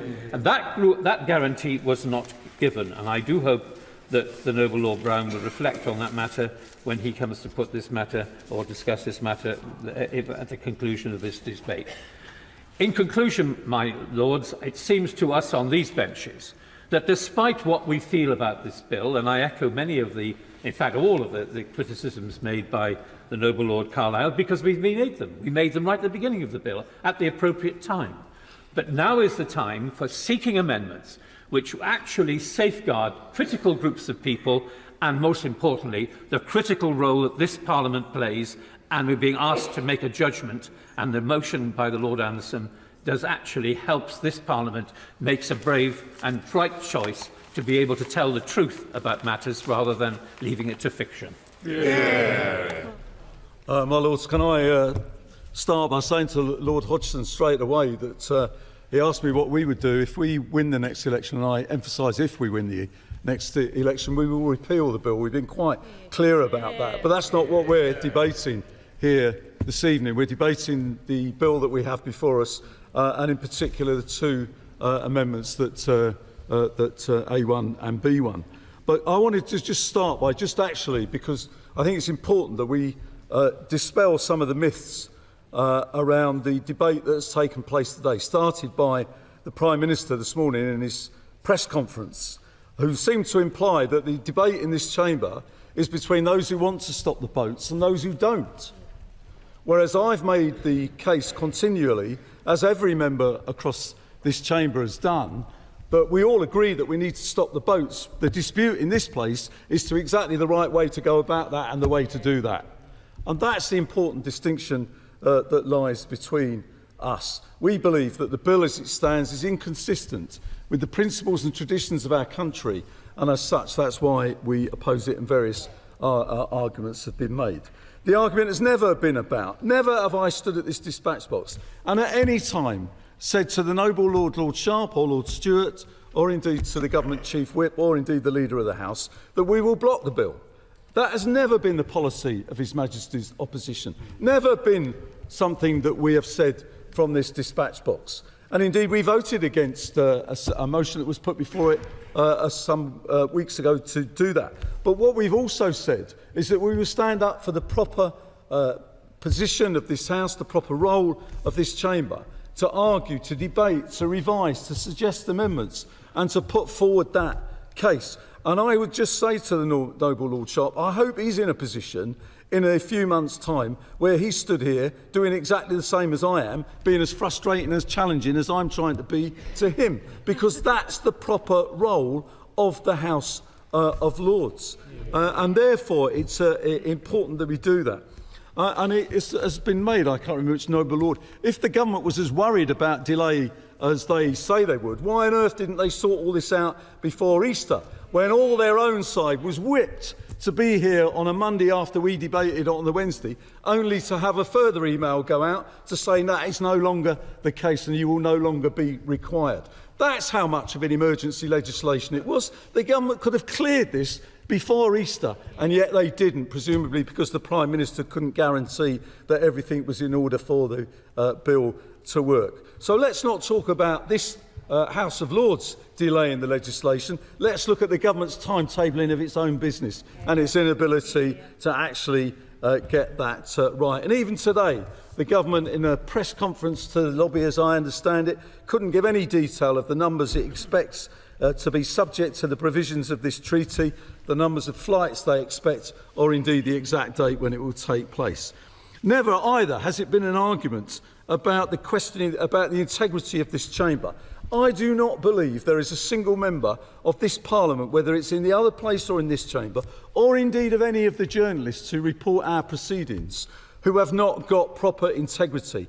And I would not have gone on the radio, as a government minister did this morning, and accused this House of bordering on racism with the way that it debated the Rwanda treaty. That is a shocking, appalling comment to make. I don't believe that's what Lord Sharp says. I don't think anybody in here has actually been bordering on racism in anything that they've said. I've heard detailed argument, detailed positions espoused by many, but nobody in here, or indeed I believe any other place, or anybody who reports on these proceedings has been anywhere near racist or racism. There is a legitimate difference of view, but we should not resort to those sorts of things being said. I also object, and I do object to this, and the Prime Minister did it again this morning, when he suggested that those of us who opposed the Rwanda bill before us lacked compassion, that somehow there wasn't anybody who wasn't opposed to the drownings, who wasn't opposed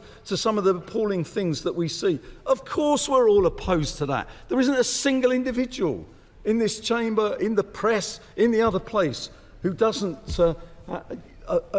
abhor some of that which takes place. But that is the context within which we have been debating this. So we're quite right to turn round and say that we are quite right to look at what Lord Anderson is saying, what my noble friend Lord Brown has said. It's not just about Labour peers. Again, the Prime Minister goes on, and we hear other people. Labour is blocking this. Labour peers are blocking. We haven't got a majority in here to block anything. We have to have the support of crossbenchers, Tory peers abstaining or disappearing, the Liberal Democrats voting with us, everybody else. It's not about Labour peers, it's about people, Greens, sorry, Baroness Jones. It's about being at a wedding, you know you're going to miss somebody out. And you go through all the aunts and uncles, all the relatives, and you see the glower of Aunt Mabel from the back. Not that that's you, Baroness. Where have you gone? You're not sitting in your... Thank you. But no, seriously, and the Greens, of course. But look, let me just say this. It's about all of us who believe that the bill is wrong, standing together. And that is why it's important. And if Lord Anderson chooses to put his amendment A1 to the vote, of course we'll support that. And we're pleased to support it because it's a sensible amendment. It doesn't block the bill. It simply says to the government, let the monitoring committee that you yourself have set up say to the Secretary of State, who can then make a statement to Parliament saying Rwanda is safe. But it also gives the government a get-out clause by saying in the future you can actually, just the Secretary of State, presumably on the advice of the monitoring committee, can say that Rwanda is not safe. Whereas in the bill at the moment it's compelled to, whatever happens, to believe it is safe. Perfectly sensible amendment A1. Let me come to my noble friend Lord Brown's amendment. And I do think it's a meaningful concession on the part of the government. I do. And I think that is really important statement to make. And let me say this to all those who are listening. When they question why it's important sometimes that the Lord stands firm, why it's important that sometimes the Lord challenges the government of the day, whatever government there is, why it says to the government, you've got this wrong and you need to think again, why tenacious Lords, and in this case the brilliance of my noble friend Lord Brown in what he's done. The reason is because sometimes the government gives way, and that's what's happened. If we hadn't have pushed this last week, this concession would not have happened. If we'd have given way 2 months ago, this concession wouldn't have happened. So far from this being about the Lords blocking anything or delaying anything, it is the Lords performing its proper constitutional function and bringing about change from the government. And that is what it's about. And it's done in a way, frankly, which actually gets the government itself out of a bind, because we know that many on the government, not only from their own backbenches, but on their front bench, including many in this chamber, they themselves thought what the Prime Minister, one presumes, was saying was wrong. and they needed the Prime Minister to change his position. So the strength of what was proposed in this chamber by my noble friend Lord Brown forced the Prime Minister, and we presume that he supports all of this, forced the Prime Minister to change his mind and to come forward with that concession. And the concession that the noble Lord Sharp is read out is significant, it's important, and is something that my noble friend Lord Brown can be proud of. It may not be everything that everybody would want, but sometimes in politics you have to do what you can and achieve what you can. And in the face of what my noble friend faced, where it was absolute refusal by the government to make any concession at all, the Prime Minister standing in Downing Street and saying he will not change a single word of this bill has now been proved to be false in the sense that Lord Brown and your lordships have changed the government. Let me just finish with this. The importance of this cannot be understated, because what your lordships have done in forcing the government to rethink, with the support, to be fair, of the front bench, right across the front bench there, means that people who fought with our country, stood shoulder to shoulder with our armed forces, who would have been subject to deportation to Rwanda, will now be exempt from the provisions of that bill. That is a significant change in what the government was saying, and it will mean that some people, either who would have had their rights ignored, or frankly who will be coming to this country in due course through the Arab scheme, would have died, would have not been able to survive. And that is the significance of what Lord Brown has achieved with the support of your lordships. It's your lordship's house at its finest. The government forced to concede in a way that it should have done before, but we should not underestimate the fact that the government has made an important concession, and as such we welcome it. Well, my lords, as ever, can I thank all noble lords who've contributed to this relatively short debate. I will deal with the points in order of how they were made, and I'll start with the noble Lord Anderson, if I may, with whom I'm afraid I'm going to have to respectfully disagree. I do not believe we have debased our principles. I believe we've upheld them. We've upheld the principle of the integrity of our sovereign borders, the principle of not ceding our immigration policy to criminal gangs, the principle to safeguard lives and deter, of course, dangerous and illegal channel crossings. That is the point of this bill, has always been the point of this bill, and it deserves to be restated. My lords, going back to my opening remarks, things have progressed since we were last discussing these matters, and I shall repeat them for the record. On the 19th of April, the Rwandan Parliament passed their domestic legislation to implement their new asylum system. The new Rwandan asylum law will strengthen and streamline key aspects of the end-to-end asylum system, in particular decision-making processes and associated appeals processes. I'm very grateful to my noble friend Lord Hodgson for reminding us of Rwanda's high standing in the international league tables. But I think things could not be clearer. There has been significant progress towards many of the things that the noble lord is actually asking for. And that, of course, includes with the monitoring committee, and I'll repeat this too.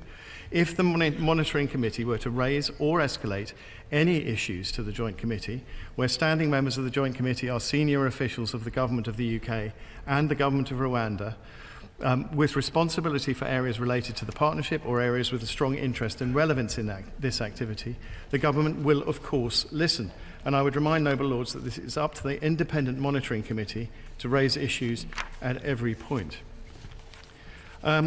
My lords, the future is not fantasy, as has been alleged. As is well known, the government is satisfied that Rwanda is safe, and we have acknowledged that we can't predict what will happen in the future. But as I also set out, we can assure the House that we have already established the right mechanisms, so should a situation ever arise, the government will respond as necessary. And I repeat, this would include a range of options to respond to the circumstances, including any primary legislation as required.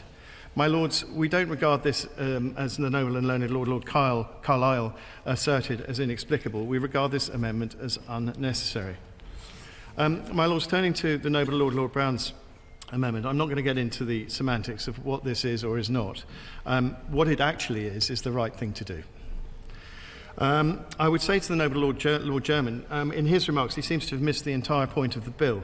The simple answer to his question is do not come here illegally. There will be no possible pull factors.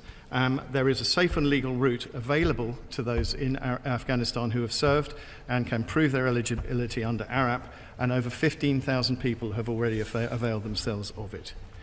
My lords, the noble Lord and learned Lord Carlisle raised the issue of Passover, and I heard what he said very carefully. The start of Passover was considered and very much understood, and we completely understand the noble Lord's concerns, but ultimately scheduling decisions are made with a variety of different factors in mind. But I do hear what he said. My lords, I will also go back to the fact that stopping the boats is not an idle boast. It's actually in the introduction to this very bill. And I repeat for the record, the purpose of this act is to prevent and deter unlawful migration, and in particular migration by unsafe and illegal routes, by enabling the removal of persons to the Republic of Rwanda under provision made by or under the Immigration Acts. The purpose is not an idle boast, it is on the face of the bill. My lords, also as regards refoulement, which again the noble Lord German referred to, no relocated, this is in the treaty, no relocated individual, even if they do not make an application for asylum or humanitarian protection, or whatever the outcome of their applications, shall be removed from Rwanda except to the United Kingdom in accordance with Article 11.1. That's Article 10.3 of the treaty. The treaty, when it is ratified, it needs to be ratified before the bill comes into effect. So I would say to the noble Lord, that is when we will see the provisions being acted upon. So, my lords, as I said earlier, the Commons have considered and rejected these amendments now 4 times, and for the reasons I've set out, they are not necessary. We will only ratify the treaty once we agree with Rwanda that all the necessary implementation is in place for both countries to comply with the obligations under the treaty, including refoulement. We will not relocate people to Rwanda if circumstances change which impact upon the safety of the country. We will not turn our backs on those who have supported our armed forces and the UK government. My lords, I would say to the noble Lord Coker, who I'm going to struggle not to think of as the Lord of Indiana Jones from now on, but I hope he is obviously not in his place in a few months' time. I'm not in his place in a few months' time.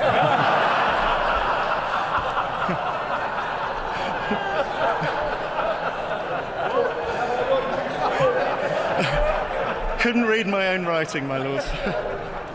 But I of course respect his right, which he frequently deploys to make my life difficult, and he does. My lord, seriously, illegal migration is costing billions of pounds, and innocent lives are being lost. Bold, novel solutions are required, and our partnership with Rwanda offers just that.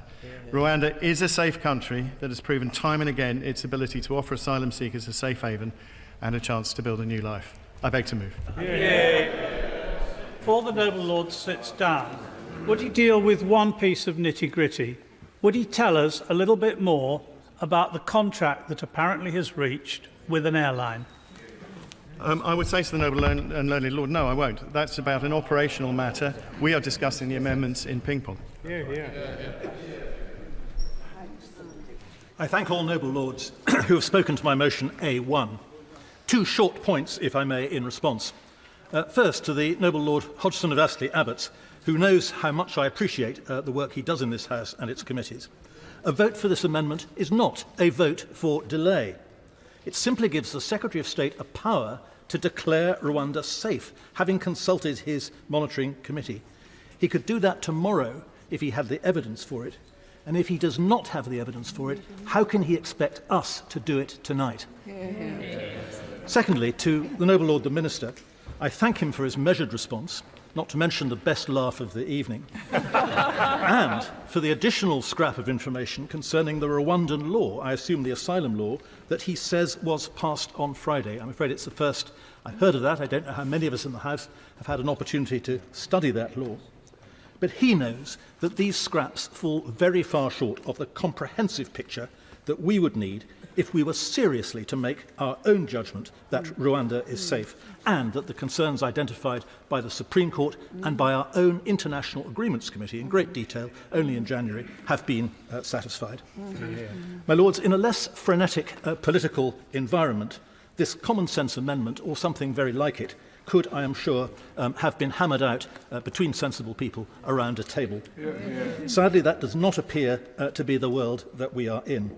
I'm afraid I see no alternative to pressing motion A1 and to testing the opinion of the House. The question is that motion A1 be agreed to. As many of that opinion will say content. The contrary, not content. The question will be decided by a division, and I will advise the House when voting is open. Voting is now open. Clear the bar.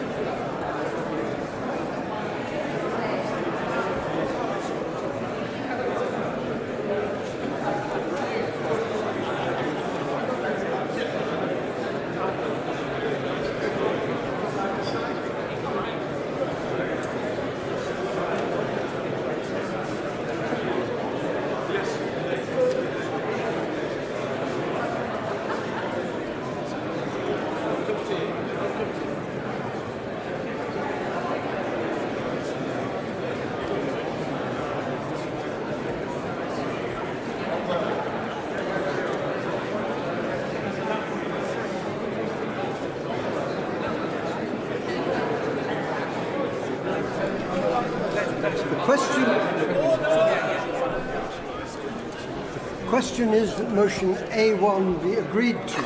As many as are of that opinion will say content. To the contrary, not content. Not content. The contents will go to the right by the throne, the not contents to the left by the bar.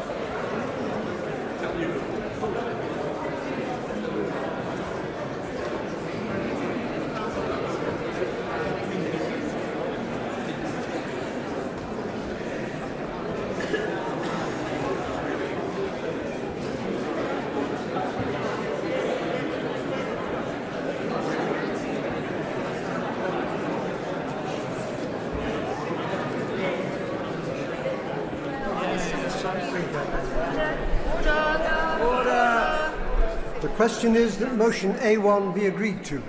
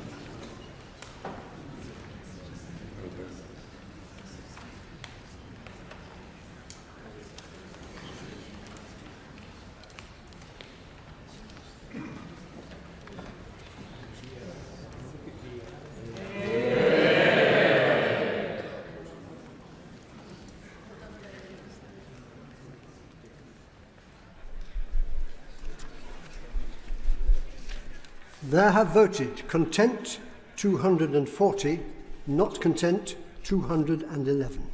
The result is speaking in English. Motion B, Lord Sharp. Spoke in English. I could understand it. Lords, I've already spoken to motion B that this House do not insist on its amendment 10F, to which the Commons have disagreed for their reason 10G. I beg to move. Lord Brown.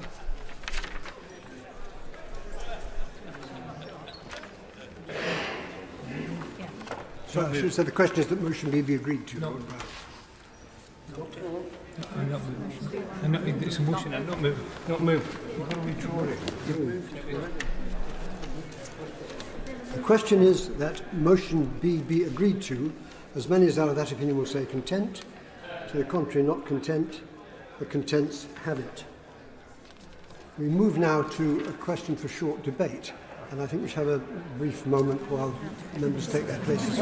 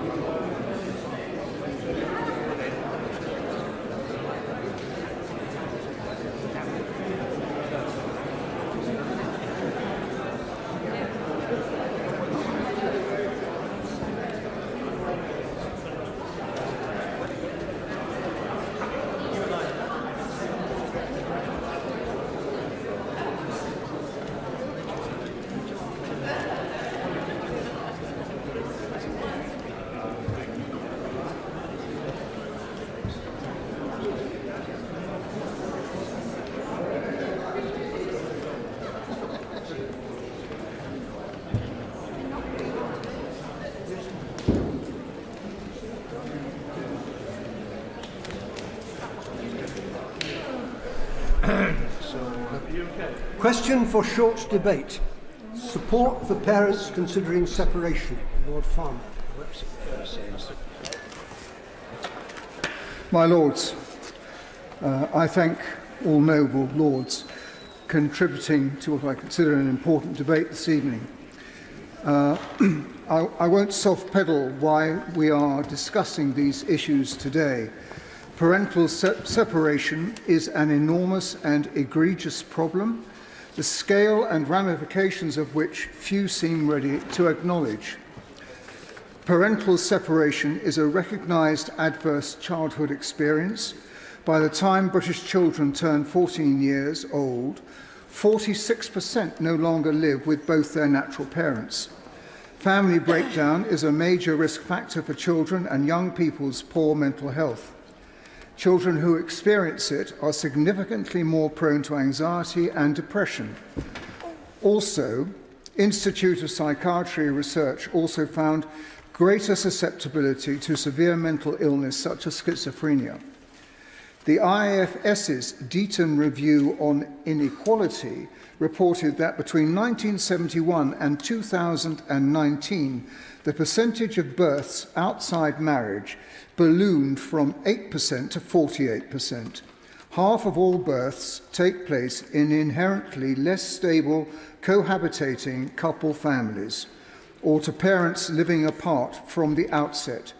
Professor Matthew Goodwin dryly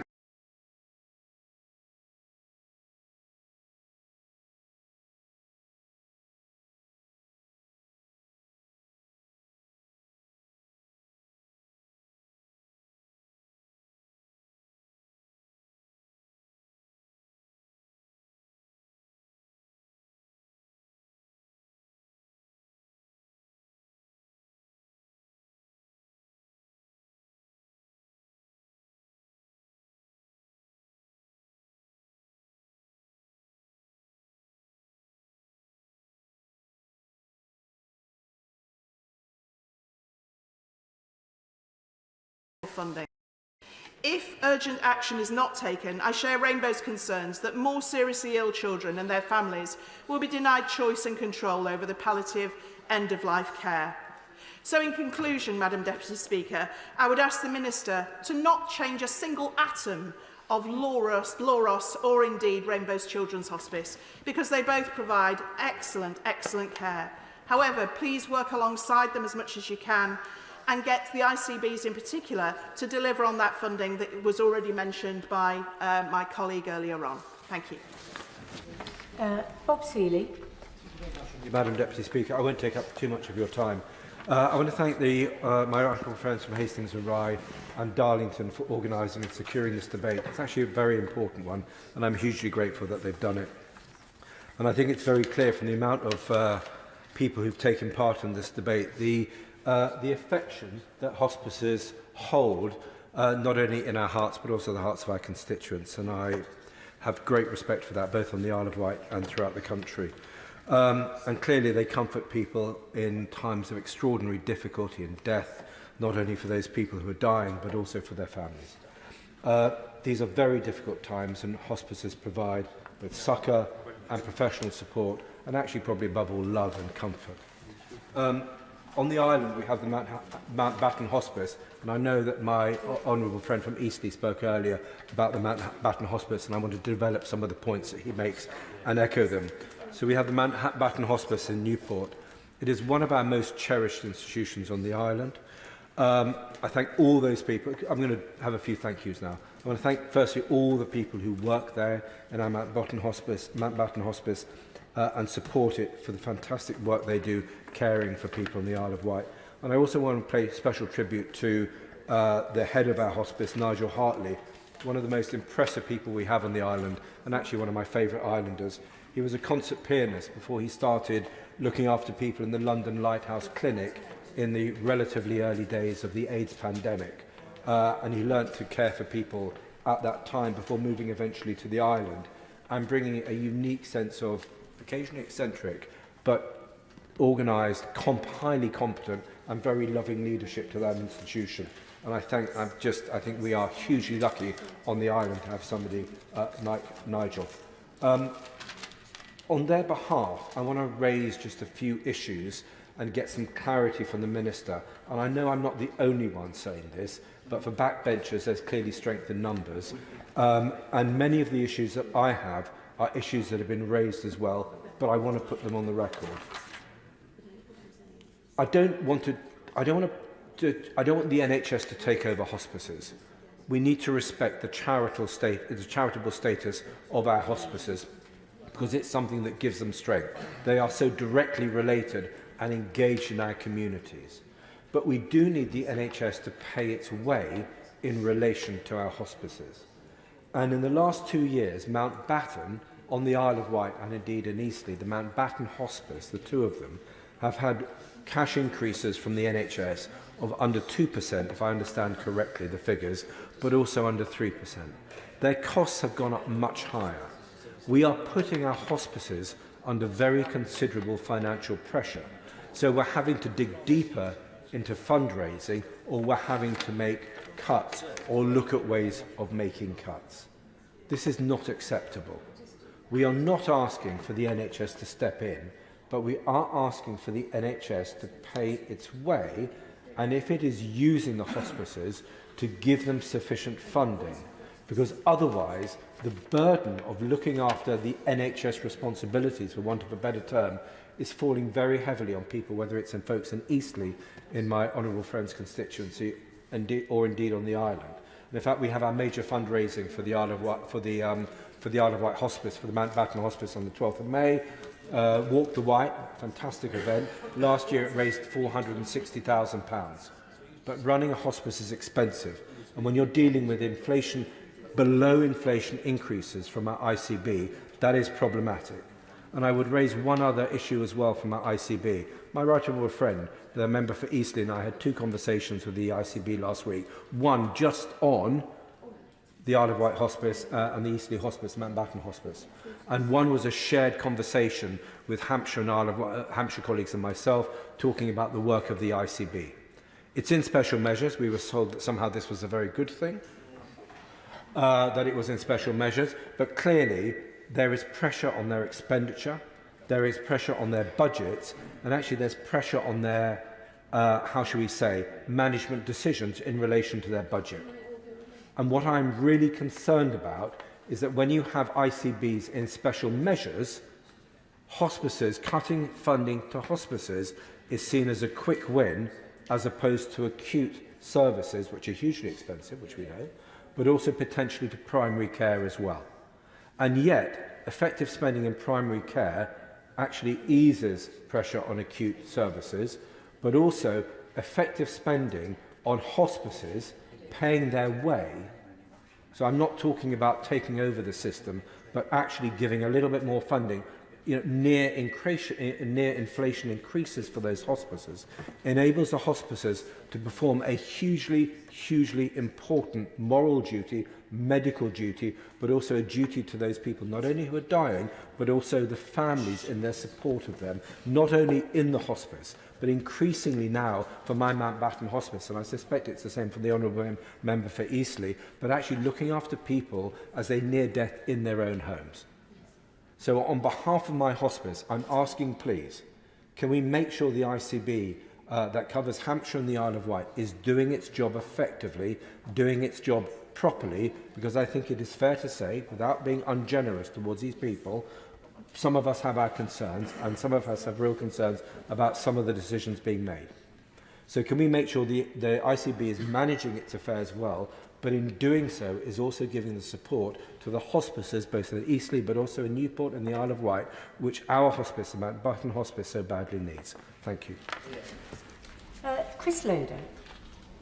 Thank you, Madam Deputy Speaker. It's a pleasure to contribute this debate. I'd like to note that Dorset is well represented here, with my honourable friend and neighbour from South Dorset also here in the debate.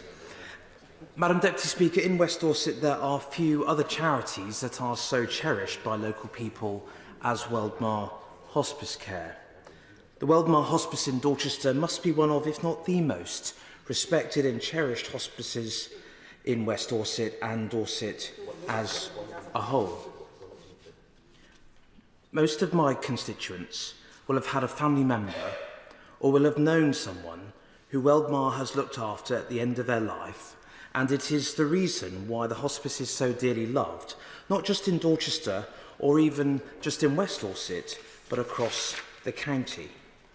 The Weldmar nurses looked after my own aunt in her final days some 15 years ago, and I'm eternally grateful to them for all they did for her and continue to do for friends of people who I know that are taken care of, not just in the Dorchester Hospice, but through the community nursing team too. Weldmar is Dorset's largest independent charity and has provided specialist end-of-life care since 1994. Over the last 3 decades, they have looked after 24,882 patients, both in the community and in their specialist inpatient unit in Dorchester. The care is free of charge, and last year alone, 1,745 families benefited from this vital care and support with Weldmar. This is undoubtedly why the community feels so passionately about our hospice, and with it, the innovations and fundraising, the successes that the incredible team at Weldmar have with its work to raise money. But in order for Weldmar to sustain itself, as is the case with so many hospices, it needs to raise £27,200 every single day to keep these services running, and this is on top of the NHS income. In January 2024, the APPG on hospice and end-of-life care published a report on government funding for hospices. The report found that despite statutory guidance, ICB commissioning of hospice services, and I quote, is currently not fit for purpose, and the value they provide to individuals and the wider health system is at risk. The government announced additional funding for hospices during the coronavirus pandemic, and in a Westminster Hall debate on the 17th of January this year, my honourable friend the Minister set out some of the wider financial support available for hospices, to include the energy bills discount scheme, eligibility for a reduction in VAT from 20% to just 5%, and in 2022, the NHS England released £1.5 billion in additional funding to integrated care boards to provide support for inflation. It is my opinion, Madam Deputy Speaker, that palliative and end-of-life care needs a much greater priority within the Integrated Care Partnership Strategy too, as it is in many areas. We want to make sure that we sustain Weldmar and other provision long into the future, but that we can also consider and support more end-of-life care. In places like Lyme Regis and the areas where it is so far to travel to a hospice, they would greatly benefit from additional provision. In summary, Madam Deputy Speaker, I'm contributing to this debate today in order that it be known and understood that in West Dorset we cannot speak highly enough of our hospice, that in West Dorset we value the Weldmar team so much, and I actively ask the Minister here and the Government to give consideration to these matters as we've been debating this evening. Richard Drax. Deputy Speaker, can I congratulate my honourable friends, the members for Hastings and Rye and Darlington, who sits beside me, and it's a pleasure to follow my colleague from West Dorset. Can I start by thanking all those who work in the hospices? They do a remarkable job, and we should be very grateful for all they do. In 2003, when I was reporting for BBC South Today, I was sent to the official opening of Julia's house in Corfmullen, Dorset. Little did I know that the first person I'd meet there was my mother, who sadly died in 2019. Her instinct for caring and compassion drew her to this remarkable hospice for children like a moth to a flame. I was immediately struck by the wonderful environment the dedicated staff had created, and a desperately needed service to provide practical and emotional support to families caring for a child with life-limiting or life-threatening condition was born. Julia's House is one of more than 200 adult and children hospices that care and support about 300,000 patients a year, Madam Deputy Speaker. They work hand in hand with local health and care services, taking the pressure off the NHS. Hospices, as we've heard, are mainly funded by charity. On average, around 2/3 of the income for adult services is raised through fundraising. For children, and alarmingly, that figure is 4/5. In 2022, the Health and Care Act introduced for the first time, as we've heard again, a legal duty for integrated care boards to commission palliative care services that met the needs of the local population. However, a recent report, and again we've heard this in the Chamber, and I make no apology for repeating myself or repeating what colleagues have said, a recent report by the APPG on hospice and end-of-life care, co-chaired by my honourable friend from Darlington sitting right here beside me, found that despite this legal requirement, funding from ICBs varied significantly across the country. Today, the sector is under significant financial pressure. Hospice UK estimates the sector is on track for a £77 million deficit for the financial year in 2024. Nowhere is this more real than at Julia's House. The Chief Executive, Martin Edwards, said that over 90% of the annual running costs were met by fundraising. The government's contribution remains low at only 8%. This over-reliance on people's generosity, which is enormous, will see Julia's House face a budget deficit of £1 million this year. If the member from the SNP can refrain, I'd be grateful. This dire situation is exacerbated by the ending this year of a share grant of £25 million from NHS England. Julia's House cares at its 2 sites for 176 families across Dorset and Wiltshire. Mr. Edwards said they were coping with children and with more complex needs, requiring more staff and putting more pressure on budgets. The care provided is intensive, Madam Deputy Speaker, with a family being supported for up to 5 years following the death of a child. As you might imagine, palliative care comes with all kinds of issues, not least medical, emotional and financial. Who do you turn to for help and advice? How does the patient wish to be cared for, and who supports the carer? This is where a remarkable charity called Lewis Manning Hospice Care comes into play. The Chief Executive, Claire Galley, told me their team comes to your home and in effect responds to the needs of the patient and family by signposting them to relevant services, from treatment to transport. Importantly, it is the need of the patient which is most significant. So, for example, if their wish is to die at home, everything possible is done to ensure that that happens. Importantly, this free service is proactive rather than reactive, anticipating what the patient and family want, reducing crisis at the end of life, and saving the NHS a lot of money by freeing up GPs' time and negating the need for a hospital. A pilot scheme being run in a part of Dorset has already saved the NHS £140,000 in April alone. Imagine if this scheme was rolled out across the country, Madam Deputy Speaker, it would save the NHS millions. Let me conclude.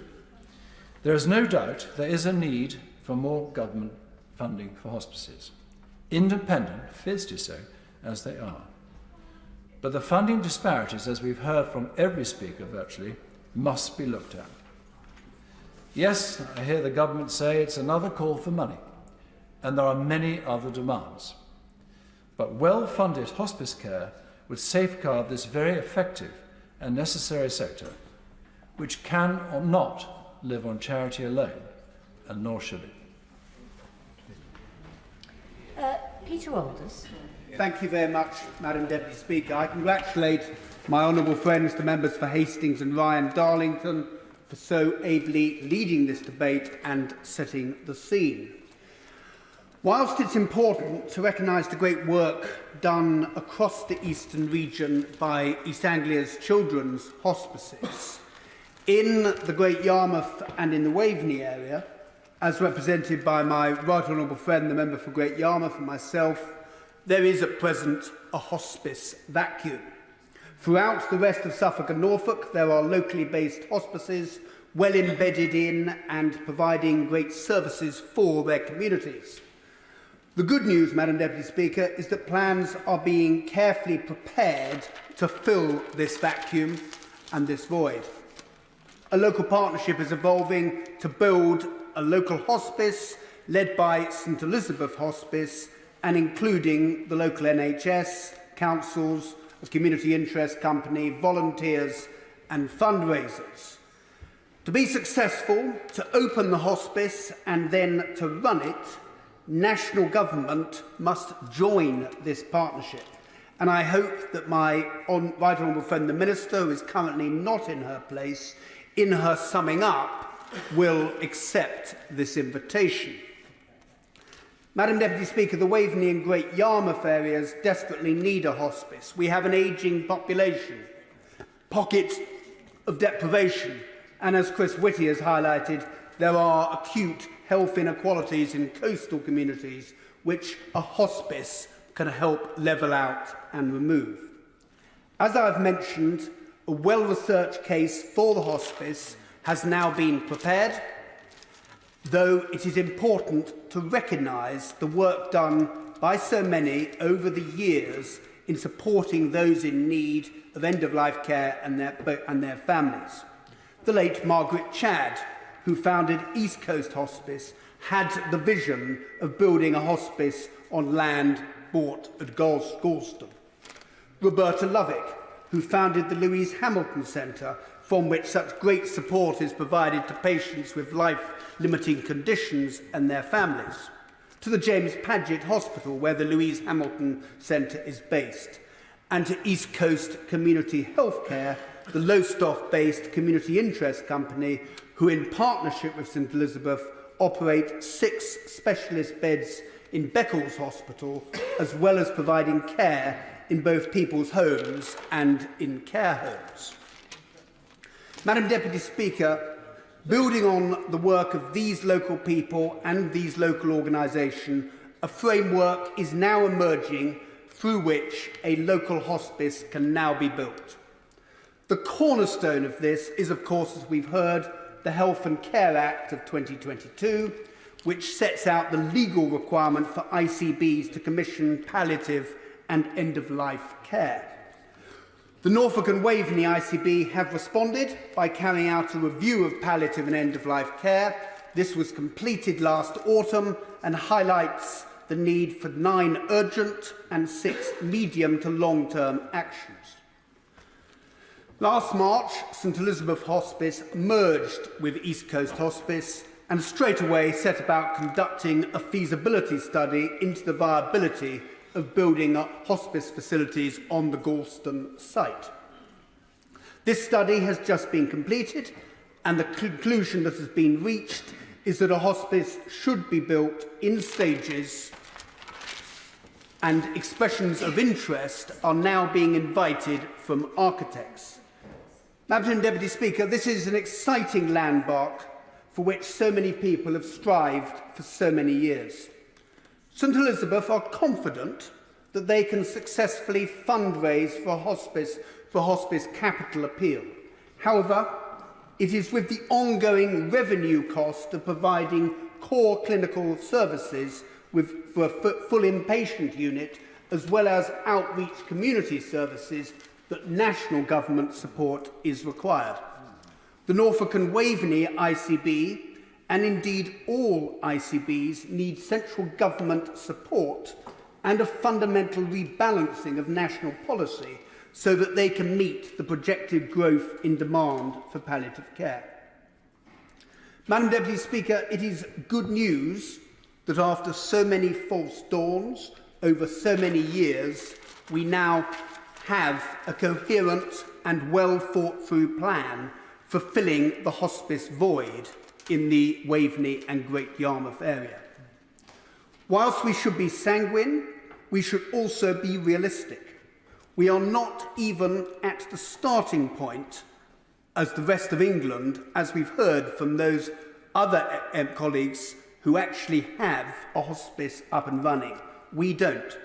And that is why the government need to join the partnership that has evolved and support the Norfolk and Waveney ICB so that they can commission hospice services on a long-term, multi-year basis. And I urge the government to join us on this exciting journey. Thank you. Steve Double.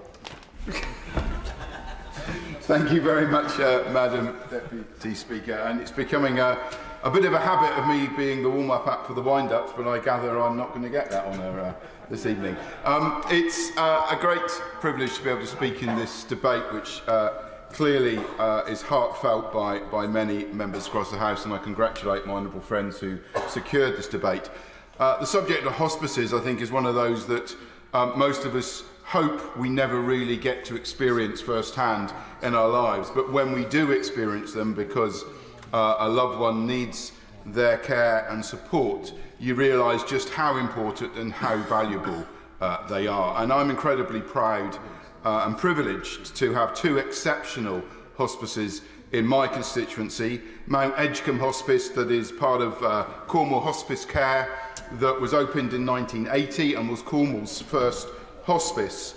It's recently been rated by the CQC as outstanding, and in particular highlighting the caring and personal nature of the service provided by the staff who are responsive to the needs of the patients. And I didn't need the CQC to tell me that, because my family and I know that firsthand, because back in 2007 my mother died of cancer at Mount Edgecombe Hospice. She lost her second battle with breast cancer, and the care and support that we received as a family was absolutely outstanding, and I want to place on record my huge thanks to them.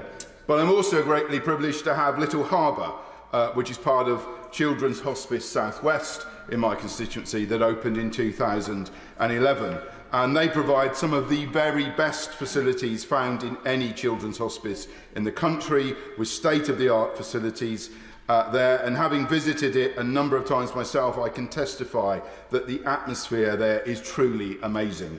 And you cannot be helped but by moved by that place. They support children and young people up to the age of 21, including the youngest babies who need their care. And again, at that hospice, the CQC praised the hospice staff for their personalised care and support. And I think that reinforces the very important point that it isn't just the bricks and mortar or the equipment that these hospices provided. It is the staff there and the volunteers that work there that actually make our hospices the amazing places that they are.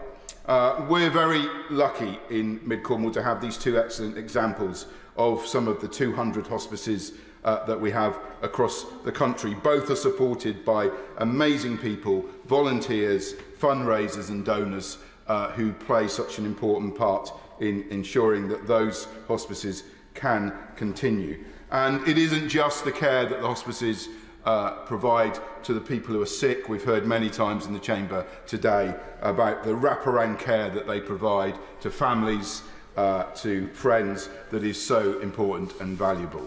And it's clear that the role of hospices... I will briefly, yes, okay. Thank my honourable friend for giving way. He's making a very moving and powerful speech. And he recalls for me my experience at Chestnut Tree House, which provides hospice care for children across Sussex. And although they are striving hard to meet all the demands on services, one of the groups that we haven't mentioned in the course of this debate is those that the hospice may yet reach. They know that there are very, very many more families who would benefit from their care, and they're working hard to do that. Is this something that he also has found in his constituency? I'm very grateful to my honourable friend for that intervention, and she makes precisely the point that I'm coming on to make, is that it's very clear in our country that there is going to be a growing need for hospice care as we go forward. We feel this incredibly acutely in Cornwall, where we have seen more than our elderly population has grown by more than 50% in the last 10 years. In Cornwall, we're now at the point where almost 1 in 4 of our population is over 70 years old, and that is only going to grow in the years ahead. And that is simply going to mean that there is more demand for hospice care in our country. And that is why it is so important that hospice care is properly funded. Now, I believe it is the best for our hospices to stay in the independent sector as charities. They gain most of their support from the public. This is seen time and time again, I think, in my experience of the 2 hospices in my constituency, that being independent from the NHS gives them a very special place in our communities. People feel a great connection to them. They feel they have a personal stake in the work that they do, particularly if they engage in fundraising towards them. And I fear that that may well be lost if they became nationalised effectively. And I believe that is so important for our hospices that we are able to continue that. However, I do believe that the government need to better recognise the important role that hospices play. We've heard several times about the postcode lottery there is for NHS funding towards our hospices, and I think that is something I would say to the Minister we really do need to look at addressing. Cornwall Hospice Care, I'm told, is the second lowest level of funding of any hospice charity in the country. Just 9% of their funding comes from the NHS. That means 91% of their funding is raised through fundraising, donations and legacies. And I don't think that can be right. that I'm all for donations playing a significant part in the funding of hospices, but I believe, particularly in Cornwall, that the NHS should be stepping up and providing more funding to our hospices. So we do need to look at the regional variations, and it really does need to be based on need and the need in those regions for the hospice facilities. And I would urge the Minister and the Government to look at what more can be done to provide a proper level playing field when it comes to NHS contributions to our hospices. We've all heard again that the last few years have been really difficult for our hospices, with the growing pressures on costs rising and demand rising. And I do think that one of the things we could really do for the hospice sector is provide more certainty of funding going forward, to provide multi-year funding settlements so that they can plan far better. They know at least what funding is coming from the NHS, so that they have that certainty and can plan accordingly. So, in summing up, I just want to place on record again my huge thanks to every hospice in our country and the incredible work they do, both the paid staff, the volunteers and the fundraisers who work so hard and are so generous in providing this vital service to our communities, and particularly to the two that I represent in my constituency. And I really hope that there's been a real consensus across the House this evening that whilst we value and we celebrate all the work that they do, we do think that more needs to be done to provide them with a fairer level of funding going forward, so that they can continue to play the vital role that they play for our communities. James Sunderland. Madam Speaker, I'm humbled to be called in this debate, and can I please commend the members for Hastings and Rye, and also Darlington, for bringing this debate to the House this afternoon, and also the Minister who sat through, shown amazing resilience with what's been a long evening. What I've noticed this evening about this debate is that members that have spoken sort of fall into broadly two camps. So there are those who've had personal experience of hospices, family members who have suffered and needed the facility, and those speeches have come across amazingly, real pathos, real depth, and I commend all of the members that have spoken so personally about their journeys, and also perhaps members like me who have not had personal experience of hospices but recognise the importance of what they do. And if I may, in the time that I've got, I just want to talk about two hospices in my constituency which I think are very important.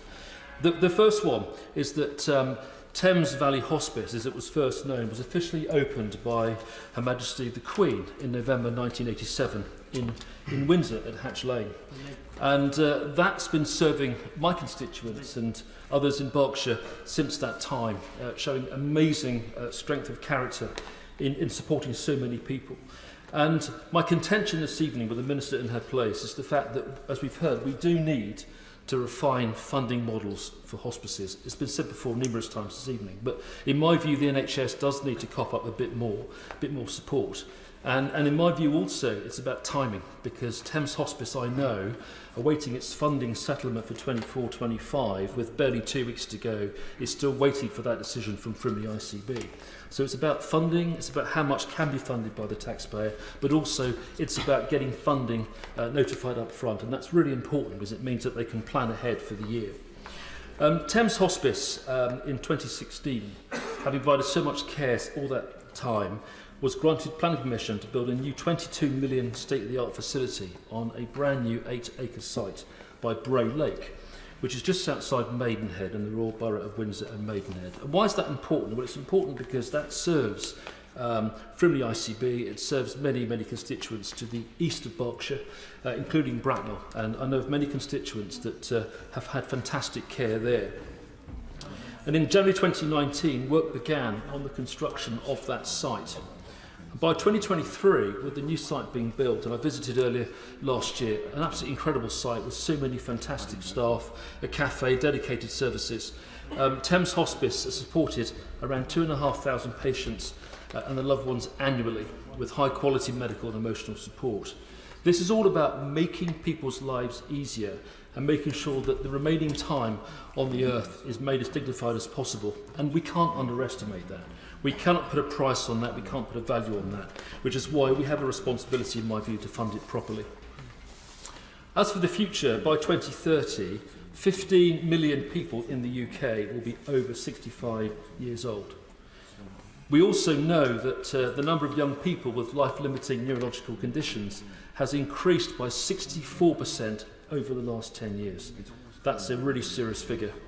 And also the incidence of cancer in people under the age of 50 has risen by 79% between 1990 and 2019. Just think about that. These are really serious figures. And what does that mean? It means that the demand for hospice services is only likely to increase over time. Also, costs have increased by 9% at Thames Hospice over the course of the past year, with no commensurate increase in government funding. And that's a very similar picture that we've heard from other speakers this evening. So to put a figure on it, every day at Thames Hospice, they've got to raise £38,000 to subsidise the costs of care. And without even considering investment to grow in the future, this will increase to over £50,000 per day by 2030, based upon a 4% increase year on year. It is a similar picture elsewhere. And to put it in perspective, Thames Hospital itself needs £18.5 million for 2,500 people every year. It's really, really stark. And as I mentioned earlier, Thames Hospice is the end-of-life care provider for the Frimley Health Integrated Care Board in East Berkshire. So it's of direct relevance to my constituents, and I can't thank the staff and the directors at Thames Hospice enough for what they do. Just before I finish, I want to just mention Sebastian's Action Trust as well in Crowthorne. Why is that important? It's important because it provides palliative care for children aged between 0 and 18, and it also supports their families. And a key part of the support that the brilliant Sebastian Actions Trust provides is that it provides memory-making support for the families that use the facility. And it also continues to support the families once a child goes to the end-of-life care. Losing a child is devastating anyway, but the fact that Sebastian Actions Trust does it so brilliantly in terms of the support that it provides to families, even after that life event, is really remarkable. Would my honourable friend give way? Please do. Thank you. I'd like to thank my honourable friend for giving way, and just on the issue of funding for children's palliative care, I'm very fortunate in my neck of the woods in West Yorkshire to have the Forget-Me-Not Children's Hospice. We also have the Kirkwood Hospice as well. But just bringing this backbench debate to an end and focusing on hospice funding, I just wanted to highlight the Together for Short Lives campaign ask. And I've just been looking again at their main campaign ask. I know he's mentioned this. It's not just sustainable funding, it's having the surety of that funding moving forward and a multi-year promise and confirmation of funding beyond 24-25 so that children's hospices can plan for the future and continue delivering and caring for children with life-limiting illnesses and for their families. Can I please thank my honourable friend for his intervention, and it's very, very timely, because as we know, palliative care is not formally funded by the NHS, it's privately funded, and it cannot be right that such an important function is hand-to-mouth in terms of the funding that they need. And to prove that point, Sebastian's Action Trust in Crowthorne is going to close their Crowthorne site later this year, called the Woodlands, and as sales expected in autumn 24, it physically cannot afford the care that it's giving to so many families, with the result that it's having to rationalise its own estate and move elsewhere. So in conclusion, in my humble view, with the Minister in place, the funding at the moment from the NHS is just not enough, both for our hospices and also for our palliative care. Please do. I thank my honourable friend for giving way in the powerful case he's making in favour of the hospice movement, indeed all colleagues during this debate. Does he agree with me that every penny the government gives to the hospice movement takes pressure off the National Health Service? They're doing the job that otherwise the NHS would have to do. And will he join me in congratulating the St Francis Hospice in the village of Havering, Attybower in my constituency, established in 1975, many years of serving the local people in the London Borough of Havering and the surrounding area. It's a magnificent organisation. The hospice movement does a fantastic job for the people of the entire country, and really it's time for the government to do more. Once again, can I please thank my honourable friend for his intervention, and once again I completely commend everyone in Havering, St Francis and hospice staff there for what they do. It sounds remarkable, and we've heard so many stories this evening of other hospices and palliative care providers right across the country, and the message is quite clear. We need more funding. We've got to establish better funding models for it. We can't rely so much upon charities and donations. We have to make sure also the funding is provided up front. And I just think this is such an important life and death issue. And the fact that also they take, they take pressure off the NHS in terms of what they provide. If you go to Thames Hospice, for example, you look at the facilities there, they're so modern, they're state of the art. I think we could sweat the asset an awful lot more. And perhaps it might even be that underutilised capacity of hospices could in some way be hired back to the NHS for the facilities they've got. But I think we can do more to sweat the assets. Please do. I'm very grateful to my honourable friend for giving me I just want to put this one final point in the final backbench contribution to this debate. We've heard many people call for multi-year funding settlements. Now, that's not to make life easy for the hospices, but it makes life more sensible for them to be able to plan into the future.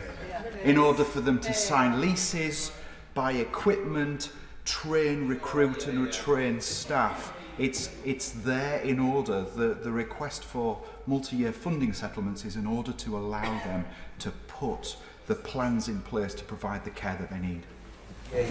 Once again, thank you to the member for Darlington, and I agree completely. Nobody can plan in a vacuum. And therefore, this is about more money, this is about earlier money, this is also about the ability to plan so that we know what the delta is. Madam Deputy Speaker, I'm going to conclude now, but thank you for the opportunity of speaking this evening. We need more money, Minister, and I know you'll give it to us. SNP spokesperson Patrick Grady. Thank you, Madam Deputy Speaker. I congratulate the honourable members for Hastings and Rye and Darlington on securing the debate and being able to bring this vitally important issue to the floor of the House after a series of Westminster Hall and other debates in the context of the spring budget, at the start of the new financial year with a general election on the horizon. It's an incredibly timely debate, and of course it also coincides with the publication of Hospice UK's report, which estimates a deficit across the UK hospice sector of £77 million in the 23-24 financial year. The estimate in Scotland, that's around £16 million, perhaps the worst financial outturns for the sector in nearly 20 years. And the same report suggests an 11% increase in payroll costs to hospices, representing around £130 million, because of course people who work in hospices have every right to expect a decent competitive salary that allows them to make sure their own households are safe and warm. But that is a challenge being driven by the wider cost of living crisis, which is itself having an effect on the hospices, because the areas of heating, food and drink and other consumables are not discretionary expenditure. Hospices have to run 24 hours a day, 7 days a week. They have to maintain a comfortable temperature. They have to provide nutritious, high-quality food. And all of this comes at a time, as the member for Bracknell has just said, when the demand for such wonderful care has perhaps never been higher, because people are living longer, they're dying at later ages, and that means there's ever greater need for palliative care. The ONS estimates in Scotland an additional 10,000 people a year might be expected to seek access to palliative care by 2040. And we've heard some very moving individual testimonies from different members across the House today. The members for Coventry North East, for West Dorset, for Leeds East, all spoke of personal experiences of the hospice movement. The member for Birmingham Edrington, I thought, made some very worthwhile points about hospices being a place where people can really live the final days of their lives. And the member for Eastleigh has been very passionate about this for reasons that he explained about his former Chief of Staff. And we echo the condolences that have previously been paid. And I'm incredibly grateful for the love and care shown to my good friend Melanie, who passed away in the Highland Hospice just over a year ago. And I was proud to be one of the runners yesterday in the London Marathon in her memory and in aid of that hospice. And I equally congratulate the members for Walsall North and Enfield Southgate, who ran for their local hospices, and the members for Edinburgh and Colchester, who also took part in the debate and ran for other worthy causes. And I understand in a few weeks' time, the member for Lancaster and Fleetwood will take part in the 40-mile Keswick to Barrow walk through the Lake District in aid of St John's Hospice in Lancashire. I also want to pay tribute to the work of the Marie Curie Hospice in Glasgow, which has provided care at the end for other friends of mine, particularly some that I've known through the SNP. And in recent weeks, close friends have had reason to be grateful to everyone at St Vincent's Hospice in Renfrewshire in very sad and difficult times. And I think those personal experiences are what help to inspire that incredible generosity that allows the hospice movement to continue its work. As we've heard, 2/3 of adult hospice income comes from such voluntary fundraising, while at the same time, as the Sue Ryder charity estimates, the hospice sector is actively saving the NHS £600 million a year by freeing up bed space or even avoiding hospital admissions in the first place. And the member for South Dorset gave some examples of exactly how that can work. So it does seem, from all this evidence that we've heard today, that the current model for hospice funding is increasingly unsustainable. Some have even used the word existential. Now, healthcare is devolved, and so it's not for the Scottish National Party to determine how the Secretary of State, the Minister or their shadows on the opposition benches prioritise their spending decision. But if the UK Government did find new or additional funding for the hospice sector in England, that would have consequences for the budget available to Scotland's government. The current 2024-25 budget for Scotland does provide over £19.5 billion for NHS recovery, health and social care, and that is a real terms uplift despite the austerity that we're facing. And the Scottish Government has also established a new strategy steering group to oversee the development and delivery of a new palliative and end-of-life care strategy and associated work programmes. And that work aims to ensure that everyone in Scotland receives well-coordinated, timely and high-quality palliative care, care around death, and bereavement support based on their needs and preferences, and that can include support for families and carers. And we want to ensure that Scotland is a place where people and communities can come together to support each other, take action and talk openly about planning ahead, serious illness, dying, death and bereavement. There are other actions that the UK Government could take that would continue to help hospices across the islands. Energy costs remain stubbornly high, and yet the Government is bringing many of its energy support schemes to an end. As I said earlier, energy is a fixed cost for hospices, not an area where savings can readily be made, and the member for Darlington spoke about the situation of Ardgowan in Inverclyde. So many of the reforms to the energy market and energy price support that the SNP and others have called for would make a difference in turn to the hospice sector, as in many other parts of the economy and society. And regrettably, the Government's approach to immigration is having an impact. How many nurses and doctors and other specialists have arrived in the UK, maybe some of them on small boats or other irregular means, but are being denied the opportunity to work? How many more are not even coming in the first place now because the Government has decided that they can't bring family members, or it's massively increasing the costs and thresholds for visa applicants? How many might have come from Europe or might have stayed if it wasn't for Brexit? Every country in the world is having to face up to the legacy of COVID and the impact of the conflict in Ukraine and elsewhere, but the UK Government has been making deliberate policy choices in many of these areas that are exacerbating these challenges, not mitigating them, and the impact of that can have long-term consequences. And the hospice sector does have to make radical savings and scaling back of service provision. The costs of palliative care and supporting people at the end of life will still have to be met. They'll just have to be met elsewhere. That could mean increased costs for the NHS, increased costs for social services, or worse still, for individual families and households, not just in financial terms, but in emotional and psychological terms if they're denied that support at the end. People will always want to raise and give funds for hospices, but if we collectively want to rely on them to be there for individuals and families when they're needed most, we can't expect the hospice movement simply to rely on the goodwill and efforts of voluntary fundraisers. I think there's been a number of important suggestions that have been made during this debate, in the motion and in the evidence given by hospices themselves and the all-party group, on how the Government can put the sector on a more sustainable footing going forward. So I hope that the Minister, in the spirit of consensus that we've heard this evening, can respond positively, work with its counterparts across the United Kingdom and service providers to ensure that the sector gets the support it needs, so that everyone who works for hospices can focus on what they do best, and continue to provide love and care to those who need it most at the end of their lives. Shadow Minister Andrew Gwynn. Thank you, Madam Deputy Speaker. It's a pleasure to respond to this debate. We've had a very thorough debate over the course of the past few hours, and I want to start by not only thanking the Backbench Business Committee for granting the time for us to debate this important issue, albeit a week later than most of us had expected, but also want to thank and congratulate the honourable members for Hastings and Rye and for Darlington for securing the debate, as well as for their contributions.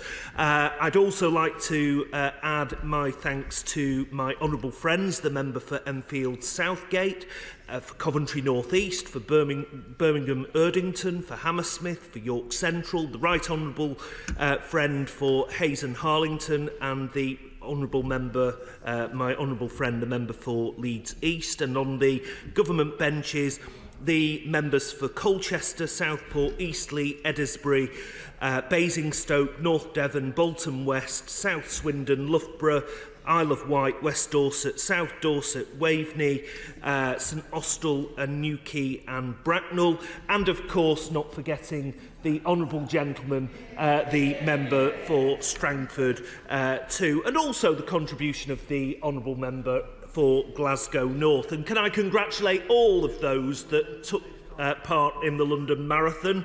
I wasn't one of them.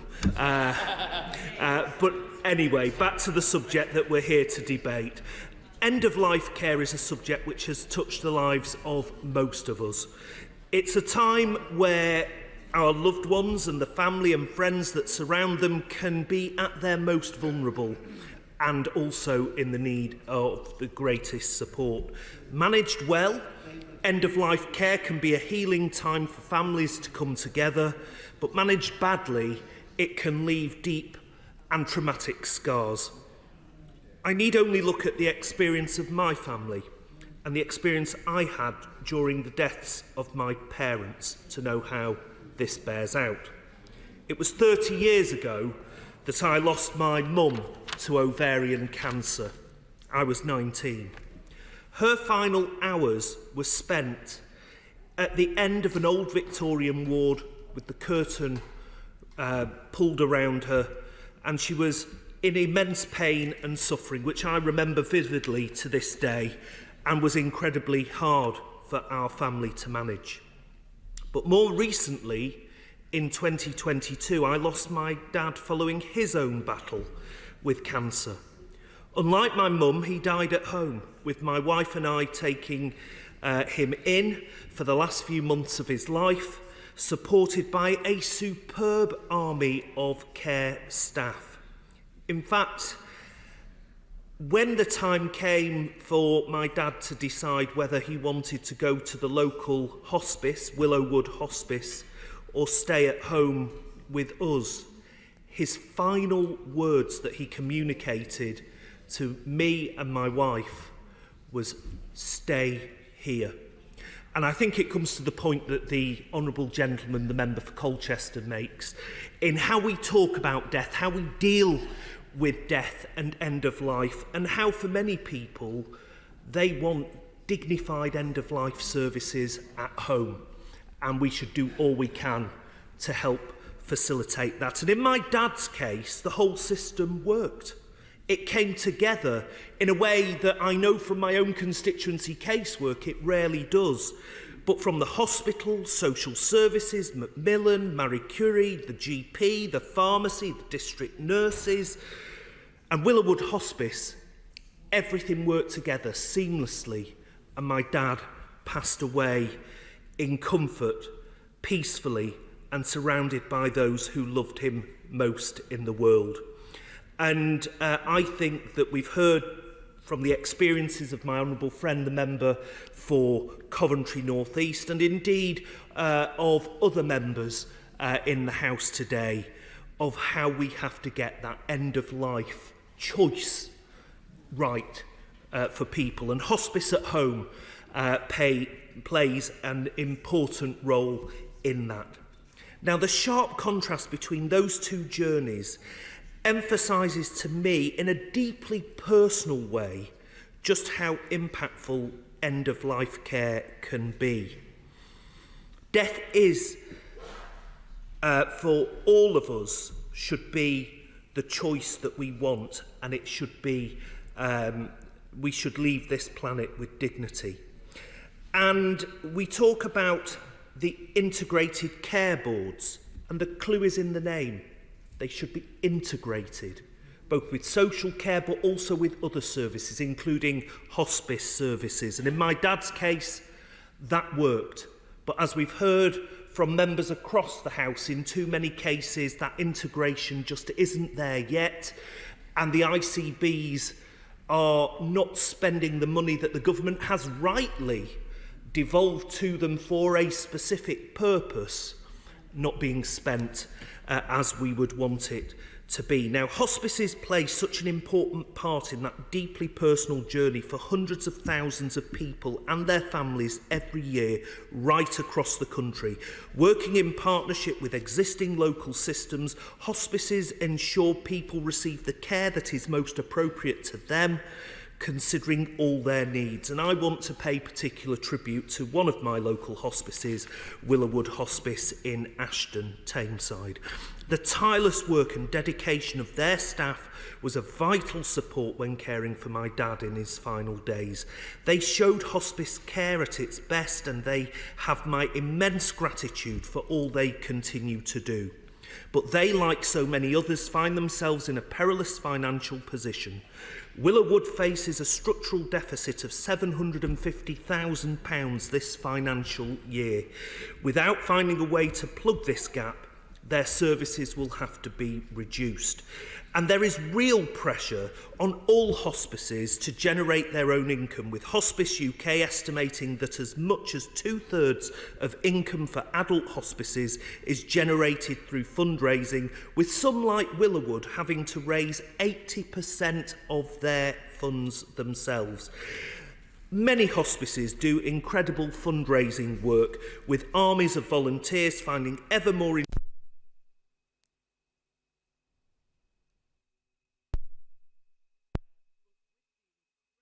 hostile economic climate see what's happening? Finding themselves in, including from energy costs, which obviously the House can't now afford. Funds are being squeezed more than ever. The sector as a whole is on track for a deficit of £77 million for the last financial year, the worst figures for 2 decades. As a result, hospices are starting to pare back some of their services. But as we've heard, there is also a legal requirement placed on integrated care boards by the Health and Care Act to commission palliative care services in keeping with local need. And we need to make sure that that funding is passported down to the hospices where they need it. We know that there is far from consistent delivery, leaving patients in some parts of the country without adequate services in their own community.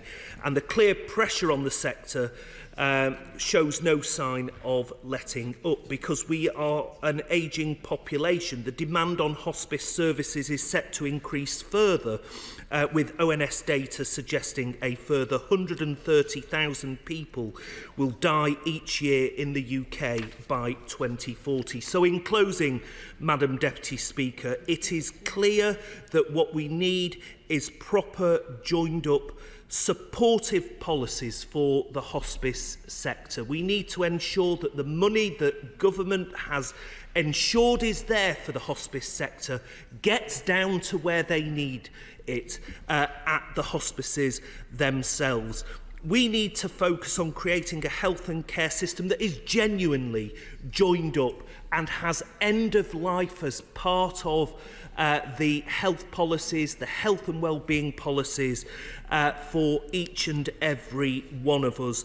It can no longer be the taboo subject it once was, and the hospice sector underpins that so many care pathways that have a tangibly positive impact on patients and their families end of life matters.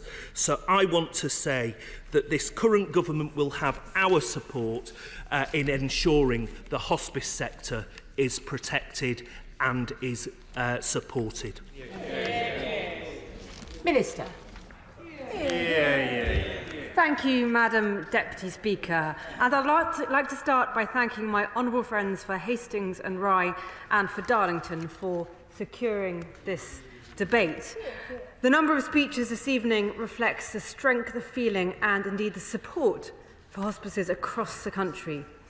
As a Minister with oversight of end-of-life care, I share the passion of many honourable members for hospices and for what they do caring for people towards and at the end of life, providing respite for carers and supporting families both before and after the death of a loved one. Many honourable members have rightly praised the work of hospices who serve their constituents and made special mention of the extraordinary work of hospices for children and young people. I'd also like to thank hospices for all they do, for all they're doing right now, as their work and the work of hospice staff is around the clock. Beyond that, I'd like to thank everyone who gives palliative and end-of-life care as part of hospice teams, but also working in the NHS.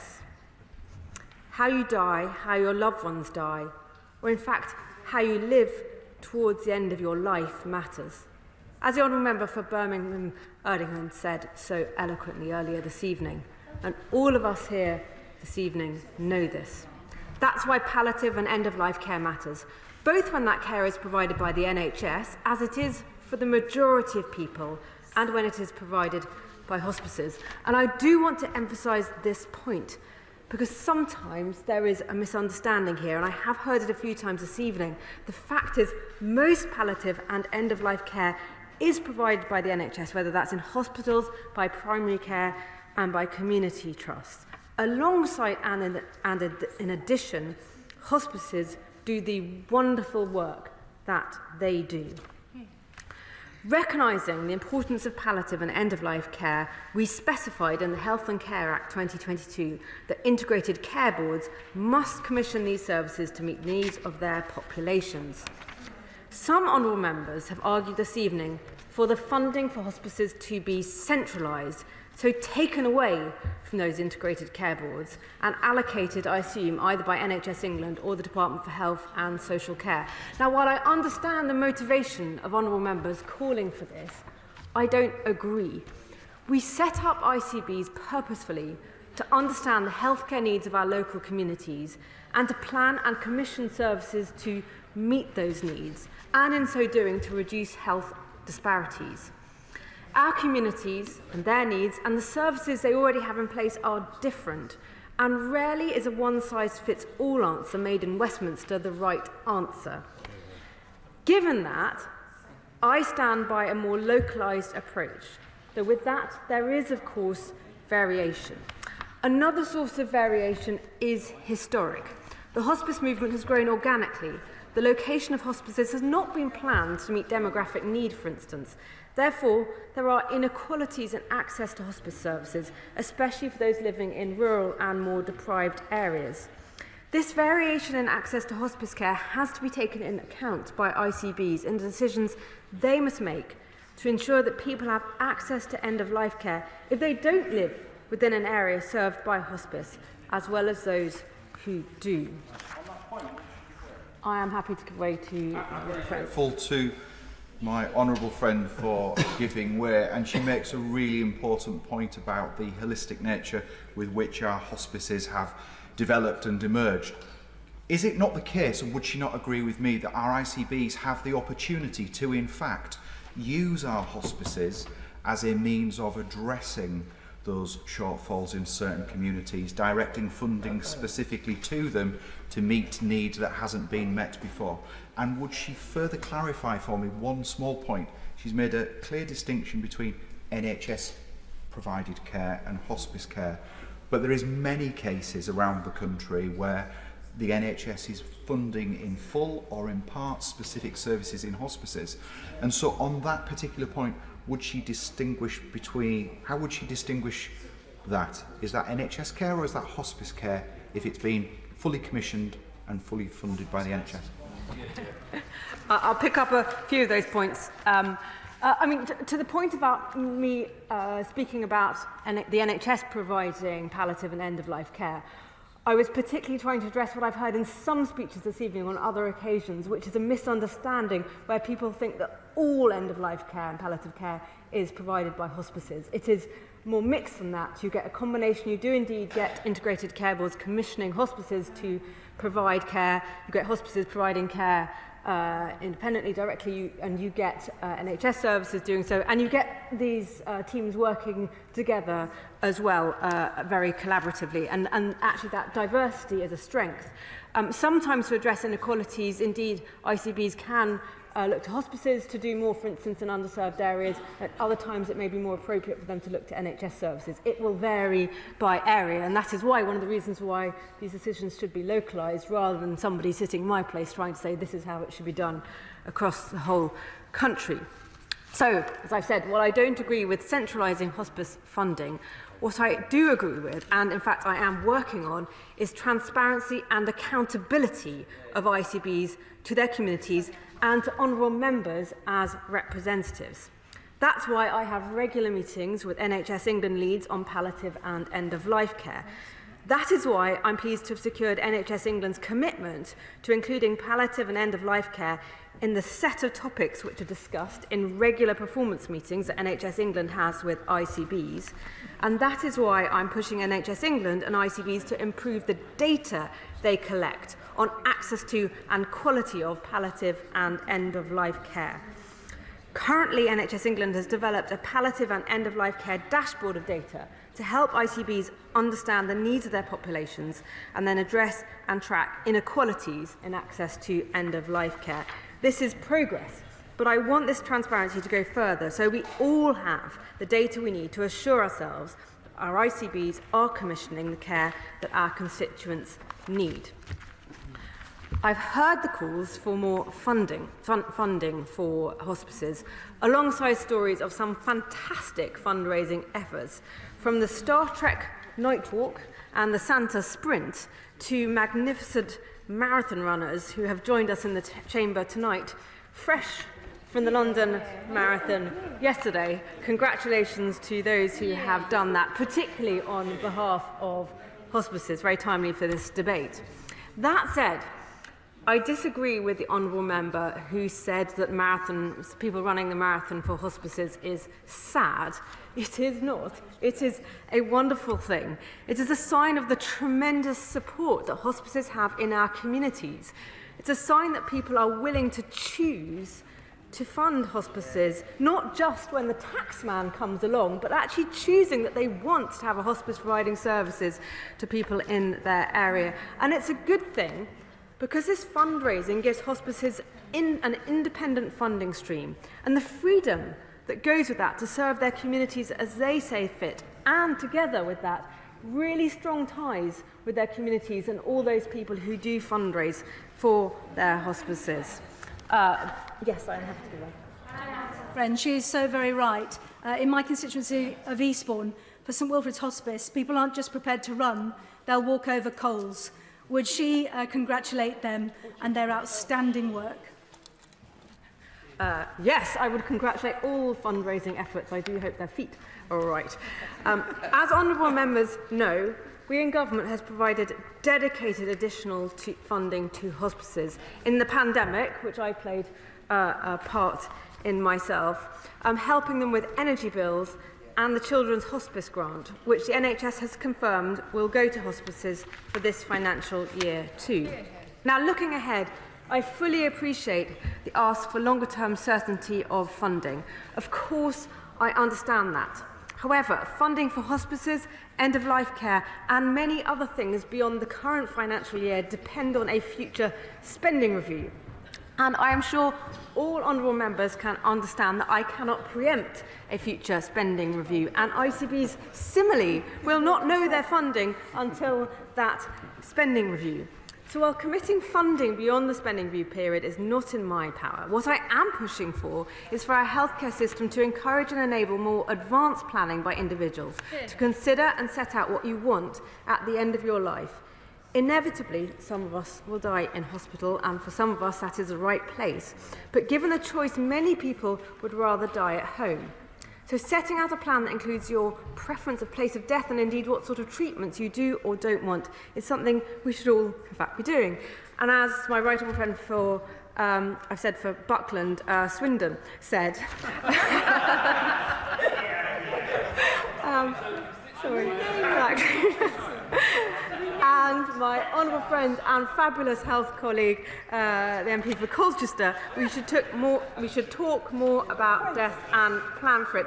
Madam Deputy Speaker, in conclusion, there aren't easy answers to the questions raised this evening. There rarely are. I don't have a pot of money otherwise going unspent for hospices, nor do ICBs or NHS England, but I will continue what I do, working with NHS England to make sure palliative and end-of-life care is given the attention it deserves and needs, is considered important, just as we consider services which prolong life important, and that the NHS is held to account for doing that. I will continue to agree with honourable members on the importance of hospices and the important work they do.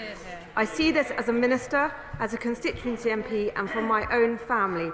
I will never forget saying goodbye to my grandmother in a hospice near Yeovil, and I will always be grateful. Thank you. Sally on Hart to wind up. Madam Deputy Speaker, I'd like to thank the members of the Backbench Business Committee for granting this important debate in this House, and to all the members who spoke today, and to Hospice UK for their dedicated work and support. And I'd especially like to thank St Michael's Hospice and Demelza, their staff and all the volunteers, as well as local people for their donations and fundraising, especially during challenging economic times. And I'd like to thank my honourable friend for Darlington for all his long-standing hard work and advocacy on behalf of hospices and end-of-life care. Members from across the House have spoken collectively on this important issue. There is so much passion for our hospices and consensus which shows that the funding of hospices, palliative and end-of-life care is not a political issue. The government does financially support hospices through ICBs, but funding models also require closer consideration, ensuring parity with the NHS whilst maintaining hospices' independence and flexibility.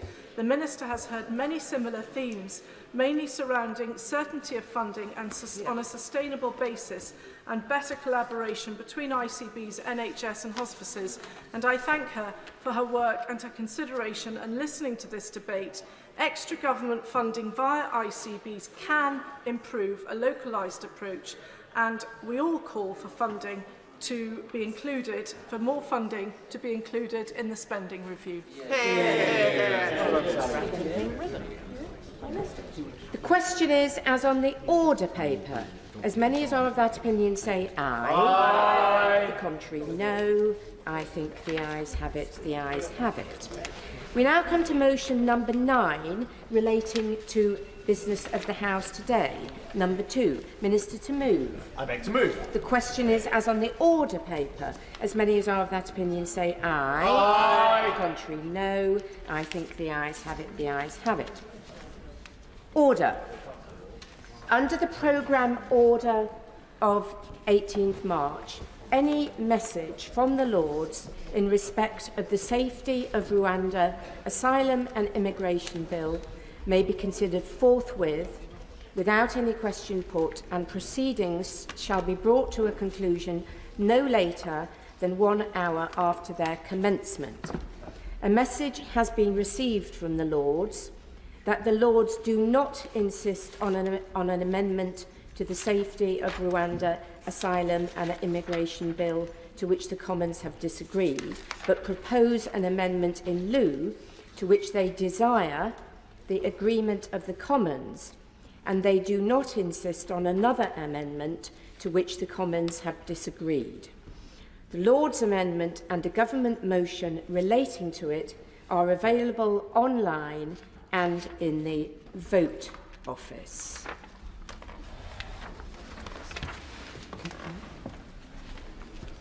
Safety of Rwanda Asylum and Immigration Bill, consideration of Lord's message today. Now, before we move to consideration of the Lord's message received today, I can confirm that nothing in the Lord's message engages Commons financial privilege. I call the Minister to move the motion to disagree with the Lords Amendment 3J. Minister Michael Tompkins.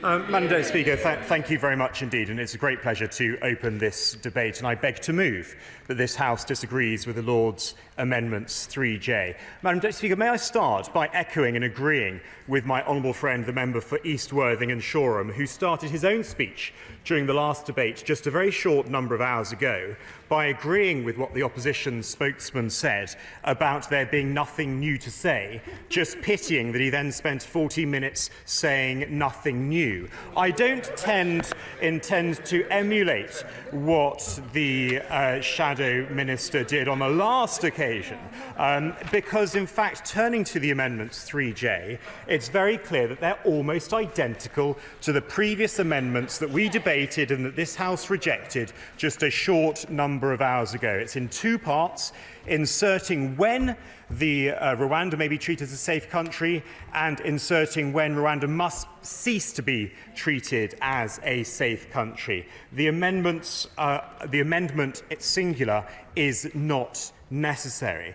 Just to confirm, turning to the amendment from the noble Lord, Lord Anderson of Ipswich, I will make clear once again that we will only ratify the treaty when all necessary implementation is in place. The implementation will be kept under review by the Independent Monitoring Committee, and Clause 9 of the bill makes clear when the bill and the provisions come into force. To confirm, Madam Deputy Speaker, implementation continues at pace. I can confirm again that on the 21st of March, the Rwandan Senate passed their legislation ratifying the treaty. And once again, as I confirmed this afternoon, on the 19th of April, just last Friday, the Rwandan Parliament passed their domestic legislation to implement their new asylum system. In an attempt to reassure my right honourable and learned friend, as we have made clear, if the Monitoring Committee were to raise any issues to the Joint Committee, standing members of the Joint Committee are senior officials of the government of this country and of the government of Rwanda, and the government will, of course, listen.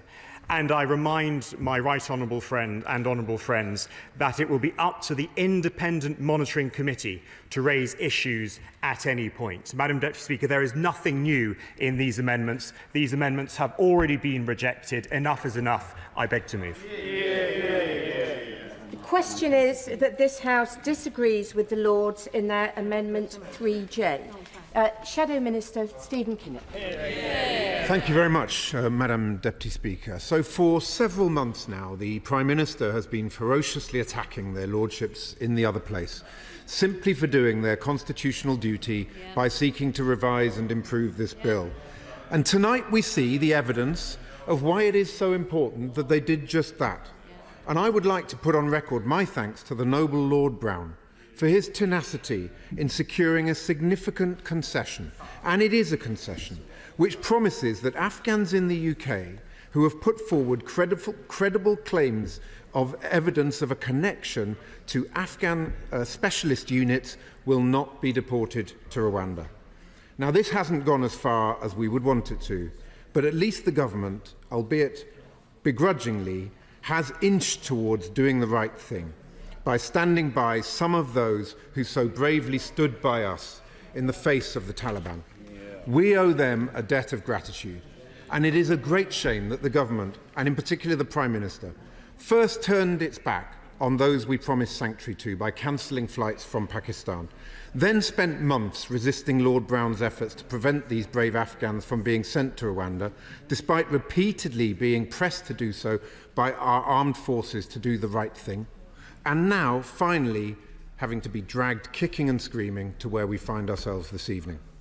Even this afternoon, the Minister's response to my honourable friend, the member for Walthamstow, who's not in a place at the moment, was revealing. She raised in detail a case of her constituent who supported British efforts, but whose family was stuck in Afghanistan. And yet the Minister couldn't even bring himself to reassure my honourable friend that he would meet with her or even look into the specifics of that case. That's why it'll be so important for us to hold the government to account on this concession, because it's so difficult to take what ministers say at face value. Turning now to the amendment in the name of Lord Anderson, I find it staggering that ministers still haven't conceded on this very basic point, that this House is not just trying to legislate that Rwanda is safe now, in other words, that white is black and black is white, but that Rwanda is safe in perpetuity. The noble Lord Anderson was right in what he said in the other place this evening, that this is a post-truth bill. You cannot possibly legislate for something which is in the lap of the gods. Now, I spoke earlier about the dangerous and turbulent world in which we live, and the threat that at any point the situation in Rwanda could change radically, just as it could in any other country. But let us not forget that just 6 years ago, I will give way. The Labour leadership is its inconsistency.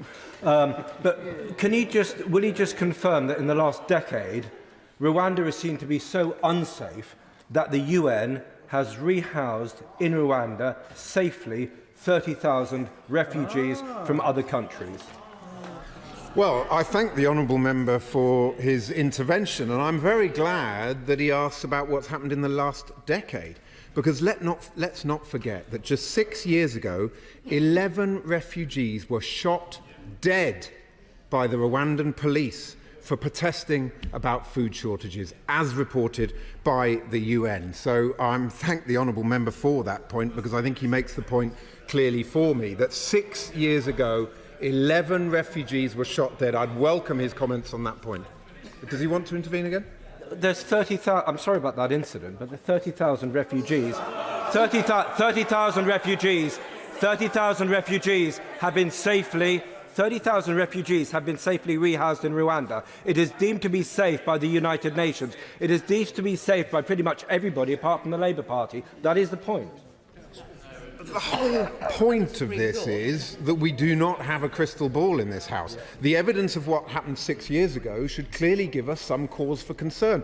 All that this amendment seeks to do is create a position whereby the Independent Monitoring Committee, handpicked by the government, is able to advise the Home Secretary on laying a statement, and that is absolutely fair enough. So I simply cannot...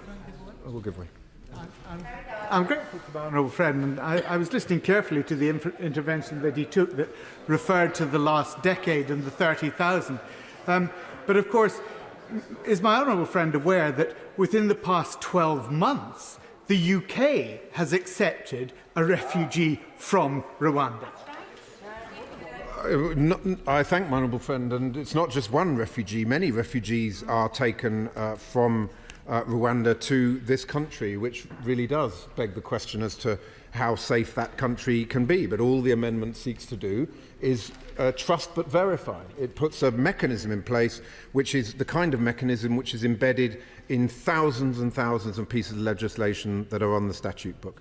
So I simply cannot understand why the government can't simply accept this amendment and enable the Home Secretary to allay a statement on whether or not Rwanda is safe or unsafe. That would provide important safeguards, and of course it is not in any way a wrecking amendment, just like all of the other amendments that the government has rejected. They do not prevent flights from taking off. Madam Deputy Speaker, at his press conference this morning, the Prime Minister boasted about the progress that he's supposedly been making to stop the Tory small boats chaos. And yet, as he stood at that very lectern, it emerged that small boat crossings have increased by 24% compared to the same period last year. Next, he refused to give details about the operationalisation of the Rwanda scheme, saying that, and I quote, "We will not be giving away sensitive operational detail which could hinder all the progress made to date."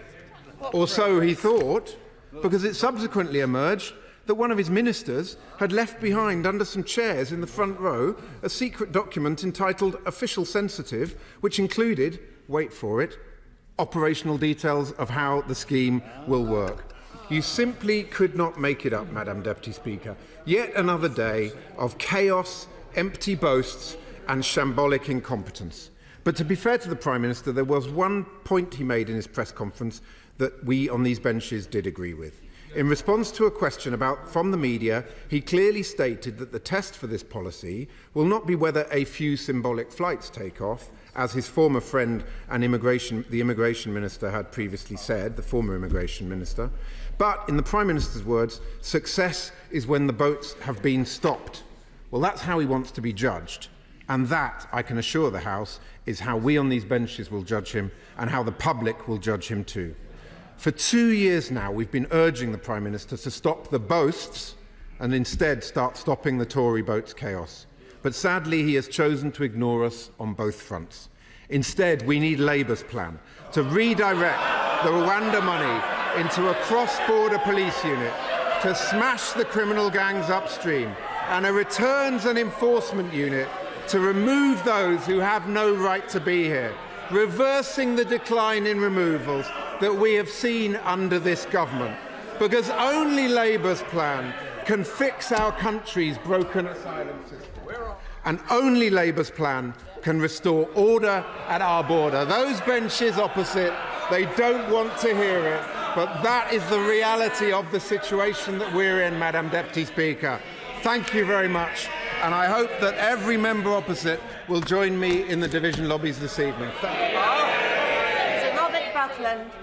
It was going so well, and then it descended into a second reading diatribe from a Labour opposition that has absolutely nothing to say about the serious challenge of immigration, pretends that it will do what this government's doing, only slightly better, but doesn't really approach the level of events and the seriousness of the issue that we need to trouble. It is a blank page that we face on the other side of the House. Let's just deal very briefly then with the issue that we have left. I still think that there is strong merit in what their lordships say about not just the way in which we designate Rwanda to be a safe country, but the way in which, if in future things change, we have a parliamentary mechanism to deal with it. It does seem to me that in the absence of this amendment, there would be the need for further primary legislation in future, which I don't think is a great place for the government to end up. However, I do think that in the context of where we are with the detailed consideration of Lord's amendments, there does come a time when I think the unelected House does have to cede to the authority of the elected House. And I think, Madam Deputy Speaker, we are now approaching that moment. And whilst I don't resile at all in any way from the merits of the argument, I think in looking at the bigger picture and remembering the balance that we have to strike here, and also, frankly, thinking ahead as to what future governments might end up, hopefully not of a different complexion to our own, but of the balance that we need to strike between both houses, I do judge that now is probably the time for us to... I will give way. Wouldn't the right honourable member's argument have more weight about whether their lordships should cave in if this actually had any mandate from the people? But this wasn't mentioned in a general election. It wasn't in a manifesto. It's not the will of the people. I think the honourable gentleman's argument has merit about Salisbury Addison when it comes to the principle of a bill, and I think that their lordships have absolutely the leeway to deal with it in the way that they have on the basis that it wasn't in a manifesto. He's not wrong about that, but there is a more fundamental point about the way in which the balance between both houses has to be maintained. Now, this is the fourth round of ping-pong. I think the record is 7. This is a short bill, Madam Deputy Speaker, and I remember bills much more lengthy than this, for example, the EU withdrawal bill, where we only had 2 rounds of ping-pong on that occasion, because I think in the end the other House did respect the primacy of this place. And however reluctantly I feel about this, however conflicted I feel about the issue, I do think that we have reached that moment, which doesn't necessarily mean I'm going to vote against the Lord's amendment, but I will consider my position as to whether I vote in favour of it on this occasion. But I do say this to my right honourable learned friend, to the government, that I think getting ourselves in a position where we've had 4 rounds of ping-pong on a bill as short as this is not a great place to be with respect to him. And I do think that had the government made some other concessions, as it's now properly done on the Afghan question, as it did on the modern-day slavery question, then perhaps we wouldn't have had to wait this long at this late hour, and goodness knows perhaps to a later hour before making those concessions. I just remind my honourable friends that I do think that Lord's amendments are not about the principle of the bill, they're about the detail of scrutiny, and that I think in the spirit that he's approached these amendments, I think it would have been wiser that we'd reached this position slightly earlier. But that's the only criticism I offer at this stage, and the principle now of the bill is settled, and the will of this House should prevail. SNP spokesperson Alison Cooley. Thank you, Madam Deputy Speaker. And I rise again on the this awful bill to put the SNP's opposition to it on record. We do not support the state-sponsored people trafficking bill on Rwanda, and we will oppose it in any way that we can. And I must say I was quite disappointed to hear the Labour Lords caving on the Afghan amendment through in the Lord. And if they think that this is some kind of concession, I've got some magic beans to sell them, honestly, it's pathetic. And the journalist from The Independent, who has done so much work to expose the weaknesses of the government's Afghan schemes, she says, Holly Bancroft says, this review is already happening and it's only for Afghans with links to specialist units. The Home Office is saying they won't deport the triples granted leave to remain in the UK by the MOD who came here irregularly, but the number of people in this situation will be very small. Before I came into the chamber, I was phoned by Councillor Abdul Bastani of Glasgow Afghan United because he wanted to know what was happening in this place, and he wanted to know what protections there will be for the Afghans that he is in constant contact with. He wants to know what happens to the journalists, what happens to the interpreters, what happens to the women and children, the people who put their lives in danger to safeguard the UK's mission in Afghanistan, to their children, to their families. He says those people who are the UK left behind, he says nobody is listening to them, nobody is replying. The safe and legal routes are not there. I will give way. I make this point for I want it recorded and answered. It's very important. My constituent Trevor Young worked for the British Army in Afghanistan. Alongside him worked his comrade and his friend in Afghani, who happens to be in Pakistan because he had to leave Afghanistan because of threats to him and his wife and his children. Police have removed his phone. He's under a deportation from Pakistan back to Afghanistan. Madam Deputy Speaker, this is so important for my constituent, and I have to say to the Minister in particular, Minister, my constituent has his friend, a soldier, has been forgotten about by this British government and by the Minister, and because of that I had to make a plea for him, because he isn't covered within this legislation. I thank him, and he's quite right to point this out in the way that he has. And it's been further reported in The Independent, an Afghan intelligence analyst who worked alongside members of the RAF but has been threatened with removal to Rwanda. He says, and I quote, "I call on the Prime Minister and the Government to stand by the promise made during the fall of Kabul. If the legal ways, such as ARAP and ACRS, were actually working, people like me wouldn't have to wait for years just for a response and wouldn't be forced into taking a small boat to come to the UK. Being in limbo is nothing but a waste of the UK's resources. I have skills to contribute to the UK's economy and tax system, but I have to rely on Home Office help because I cannot work." There are thousands in his position.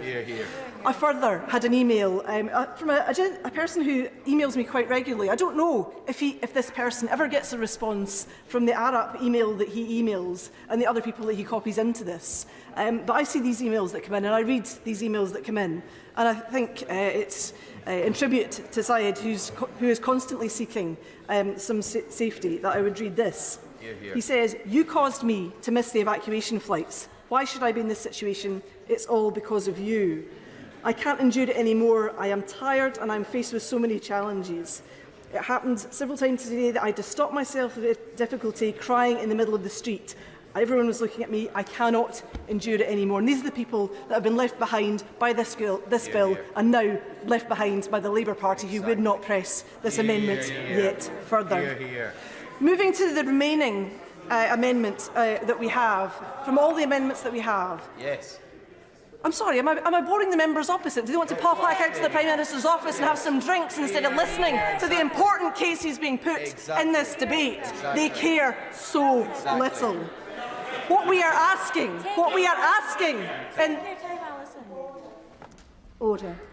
I'm just anxious the Honourable Lady addresses the amendment in front of us. Alison Thewlis. Thank you, Madam Deputy Speaker. I am addressing the amendment in front of us. Now, what this amendment seeks to do is a very small concession to this place, that this place here should have some kind of scrutiny over whether Rwanda remains a safe country. The folk over on the benches opposite were all about taking back control, but when it comes to scrutiny of the treaties and the obligations we're signing up to, they couldn't give a hoot. It's quite clear. Exactly. Now, all that we are asking for in this amendment, all that the Lords are asking for in this amendment, is that some assurances now and in the future that there will be scrutiny as to whether Rwanda is indeed a safe country. That is not asking too much. Now, what I would like to know from the government is they say that they will be ready to remove people in 10 to 12 weeks. And the government has said that Rwanda will be safe when the treaty is in force. So can I ask, will all the matters of implementation be in force in 10 to 12 weeks? Will the policies be in place in 10 to 12 weeks? Will the staff be in place in 10 to 12 weeks? Will the judges be in place in 10 to 12 weeks? Will the lawyers be in place in 10 to 12 weeks? Will the appeals system be in place in 10 to 12 weeks? Will all of these things be there? Will the accommodation be there in 10 to 12 weeks? Because we know they've already sold it off. And what airline company have they contracted to remove people in 10 to 12 weeks? Because they have been extremely unclear about whether they even have an airline company, and they have not told us that. This House deserves to know, because we are not going to get the opportunities again to scrutinise the government on whether or not the Rwanda Treaty is actually being implemented. And I think that's the very least that this House should be able to do, to be able to keep a check on the government and on future governments as to whether or not they are fulfilling the obligations that they carried out. Because we know that even when this treaty was being negotiated, that Rwanda were engaging in refoulement of people. So if that was happening when the treaty was being negotiated, is it still happening now? Can the Minister give any assurances that Rwanda is not refouling people right now? And if he cannot come to the dispatch box and give that assurance, we should not be passing these we should not be rejecting these Lords' amendments and approving this bill this evening. This bill has been very unusual in the number of Lords' amendments that we have had, Madam Deputy Speaker. I've never seen the like. Now, I don't believe in the House of Lords. It's a principal position of the SNP not to send people to an unelected chamber. But this Westminster system is broken when the supposed revising chamber has been ignored throughout the entire process of this bill. A revising chamber is supposed to be allowed to revise, but yet this government has ignored every single reasonable amendment that the House of Lords has made. It's exactly the same as when the bill is introduced as when it will come out of this process. And this elected House has absolutely no mandate for this bill. It was in no manifesto. The Prime Minister does not have a mandate for it, and this House has no business approving, and I support the Lords in rejecting it.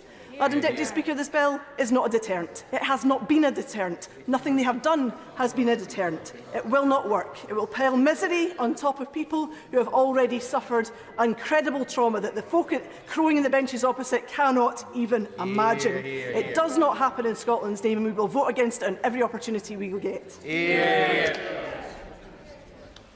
The question is that this House disagrees with the Lords in their Amendment 3J. As many as are of that opinion say aye. Aye. Contrary, no. No. Division, clear the lobby.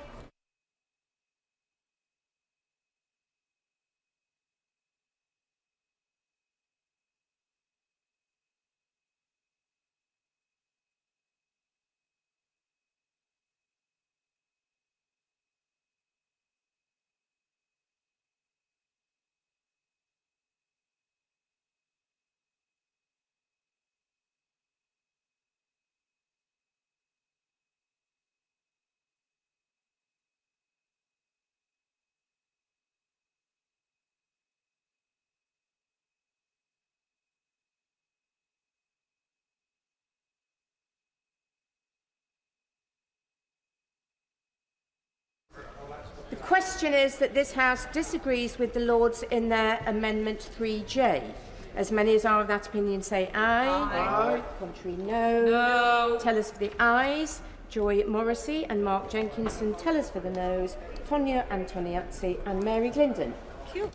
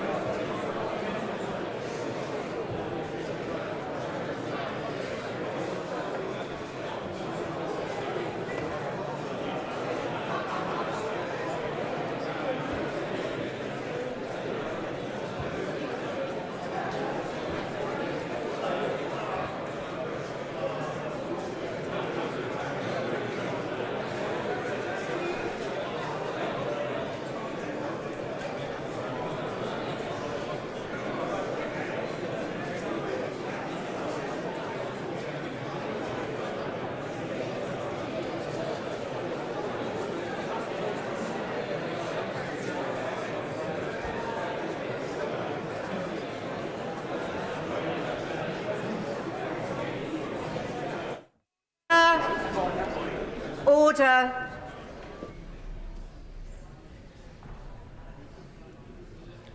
The ayes to the right were 312. The noes to the left were 237.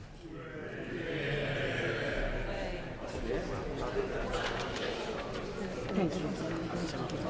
The ayes to the right, 312. The noes to the left, 237. So the ayes have it, the ayes have it. Unlock. Minister to move that a committee be appointed to draw up reasons. I beg to move that a committee be appointed to draw up a reason to be assigned to the Lords for disagreeing to their amendment. That Michael Tomlinson, Scott Mann, Kieran Mullen, James Sunderland, Stephen Kinnock, Colleen Fletcher and Alison Fulis be members of the committee. That Michael Tomlinson be the chair of the committee. That 3 be the quorum of the committee. And that the committee do withdraw immediately. The question is that a committee be appointed to draw up a reason to be assigned to the Lords for disagreeing to their Amendment 3J.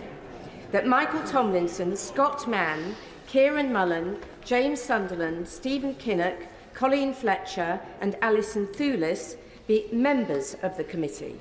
That Michael Tomlinson be the chair of the committee. That 3 be the quorum of the committee. That the committee do withdraw immediately. As many as are of that opinion say aye. Aye. Of the contrary, no. Division, clear the lobby.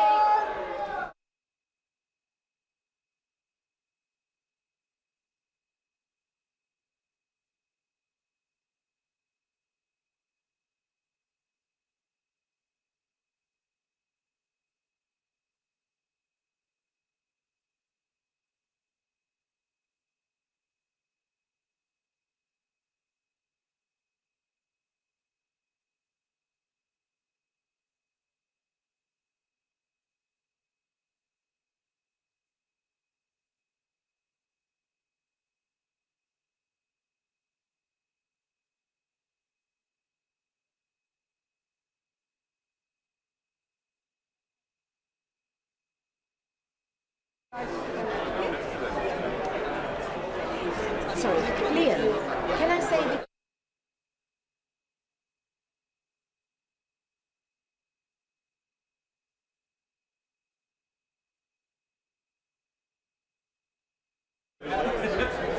the question is that a reasons committee be appointed along the lines as I've just set out. As many as are of that opinion say aye. Aye. The contrary, no. Tellers for the ayes, Joy Morrissey and Mark Jenkinson. Tellers for the noes, Peter Grant and Stephen Bonner.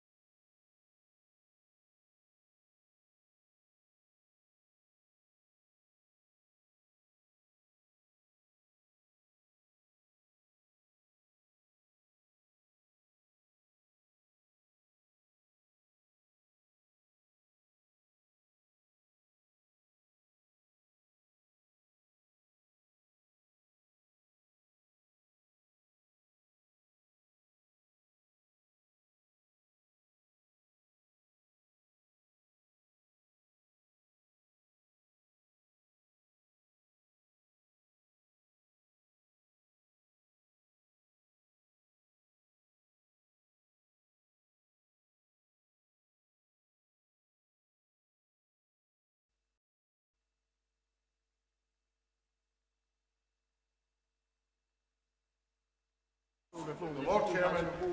Yes. That's the problem.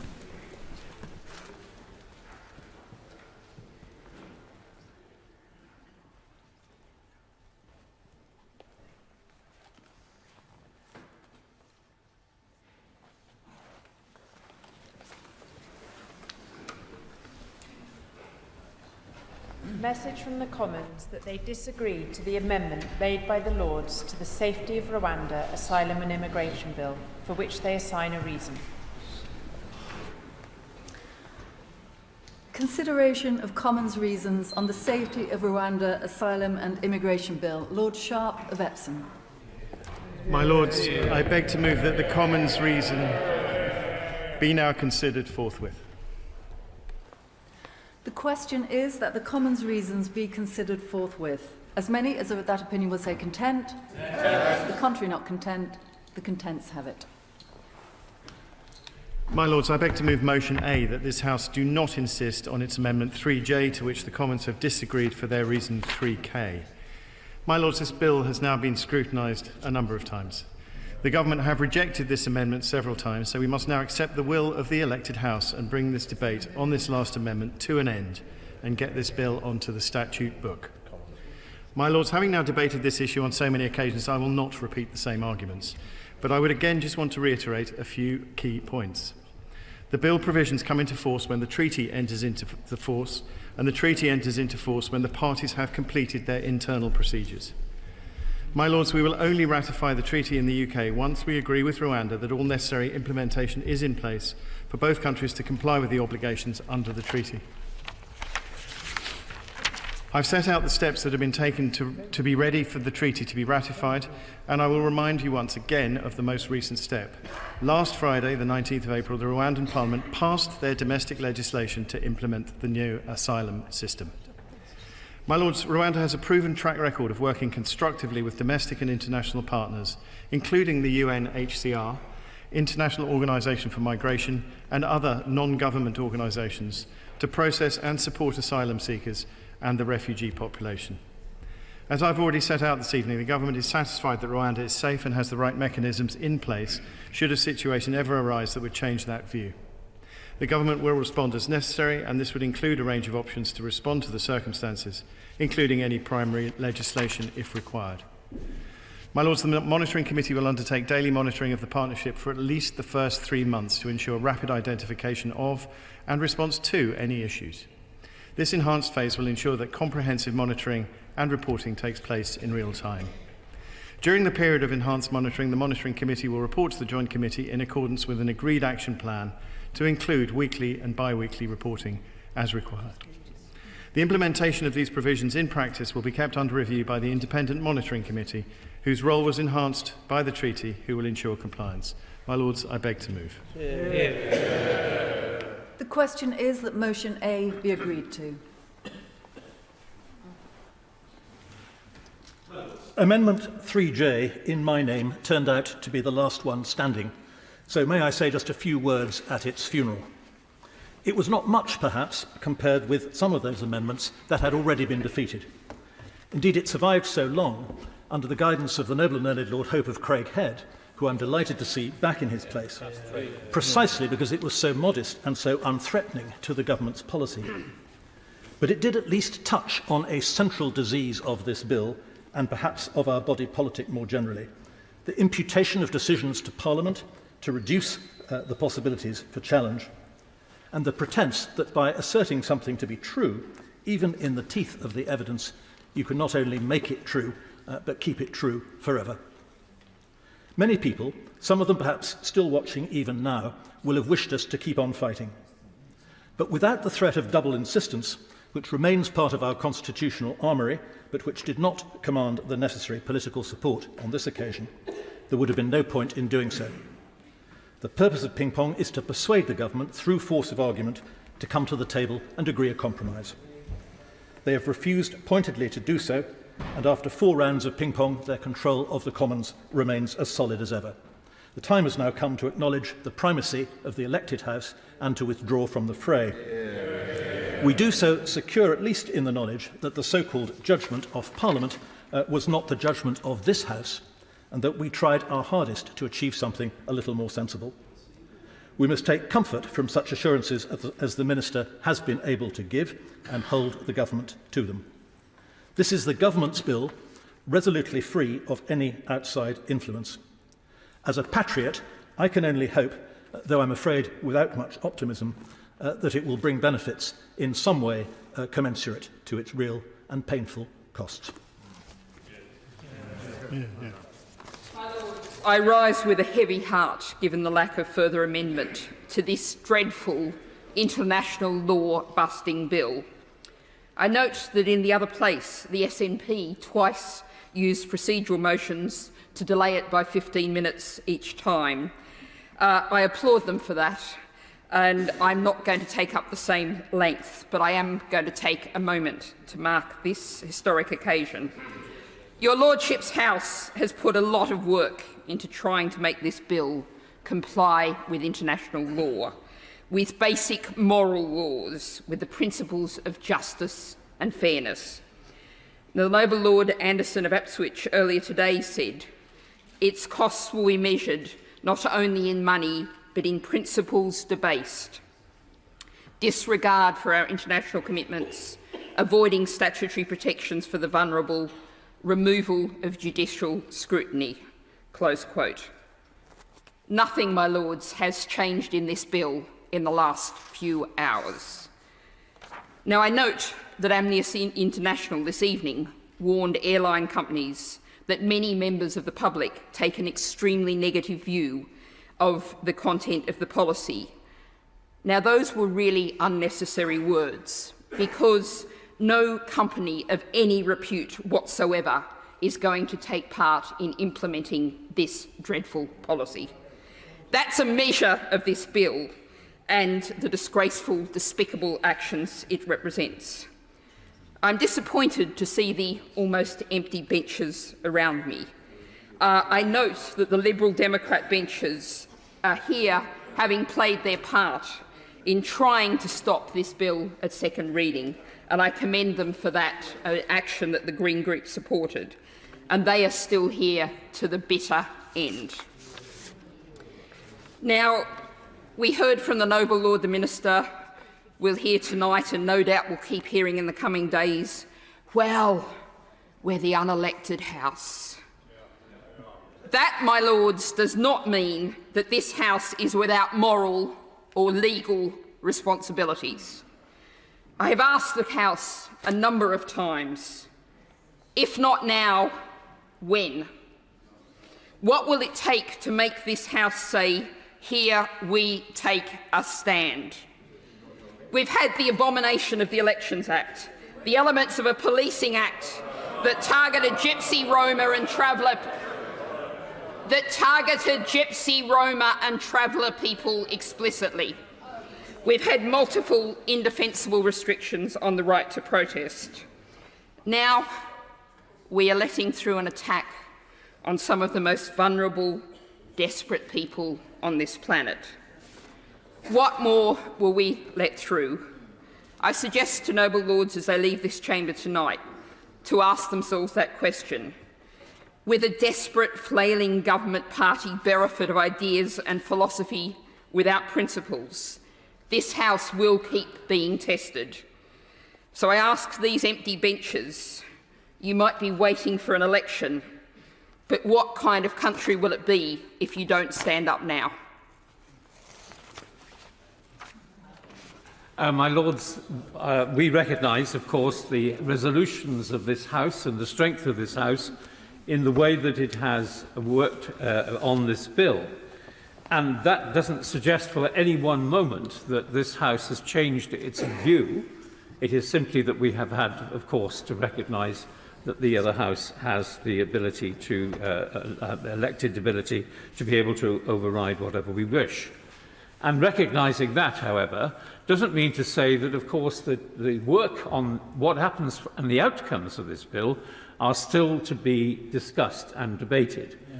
And the Noble Lord the Minister, and I'm going to repeat his words at least 3 times during the last 3 sessions here, said that the government will not ratify the UK-Rwanda Treaty until all the necessary implementation is in place for both the UK and Rwanda to comply with the obligations under the treaty. Now, it does seem to us that given the position that this House has taken, it would be very valuable indeed for whenever the government is prepared to sign that treaty, that we have an opportunity to talk about it and debate it in this House. And I wonder whether the Noble Lord the Minister would acknowledge that and give Parliament an opportunity, and this House an opportunity, to discuss these matters when that matter comes up. We are assuming, of course, that that will happen within the next 10 to 12 weeks, because that is the timetable which the government has set itself. And therefore, these matters will be of very importance to the House, who have grave concerns about the issues which have been debated here many, many times. So, in recognising that we are at the end of this route of the legislation, it doesn't mean that we are at the end of the debate which we must have on the way and the manner and the objectives which the government has set for itself, and putting that as more scrutiny which we come before us would be most helpful indeed if the Noble Lord the Minister could grant us that time for that debate. My Lords, can I start the final stages of the passage of the bill? It's not a third reading, but I would just like to thank again the government front bench, Lord Sharp, Lord Stewart, who's not here, I can't see him anyway, but also the government chief whip and the leader of the House and others for the way that overall they've conducted the proceedings of the bill. It's been very much appreciated. Can I also just say that although the bill is something we disagree on fundamentally, and the government will now own that bill and see how it works, I am somewhat reassured by the process, unlike Baroness Bennett, somewhat reassured by the process that has been undertaken.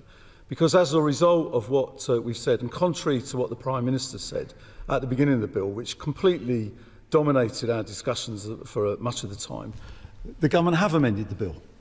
And it would have been extremely helpful to the government front bench here and others who may be listening to recognise that the House of Lords does have a role to play.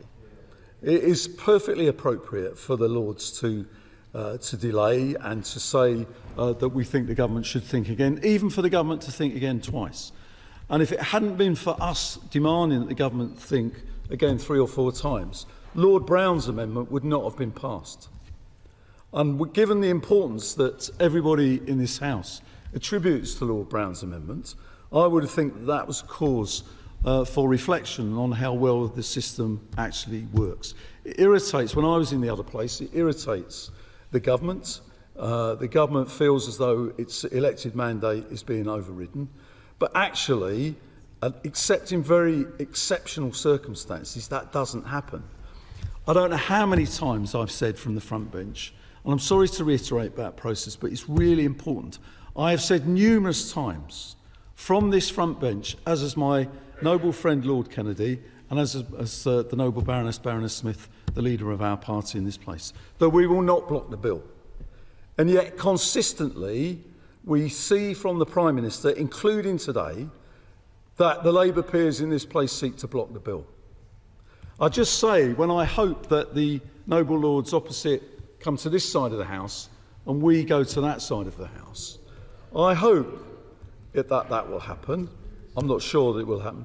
But if it does happen, I hope that noble Lords will reflect when we put forward various pieces of legislation to do with trade union rights, for example, to do with all of those sorts of other bills that we've suggested, that they will remember that the role of the House of Lords in those circumstances will be to challenge a Labour government at that time, which hopefully will come in place, but that they will not seek to block or undermine the elected will of the people, which is not what we've sought to do. So, I hope, in the concluding remarks that I'm making, that the serious point I'm making about the way that the political system operates in this country should be a cause for us to reflect on, that with respect to this bill, although we fundamentally disagree with it, it has worked reasonably well.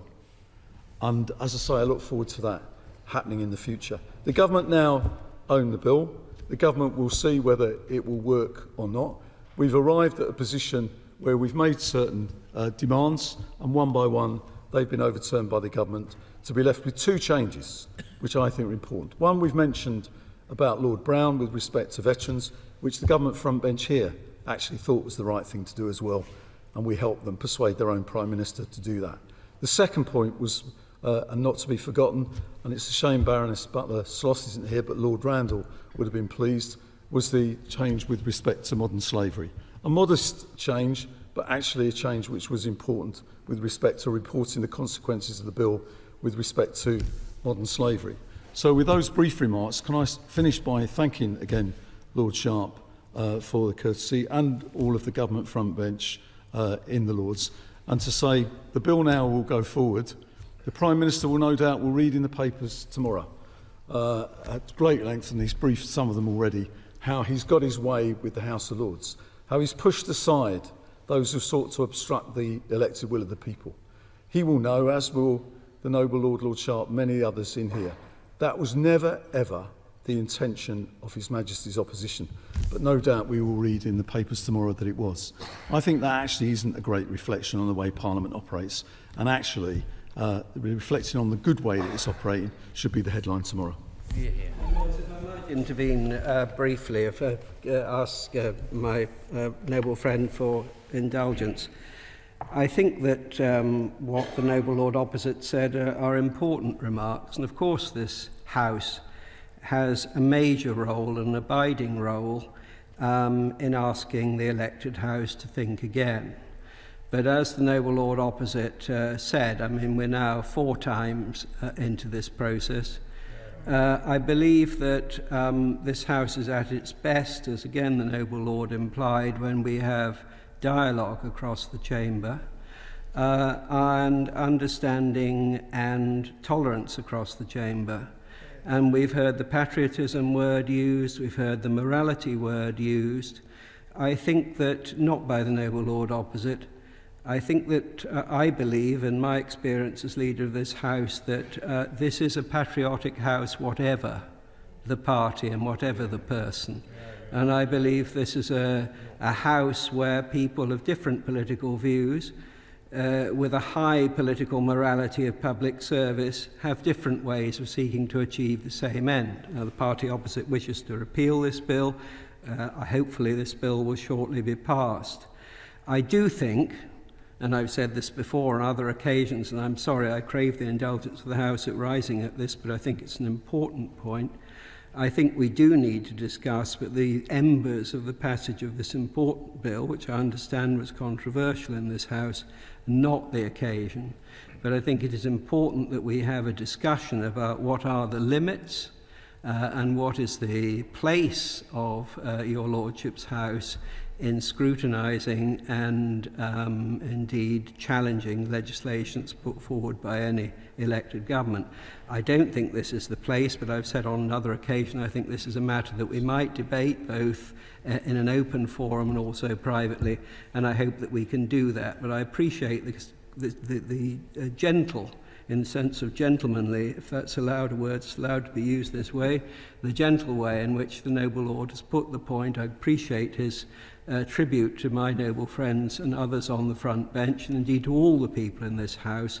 I think there have been spirited debates, good debates, in the best traditions of the House. But, my Lords, I think in the weeks and months ahead we do need to reflect whether 4 or 5 times sending something back to the elected House is a way in which, the best way to enable the King's government to be carried on. I wonder if you might be able to reflect on the point that my noble friend Lord German made. The Minister this evening and previously has said that the government currently is not in a position to ratify the Rwanda Treaty because the government is not in a position to state that the conditions that would be required to ratify that treaty are yet in place. That would assume that there will be a process that will have to be underway for the government to ratify that treaty, of which we are currently unaware of. The leader speaks very sincerely about our ability to scrutinise and to hold the government to account for decisions that it makes, especially when it comes to international agreements. Given what the Minister said, and I repeat, the government is currently not in a position to ratify the treaty, Will he ensure, through the usual channels, that there is open discussion about facilitating time in this chamber in order for us to discuss what the government's statement would be when it comes to the conclusion that those requirements for the treaty would be in place? Surely that is simply an open way for us to scrutinise the decision that would be made if the conditions are met. For the Leader of the House to interpose his body, particularly when the noble Lord is active and spirited as he is at this hour. I would say two things. First, we've had many hours of debate on this legislation. I think the doubts and we believe the beliefs and proprieties of this bill are entirely clear.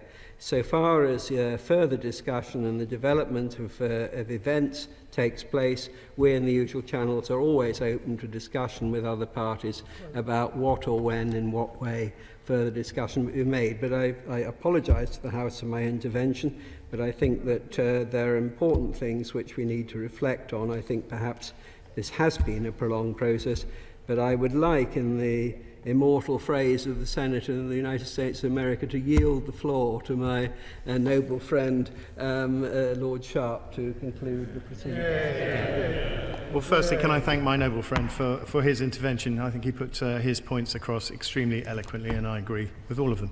My Lords, can I just say gently to the noble Lord Anderson and indeed to the noble Lady Baroness Bennett, this bill does comply with international law.